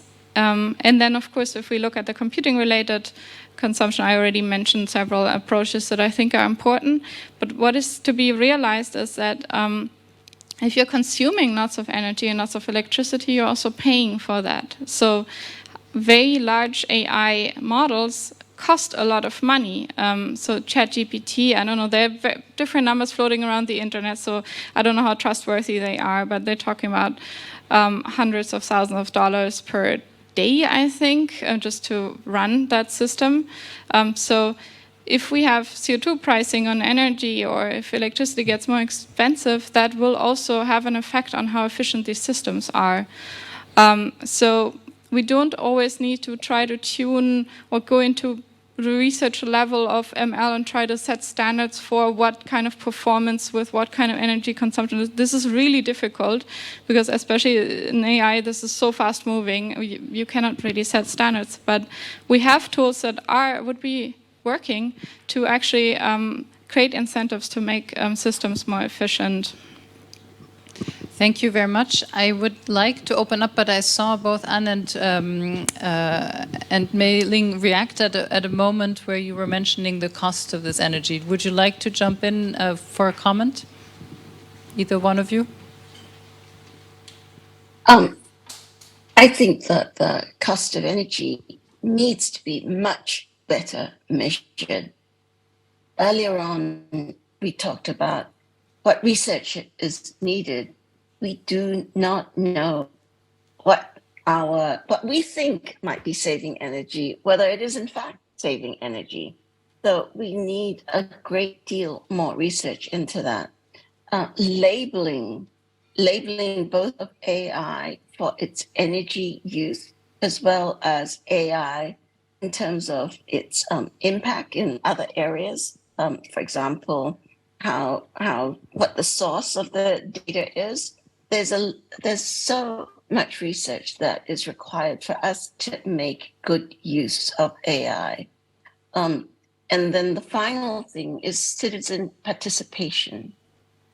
We talk about it as though all of this research might be able to be done in the ivory towers, but in fact, the most important thing is how citizens make choices about their day-to-day activities and whether it involves AI or not.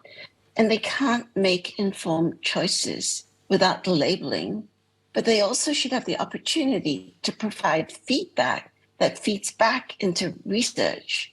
So I believe a very important issue that has not been raised yet is that citizen participation and feedback in climate risk and climate mitigation, and the role AI could play to allow citizen participation is hugely important, but it needs to be done in an energy efficient way. And therefore, engineers should be trained to know the difference between the energy use of the alternate algorithms that they might apply within AI. Thank you. Thank you very much. Anne, did you also want to say? Yes, and I'm going to jump on that directly because I agree that we need transparency, and we also need transparency with regards to citizens, but at the same time, it cannot be in the individual responsibility of people who are occupied with their everyday life to, be responsible for the sustainable application of AI systems. So we need this kind of regulation that the AI proposes. And we have the Parliament position right now, and it's going to trilogue. So what we are hearing from Parliament is that the Commission is not very happy with the environmental standards that are being set in the Parliament proposition now. So we need a lot of support to go forward on the environmental design standards for so-called foundation models that the Parliament has been proposing and for the reporting mechanisms. And still, the AI Act it's a market entry tool. So we need a lot more regulation on AI to really come to terms with the sustainability aspects here. And what is needed is not a focus only on the outputs, but we have to understand that sustainable AI is not only a technological problem or issue, it's an organizational issue. So we have to raise awareness how to create more sustainable AI systems. And we also have to overcome, and it has been said before here, that it's not only about energy. And we can not only, this has been a question in the chat, we cannot just transfer it to renewable energies because we don't have enough. I mean, we see data centers in Ireland competing with private households because there's not enough renewable energies. We will not get there in due time. So we have to consider how we make these systems more sustainable and more energy, less energy consuming. Thank you very much. I would like to use the last 15 minutes to open up questions to the audience. And since you are in presence of an all-female panel, not at all by design, I will give the favor to a male question from the audience. So we're not women-splaining to you what AI will do to the environment. So if you like to jump in first, we're happy to take you. Okay, we will take Niels, and you can be in line, and we also have the audience. Okay. Yes, but somebody needs to give a microphone. Do I have... Ah. Ja. Danke.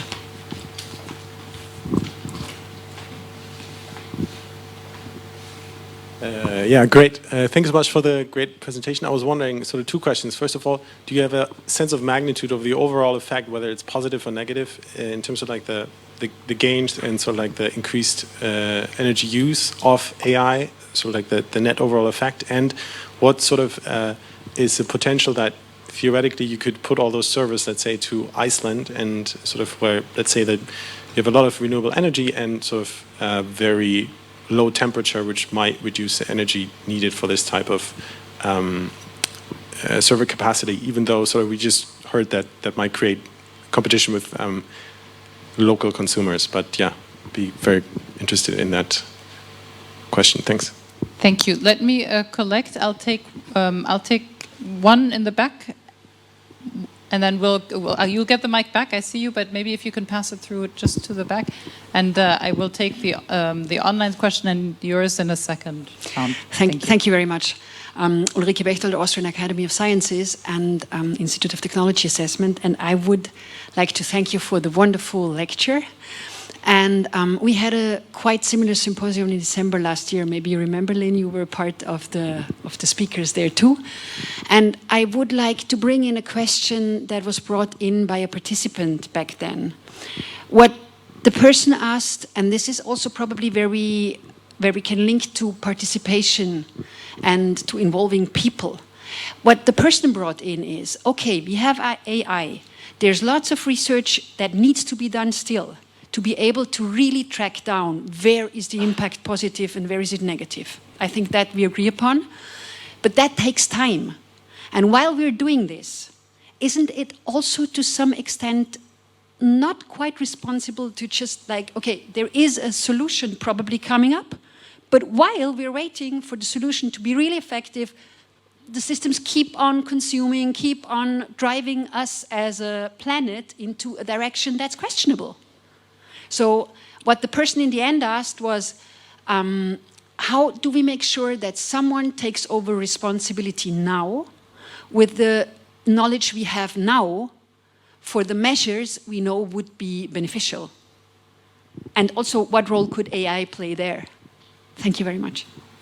So let me take these two questions. I don't know if you want to react to something. Yeah, I'll start. So I don't have an estimate of the capacity that Iceland can carry in data centers, but I would agree with Anne that we run into a problem of general increasing energy demand globally. And I think another aspect is that if we increase efficiency, if we make it cheaper and renewable energies would be cheaper, I guess, in that setting, then there will probably also be more traffic because it will be cheaper to use these models. So I think it's a cats and mouse game. And the second question related to how can we act now. I think there's already too much attention regarding the effects of the environmental effects of AI, because there's much we already know about previous ICT, information and communication technology assessments, and even technology assessment in general. And we also have a lot of measures that we can take to reduce environmental impact of innovation and generally of our businesses, but we don't do it. So I think my general recommendation would be not to lose ourselves in the discussion around the environmental impacts of AI, but look at the broader picture and see, okay, we know what we need to do, and now we need to work with the people, with governments, and convince businesses and sit together to see how we can implement the existing solutions and not search for some unrealistic future solution. Lynn? Can I, also weigh in? So I think we still have this mindset here that there is a problem, we're using AI to solve it, and we sort of have like standard measure for how much AI is consuming, and we just need to weigh the savings that it has with the energy costs from the computational side. And I think this is a little bit removed from the reality, because most AI systems are used in advertising, recommender systems, all the online traffic. We now have those large language models or foundational models that are being used again for those same purposes, creating lots of content online, creating targeted advertising, and that has nothing to do with climate change mitigation efforts and such. So we need to actually really look at those other applications of AI, because they are the dominant applications. And here also those large models are being used. Then when it comes to those sustainability applications, they're often smaller. I mean, I'm not saying always. We can also probably use large language models in the context of climate change mitigation. But often they are actually smaller models. They can be run on the Hertie server. They can be sometimes run on a laptop. We're really not talking about significant energy use here. And to slow these kind of applications, because there are larger models out there, would be a huge problem in my eyes. So we need to both look at AI as a whole, and especially at those very large scale models and the development of them, and try to constrain the energy consumption on that side. But we should not have that hamper any efforts to use it in sustainability or for other kind of social good purposes, because the models it's really apples and oranges sometimes. I mean, we're really talking about sometimes very small applications. And then the other thing is that we should also not make the mistake of confusing machine learning for digitalization. So we have lots of digital efforts that have nothing to do with machine learning. So not everything that has to do with data is AI in that sense. Thank you very much. Anne? Yeah, I would like to pick up on that, because we still see a lot of parallels between digitization discourses and sustainability and machine learning and sustainability. And I would really like to stress what has been said before. We know the issues, partly also because it's about hardware, and it's the same. It has been the same discussion for years now with digitization and sustainability, and we know the problem. We know that there is horrendous working conditions in the mining for resources for the hardware that is needed for digitization or machine learning processes. And there is simply, we have to state, there is a political unwillingness to address this issue. We have a Eurocentric perspective on how to regulate AI. It is supposed to be human-centric. This is what the Commission has been telling us. But it is a very Eurocentric perspective, and it is not a perspective of global justice. And we see the manifestation of global injustices in the way AI is being developed and used, and in the way it is being regulated. And I cannot stress this enough. We know we have to do analysis on how and when AI can be used, and how to weigh benefits versus risk in some specific areas. But with the underlying sustainability issues, we know the issue and we could be addressing them, but it's not happening. Thank you very much. I'm tempted to give over to Mei-Lin because the global justice seems to be one of the areas you've worked a lot on, and maybe you'd like to comment as well. I would. On the issue about doing something right away is the most important. What can be done right now? It seems far away, but government procurement, how governments buy, is really important because often they are the largest buyer in any economy. So therefore, if, for example, the EU and North America provide leadership in government procurement requirements for digital and AI, we can require, as citizens, we demand that our governments require labeling of the energy use of the applications that are used. That labeling is not done today because nobody requires it.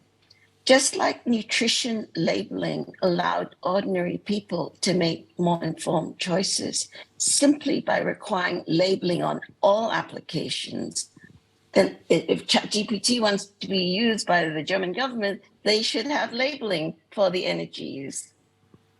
And these are things that can be done. The other big part for the Global South is video. Many, many people are still not literate and do not read and write. And so video is the main way that is the communication method. We need to pay much more attention to how to do green streaming. What is the energy use of video? Today, you get different companies saying, oh, we are compressing, we're not using much energy. But in fact, our systems, our infrastructure for video are designed for peak load. So it doesn't matter whether you're using it. The actual hardware is optimized for the peak load. So we're not paying attention to exactly how to reduce energy use. And I think Lynn's research is terrific, but the fact of using percentage of energy use for ICT from 2020, that is pre-COVID. And so much digital transformation has happened. At the Hassel Planet Institute, we estimate that ICT will be 30% of all energy use. And we must today make sure that the algorithms are energy efficient so that we actually don't get up to 30%. Or if we do get that, we really understand the trade-offs we're making energy use. Thank you. Thank you. Let me add the online question. If who has the mic currently that's going around? Okay, then let's bring in. Thanks. And I just want to echo what Mei-Lin said, because judging from the heat of this thing, this Zoom session could have been optimized and made more energy efficient. So the question that Brian Kahin again asked is, is about uses of AI. And in fact, he asks, could it be used to assess costs and risks of climate change with some insurance data, basically, I assume modeling also, and then understanding impacts? Is that one use that could be made of it? And since I have the mic, I'm going to add my own question or comment. All the discussion you have, I think, links back to our previous session, because it sounds a lot as if we need technical standards in order to measure the energy efficiency or CO2 emissions and other environmental impacts of AI and other digital tools, I think. Isn't that right? Thank you very much. Can you pass the mic? I promised you'll get it back, so you have the last question, and then we'll give a lightning round set of answers from the panel. Hello, my name is Radha, and thank you for the lovely discussion. My question is for Professor Lin. The two sectors that are the most difficult to decarbonize, as we learned in the morning, is agriculture and construction. Does AI have any solutions specific for this sector on how we can decarbonize that? Thank you. Thank you very much. So we have 4 minutes to go, which was exactly 1 minute per person. I will start from my left and go all the way down. Lynn, do you want to pick the items you'd like to comment on? Or So yeah, there were lots of questions about applications. So in terms of adaptation, so as a society adapting to a changing climate, there are quite a few applications. For example, large-scale harvest failure, remote sensing, for example, which is done. There's a program NASA Harvest, for example. They predict large-scale failures in, I think, Uganda. They have different areas that they look at. And the area of also predicting extreme events. So climate science essentially has benefited hugely from AI. They run these really expensive simulations, and by using AI, they're able not only to feed in more data to their simulations, but also to speed up the simulations and to have more fine-grained, more localized predictions, and therefore understand better the extreme events. In terms of decarbonizing industry and agriculture, there are quite a few solutions that people are exploring. I mean, especially in agriculture, I wouldn't say it's anywhere near to big rollouts, but there's this area of precision agriculture where one tries to really precisely adapt fertilizer use, for example, and water use to the needs of the land. And then in industry, in those processes, there are lots of data-driven solutions also in recycling. So in the circular economy, people are using or exploring AI to understand the material properties of recycled goods, which are really sometimes very difficult to integrate and to make into new goods.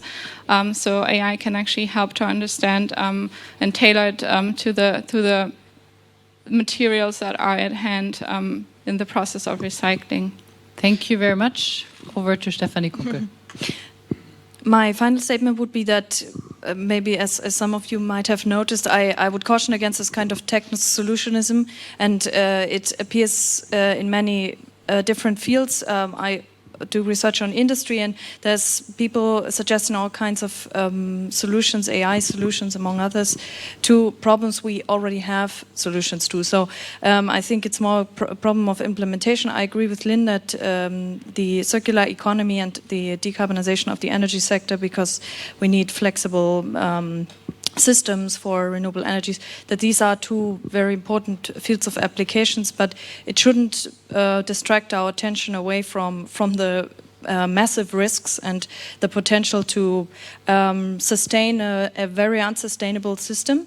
And that's why I think, yeah, we need to focus on the solutions we already have and not let us waste another 10 years to find the perfect AI solutions, because there are other ways of going about these problems.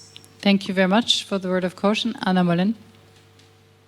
I'm trying to be quick, and I'm taking up Brian's question about the use of AI for assessing costs and risks of climate change. I'm going to be honest, I don't see the point in doing that, because we know the issue. We know that there are risks and costs and massive costs associated with climate change.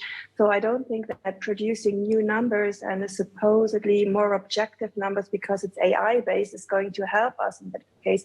But we know what we need to do to reduce the climate effects of AI systems. And I would even advocate for disconnecting the discourse about AI for climate change and the sustainability aspects of AI from each other. We always put these two together, but we should separate them and discuss them separately and find solutions in separate spaces. Thank you very much. And the final word from Mei Ling Fung. We have talked about some big issues, but mostly it's big companies that are supposed to do something about this. But the majority of employment in the world comes from small, medium enterprises. How do we get the knowledge about how to operate energy efficiently to small, medium enterprises? We need to bring digital public infrastructure to small, medium enterprises, and we could make loans to small, medium enterprises contingent on them having energy labeling, doing things that are green and resilient. So we need to actually think about the future much more proactively, and we must take into account the small businesses. Thank you. Thank you very much. And please join me in a round of applause to all the panelists and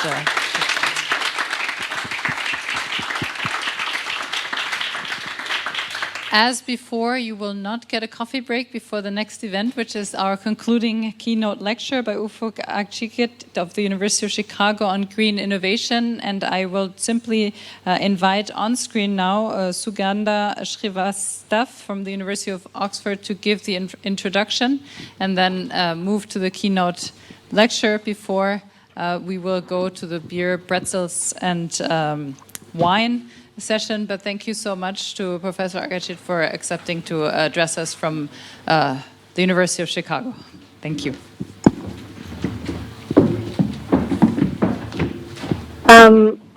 Hi everyone. I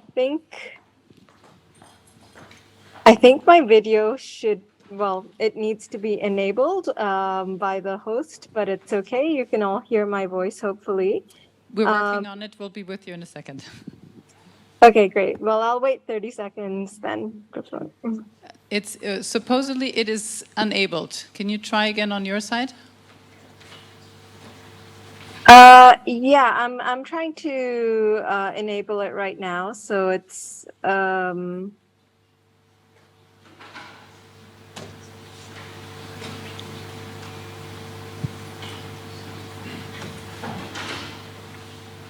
yeah, I'm clicking start video, but it's not working. So just let me know if I should. We hear your voice well, so unfortunately then we'll have to do it without the image, but I think it would work this way as well.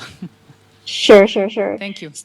So anyway, since you can't see me, I'm Sugandha Srivastav. I'm from the University of Oxford. I'm a British Academy postdoctoral fellow, and I work on innovation. So, of course, I have been reading all of Ufuk's papers throughout. Both my bachelor's, master's, and PhD programs, in fact. And so as a way of introduction, Professor Ufuk is at the University of Chicago and works on innovation.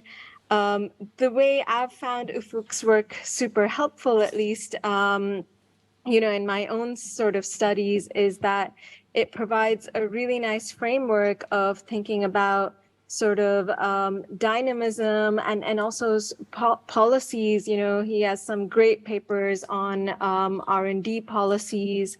And in general, what we're seeing here is sort of just a huge body of work on taxation and optimal innovation policy, the role of firms, and even talking now about not just the macroeconomic side, but also some of his recent work on green innovation.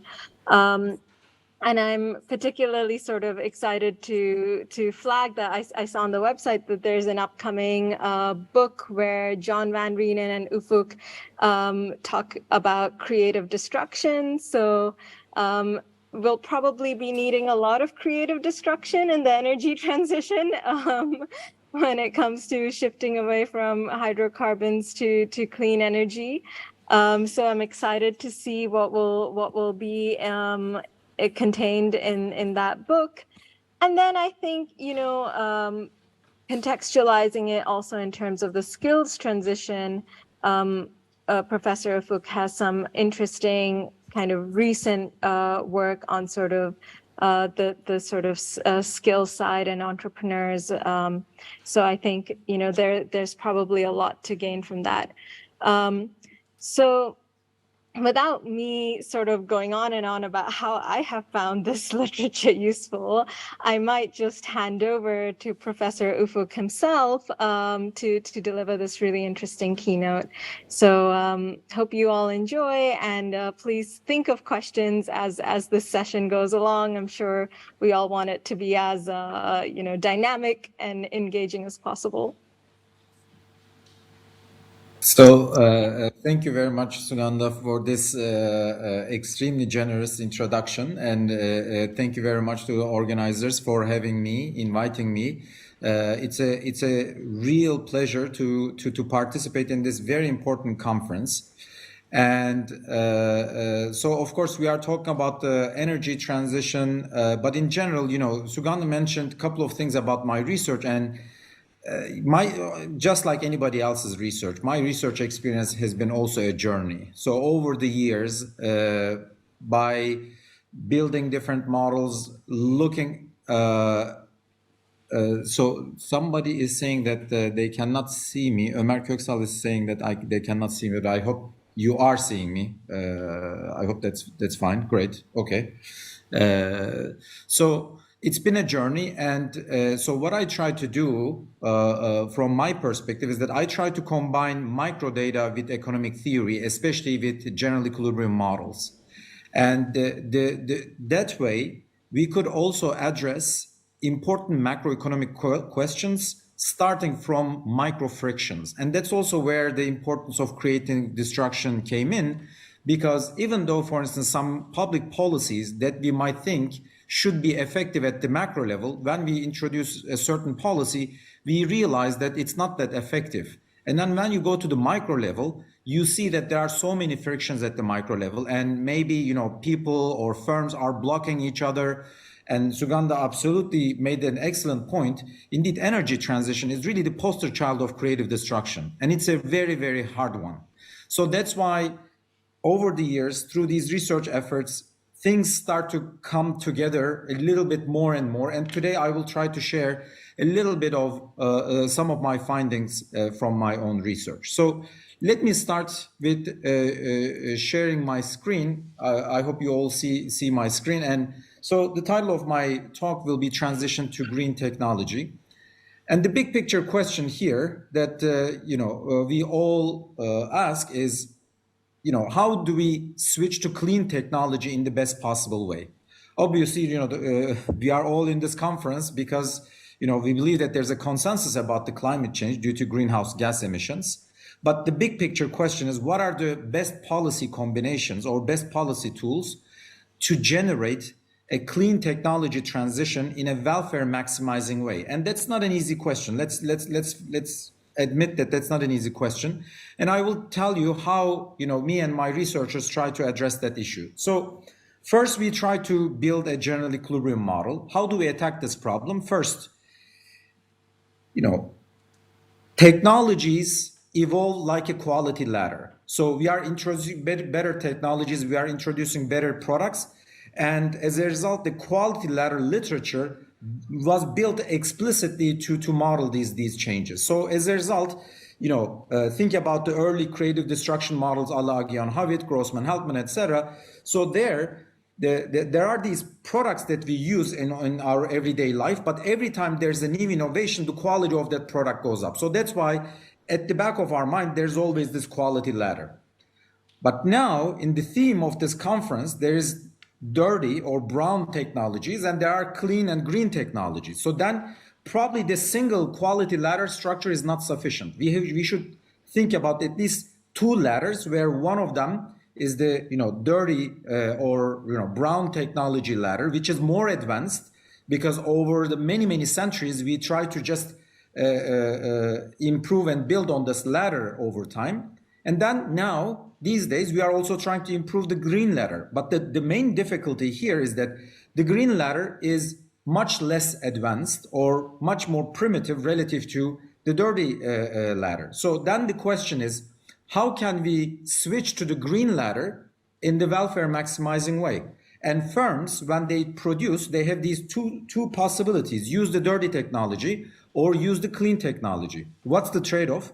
Well, the trade-off is that first, dirty technologies are more advanced, but at the same time, dirty technologies emit, of course, and then there is some carbon cycle where oceans are absorbing some of that emission, but still there are still remainders in the long term, and then temperature rises. As a result, the society is observing this damage as a result.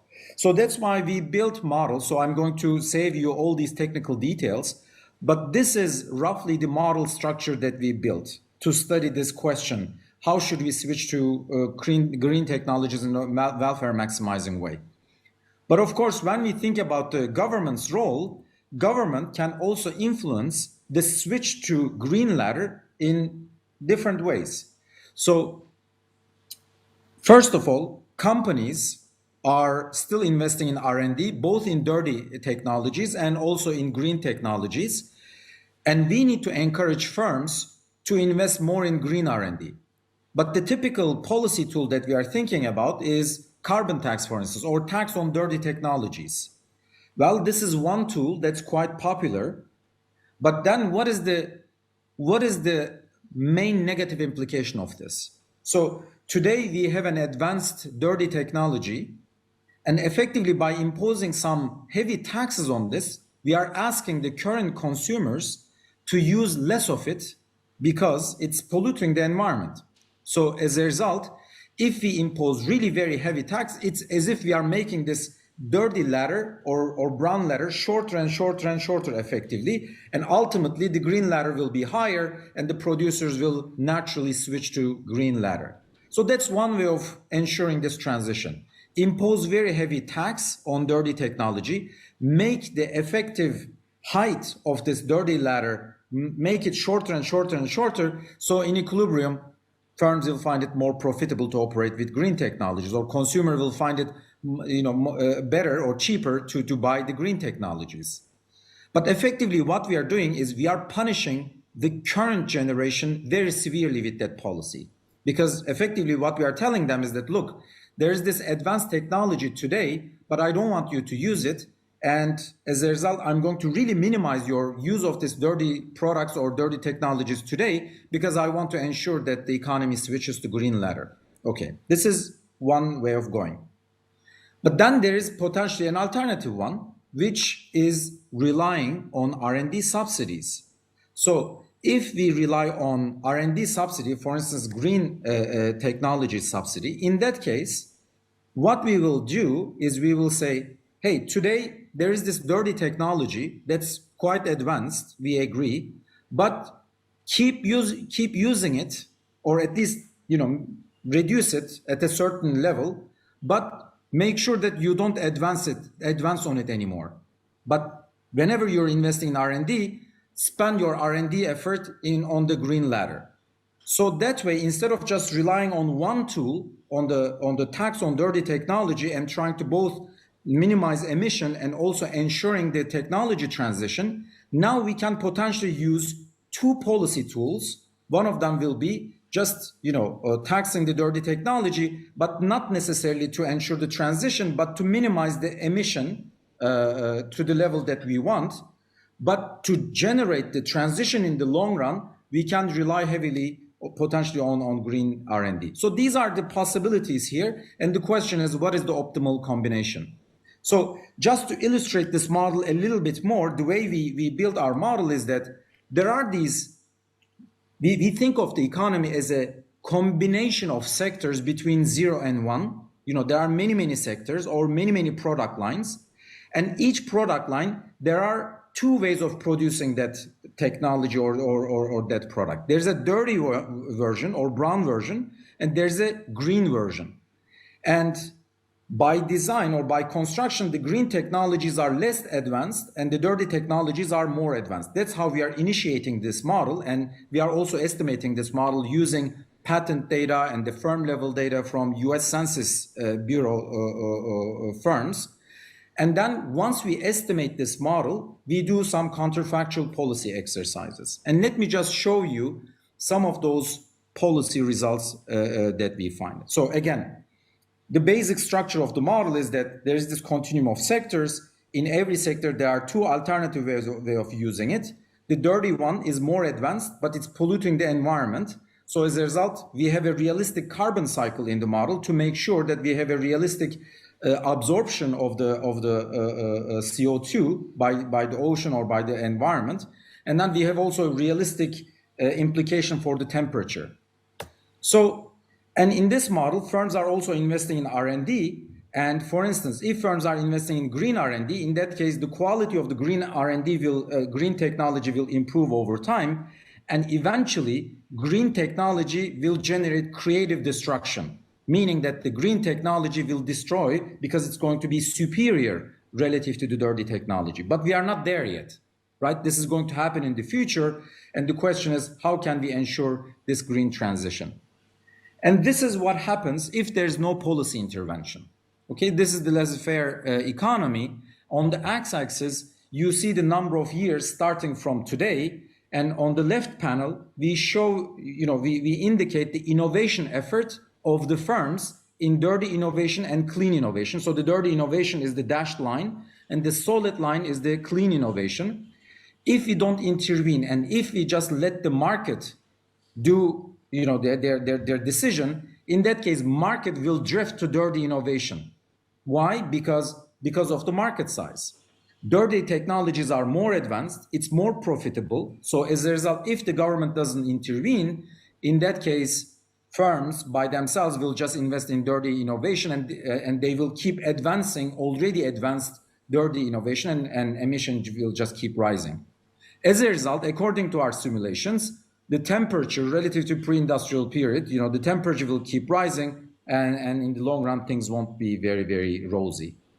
So now let's look at the optimal policy implication of this model. Now we can ask, what is the time-dependent optimal policy combination between R&D subsidy and carbon tax? And here is the answer. The left panel is showing the dashed one is the R&D subsidy, research subsidy, the dashed one, and the solid one is the carbon tax that the model asked us to impose, or asked the policymakers to impose to maximize the welfare. And what comes out from this exercise is quite interesting. The model says that in the short run, the government has to be really aggressive with the R&D subsidies, but not so aggressive with the carbon tax. Over time, the carbon tax will keep rising, and to ensure that there's no coming back to dirty technology anymore, and we kill it for good. But in the short run, imposing heavy carbon tax on the current generation will be too costly. So that's why, to ensure a welfare maximizing transition, the model is asking for very aggressive R&D subsidy in the short run, and then keep building the carbon tax over time. So as a result, when we look at the temperature, change in temperature, there is a little bit of an increase, but then it is kept under control, and over time the nature kicks in and regenerates itself, and then the temperature is kept under control. So this is the welfare maximizing policy combination coming from this model of creative destruction, where there's a race between two alternative technologies. So just to summarize, optimal policy entails implementing a two-pronged strategy that combines early stage, very aggressive green subsidy, and then progressively higher carbon tax. Why? Because in the background, creative destruction will make sure that the adoption of greener alternatives will take place in the long run. Okay, so this is in the absence of any political economy considerations. But as I highlighted in the beginning of my talk, over the years through my research, I also witnessed that creative destruction doesn't work so smoothly in many, many industries. And as you can imagine, my guess is that in this industry, probably political economy issues will be very, very strong. So what do I mean by this? So here we are talking about creative destruction, which means that there are these entrants, meaning that there are these new firms coming up with new technologies. Entrants are pushing the technology frontier forward, and we made progress by entrants pushing the frontier forward. And then the question is, how will incumbents react to entrants? Now, incumbents, of course, can get motivated by this, and they can also become more innovative, and they can also try to push the frontier faster, so that there can be a race between entrants and incumbents. And this race can be very, very productive, and they can be very innovative jointly. But there's an alternative for incumbents, and that's exactly what the creative destruction literature also tells us. Incumbents have also a very strong incentive to resist the change. And if so, then of course we have to revisit all our intuition about creative destruction. Do we see evidence from any other industry on this particular resistance by incumbents? Now I will switch gears, and this is a recent paper that was published a couple months ago, where we looked at the Italian firms. And Italian economy is very interesting because first, the microdata is amazing. So what we did is we took the registry, we took the social security data of all Italian workers, and we merged that data with the registry of local politicians. Why local politicians? Well, of course, they are quite powerful because whenever you want to do business, most of the time you need to get their approval or you need to get some permission from municipality, or for infrastructure investment, again, you need to go through the municipality. But being a local politician is also a part-time job, meaning that you can be a politician, but at the same time, you can also work for a company and you can get paid. And this is totally legal, so this is allowed. And here we are talking about more than 500,000 local politicians. And we merge these two data sets and we will ask a very simple question. So we look at the largest 20 firms in every market, and market is defined as the year, region, industry. Within every year, region, and industry, we look at the largest 20 firms and we ask a very simple question. As the firm is becoming the dominant market leader, meaning number one, what happens to the number of politicians relative to the firm size? So here, 1 is the largest firm, it's the market leader, 2 is the second largest, 5 is the fifth largest, and 20 is the smallest among the largest 20 firms in this industry. So this is, now I'm going to look at the number of politicians relative to firm size. What's your guess? I guess you already have a guess on this, but this is the result. So as the firms are becoming the dominant market leader, the number of politicians relative to firm size is increasing. And this is not a mechanical result because, of course, as firms are increasing, they are more likely to hire a politician, but this is the intensity. Number of politicians relative to size is increasing. Well, you might say this by itself is not a bad news because market leaders maybe are more innovative and new technologies potentially require new regulations or new licenses, etc., and that's why they need to be close to the politicians. Well, to answer this, let's look at their innovativeness. How innovative are the market leaders relative to other firms? This is the answer. So when you put the two together, as you can see, as the firm is becoming the dominant market leader, innovativeness is going down, whereas the political connection is rising significantly. So this is already showing that probably market leaders, in order to make money or defend their market, they are not necessarily becoming more innovative, but they are potentially relying on other means, and being politically connected is probably one of them. So now if we think about this political economy issue, again, let me just go back to the earlier issue that we discussed. So this was the model that I highlighted before, but at the same time, in this model, everything was seamless, right? Everything was seamless. Governments are just implementing some policies, and we ask the optimal policy question. But at the same time, firms can also do lobbying in the background. And do we see some interesting patterns in the data on lobbying of the energy companies? And there is this very interesting recent paper by some LSE faculty. Here, I'm quoting some of their findings here. So Kwon, Lowry, and Verardo are showing that patents related to green technologies are concentrated within industries that rely heavily on brown means of production. So when you look at green patenting, first, it's very interesting that most of the green patenting are coming from industries that are very heavily relying on dirty production. So this is kind of a little bit of a puzzle, or maybe this might not be necessarily a bad news. But then the second thing that they are showing is that on average, firms that engage in green innovation, are equally likely to lobby for both green and brown legislative agendas. So this is kind of puzzling, right? Because if the firms are really going after green innovation and green transition, they should be just lobbying for green agendas, but that doesn't seem to be happening in the background. So another fact that they are showing in their very interesting paper is that among green innovators, firms choose current cash flow, firms whose current cash flow derive mostly from brown operations are more likely to lobby brown. So look at all the green inventors, and if a firm has operations in brown sectors, it keeps lobbying on again brown sector.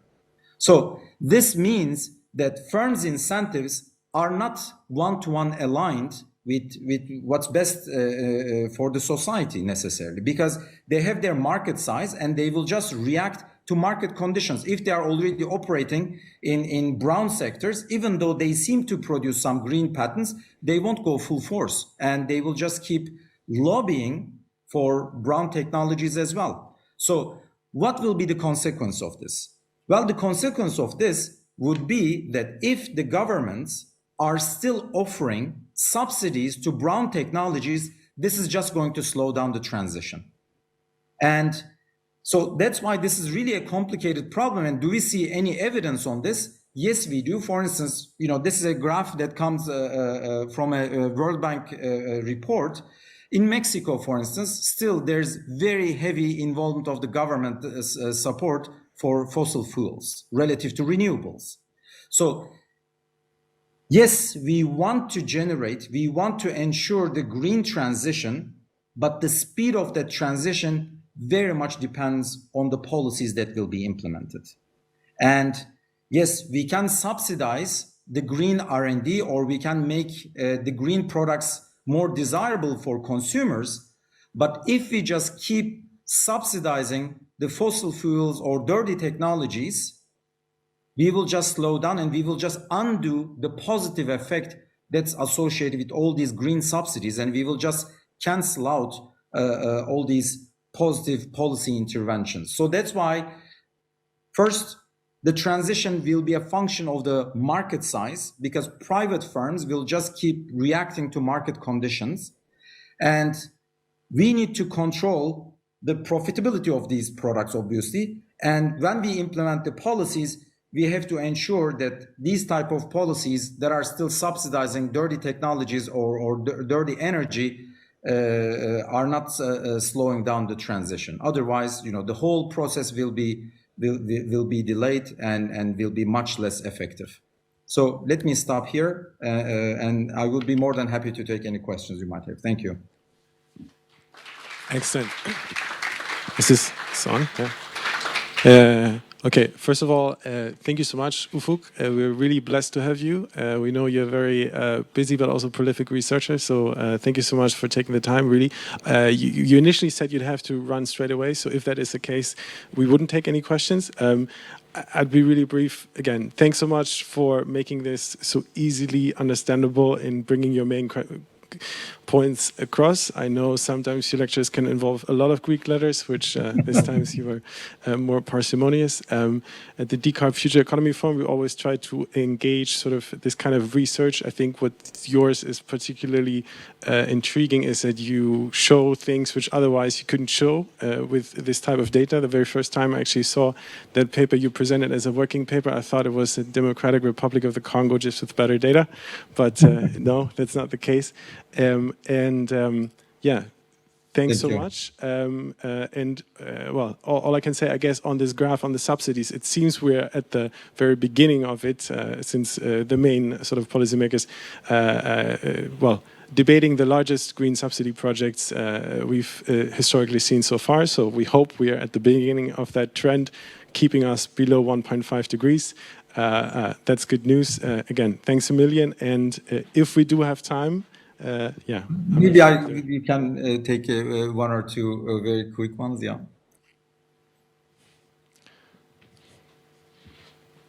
So the carbon price, I mean, yeah. Thank you so much. First disclosure, I'm not an economist, but very interesting models. In your plot that you showed, the carbon price or the carbon tax, I think, was percentages, and I was wondering if you could put numbers, or if you, in your model, do you actually have numbers on the cost per ton CO2 So equivalent? that's a good question. So that's fairly easy to do. I don't have the numbers on top of my head, but given that we already calculated those, that's fairly easy to do. It's just that I don't have the numbers with me on top of my head, unfortunately. No problem. Okay. Yeah, thanks.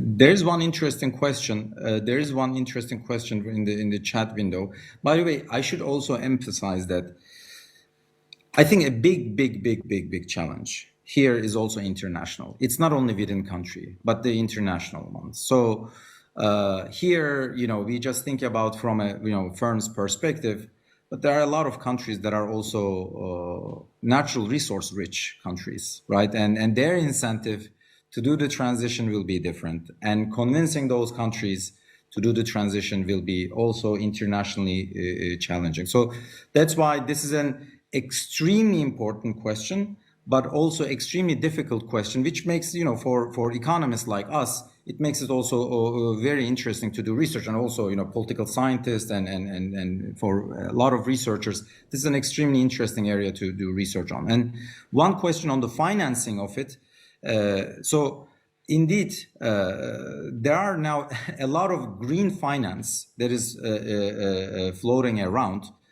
And one interpretation of that paper that I cited in my presentation is that those companies that are mainly in the dirty technology or dirty energy business, they are trying to attract those green financing to their company. So that's why on paper, they are doing some window dressing. At least that was one of the main takeaways of that paper, basically. They are doing window dressing by simply producing some patents, attracting those international money to their company, but in the background they are lobbying for dirty technologies. So when it comes to financing, again, also the incentives are extremely interesting. There was one interesting comment in the previous panel when I was following that one, which argued that we have to be supportive for small to medium-sized firms, and I agree with that, because small to medium-sized firms have less to lose if there's creative destruction and if there's energy transition. The larger incumbents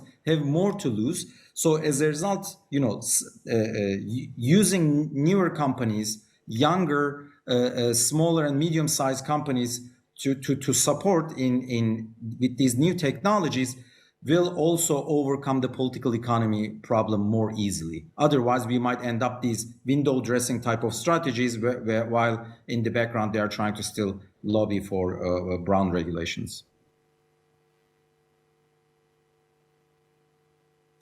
Yeah, please. I might comment. I found that really interesting that you showed that the recruiting more politicians isn't correlated with more innovative activity. And I was just trying to think about it, that why is it the case that for some reason lobbying seems to be cheaper than switching to clean tech?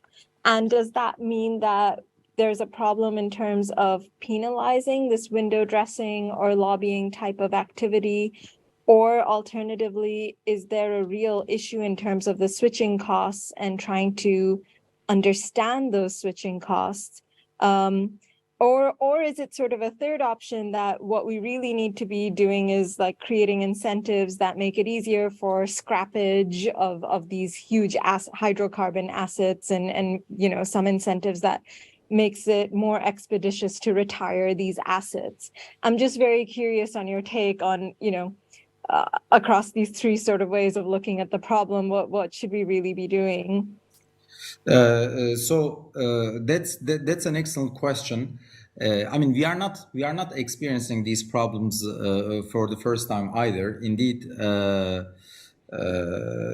instance, when the communist regime collapsed, there were also all these old technologies that were, polluting big time, and so we had to get rid of them at the time. So it's all about incentives, of course. And I think first we need to understand the firm incentives better, and just asking firms to drop their weapon won't work, right? So again, firms are reacting to monetary incentives. So we need to find a good way to replace these old technologies. So the following is also a bad idea. So assume I have a very advanced old technology, and maybe I don't have R&D capacity either, but I just ended up having this really big facility to produce with dirty technology.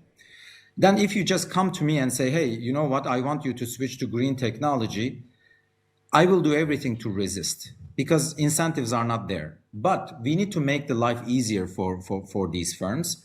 And rather than pushing these firms to innovate themselves, we need to also extend the technologies, these better technologies, to these firms or to these countries as well.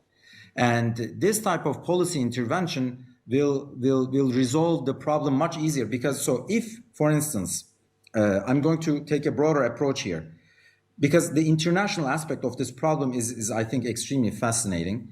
So if you just go to a poor country and say, you know what, I want you to switch to green technologies and I want you to innovate, but it's extremely hard for them to do. One thing you can do is that you can say, hey, you know what, you're going to lose quite a lot of money to do this transition. And as you said, Sugandha, so I'm just going to compensate you for your loss. Well, this is a very, very temporary solution. I think the more organic or more long-lasting solution is to also extend them the technologies and to train them with these new green technologies rather than leaving them by themselves. And that way, organically, this transition will speed up. And not only they will switch to new technologies, but through also this human capital spillovers, because we will potentially train some engineers to use the green technologies in those countries, etc. This is going to both fix the incentive problem, but this can also fix the human capital problem. Because you also alluded on my research on human capital, and I try to think about these issues for quite some time. And as I said, they are all coming together now in my mind, that just asking a country or a firm just to shut down or to drop the dirty technology won't work. But we need to incentivize them organically by also extending the better technologies, cleaner technologies to them, and also potentially providing human capital support to both firms and to countries. And that way, organically, otherwise, if you give them a hurdle that's very high, it's a very high bar for them to clear, they won't do it. And they will do everything else to prevent the transition. So thank you so much again for the opportunity and for your comments and questions.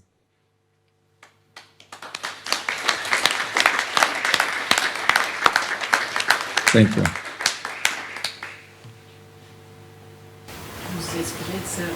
Okay, I guess, yeah. Thanks again. Yeah, thanks so much, Ufuk, and we're up for some drinks, pretzels, and further discussions on all these very important dynamics. Thanks so much.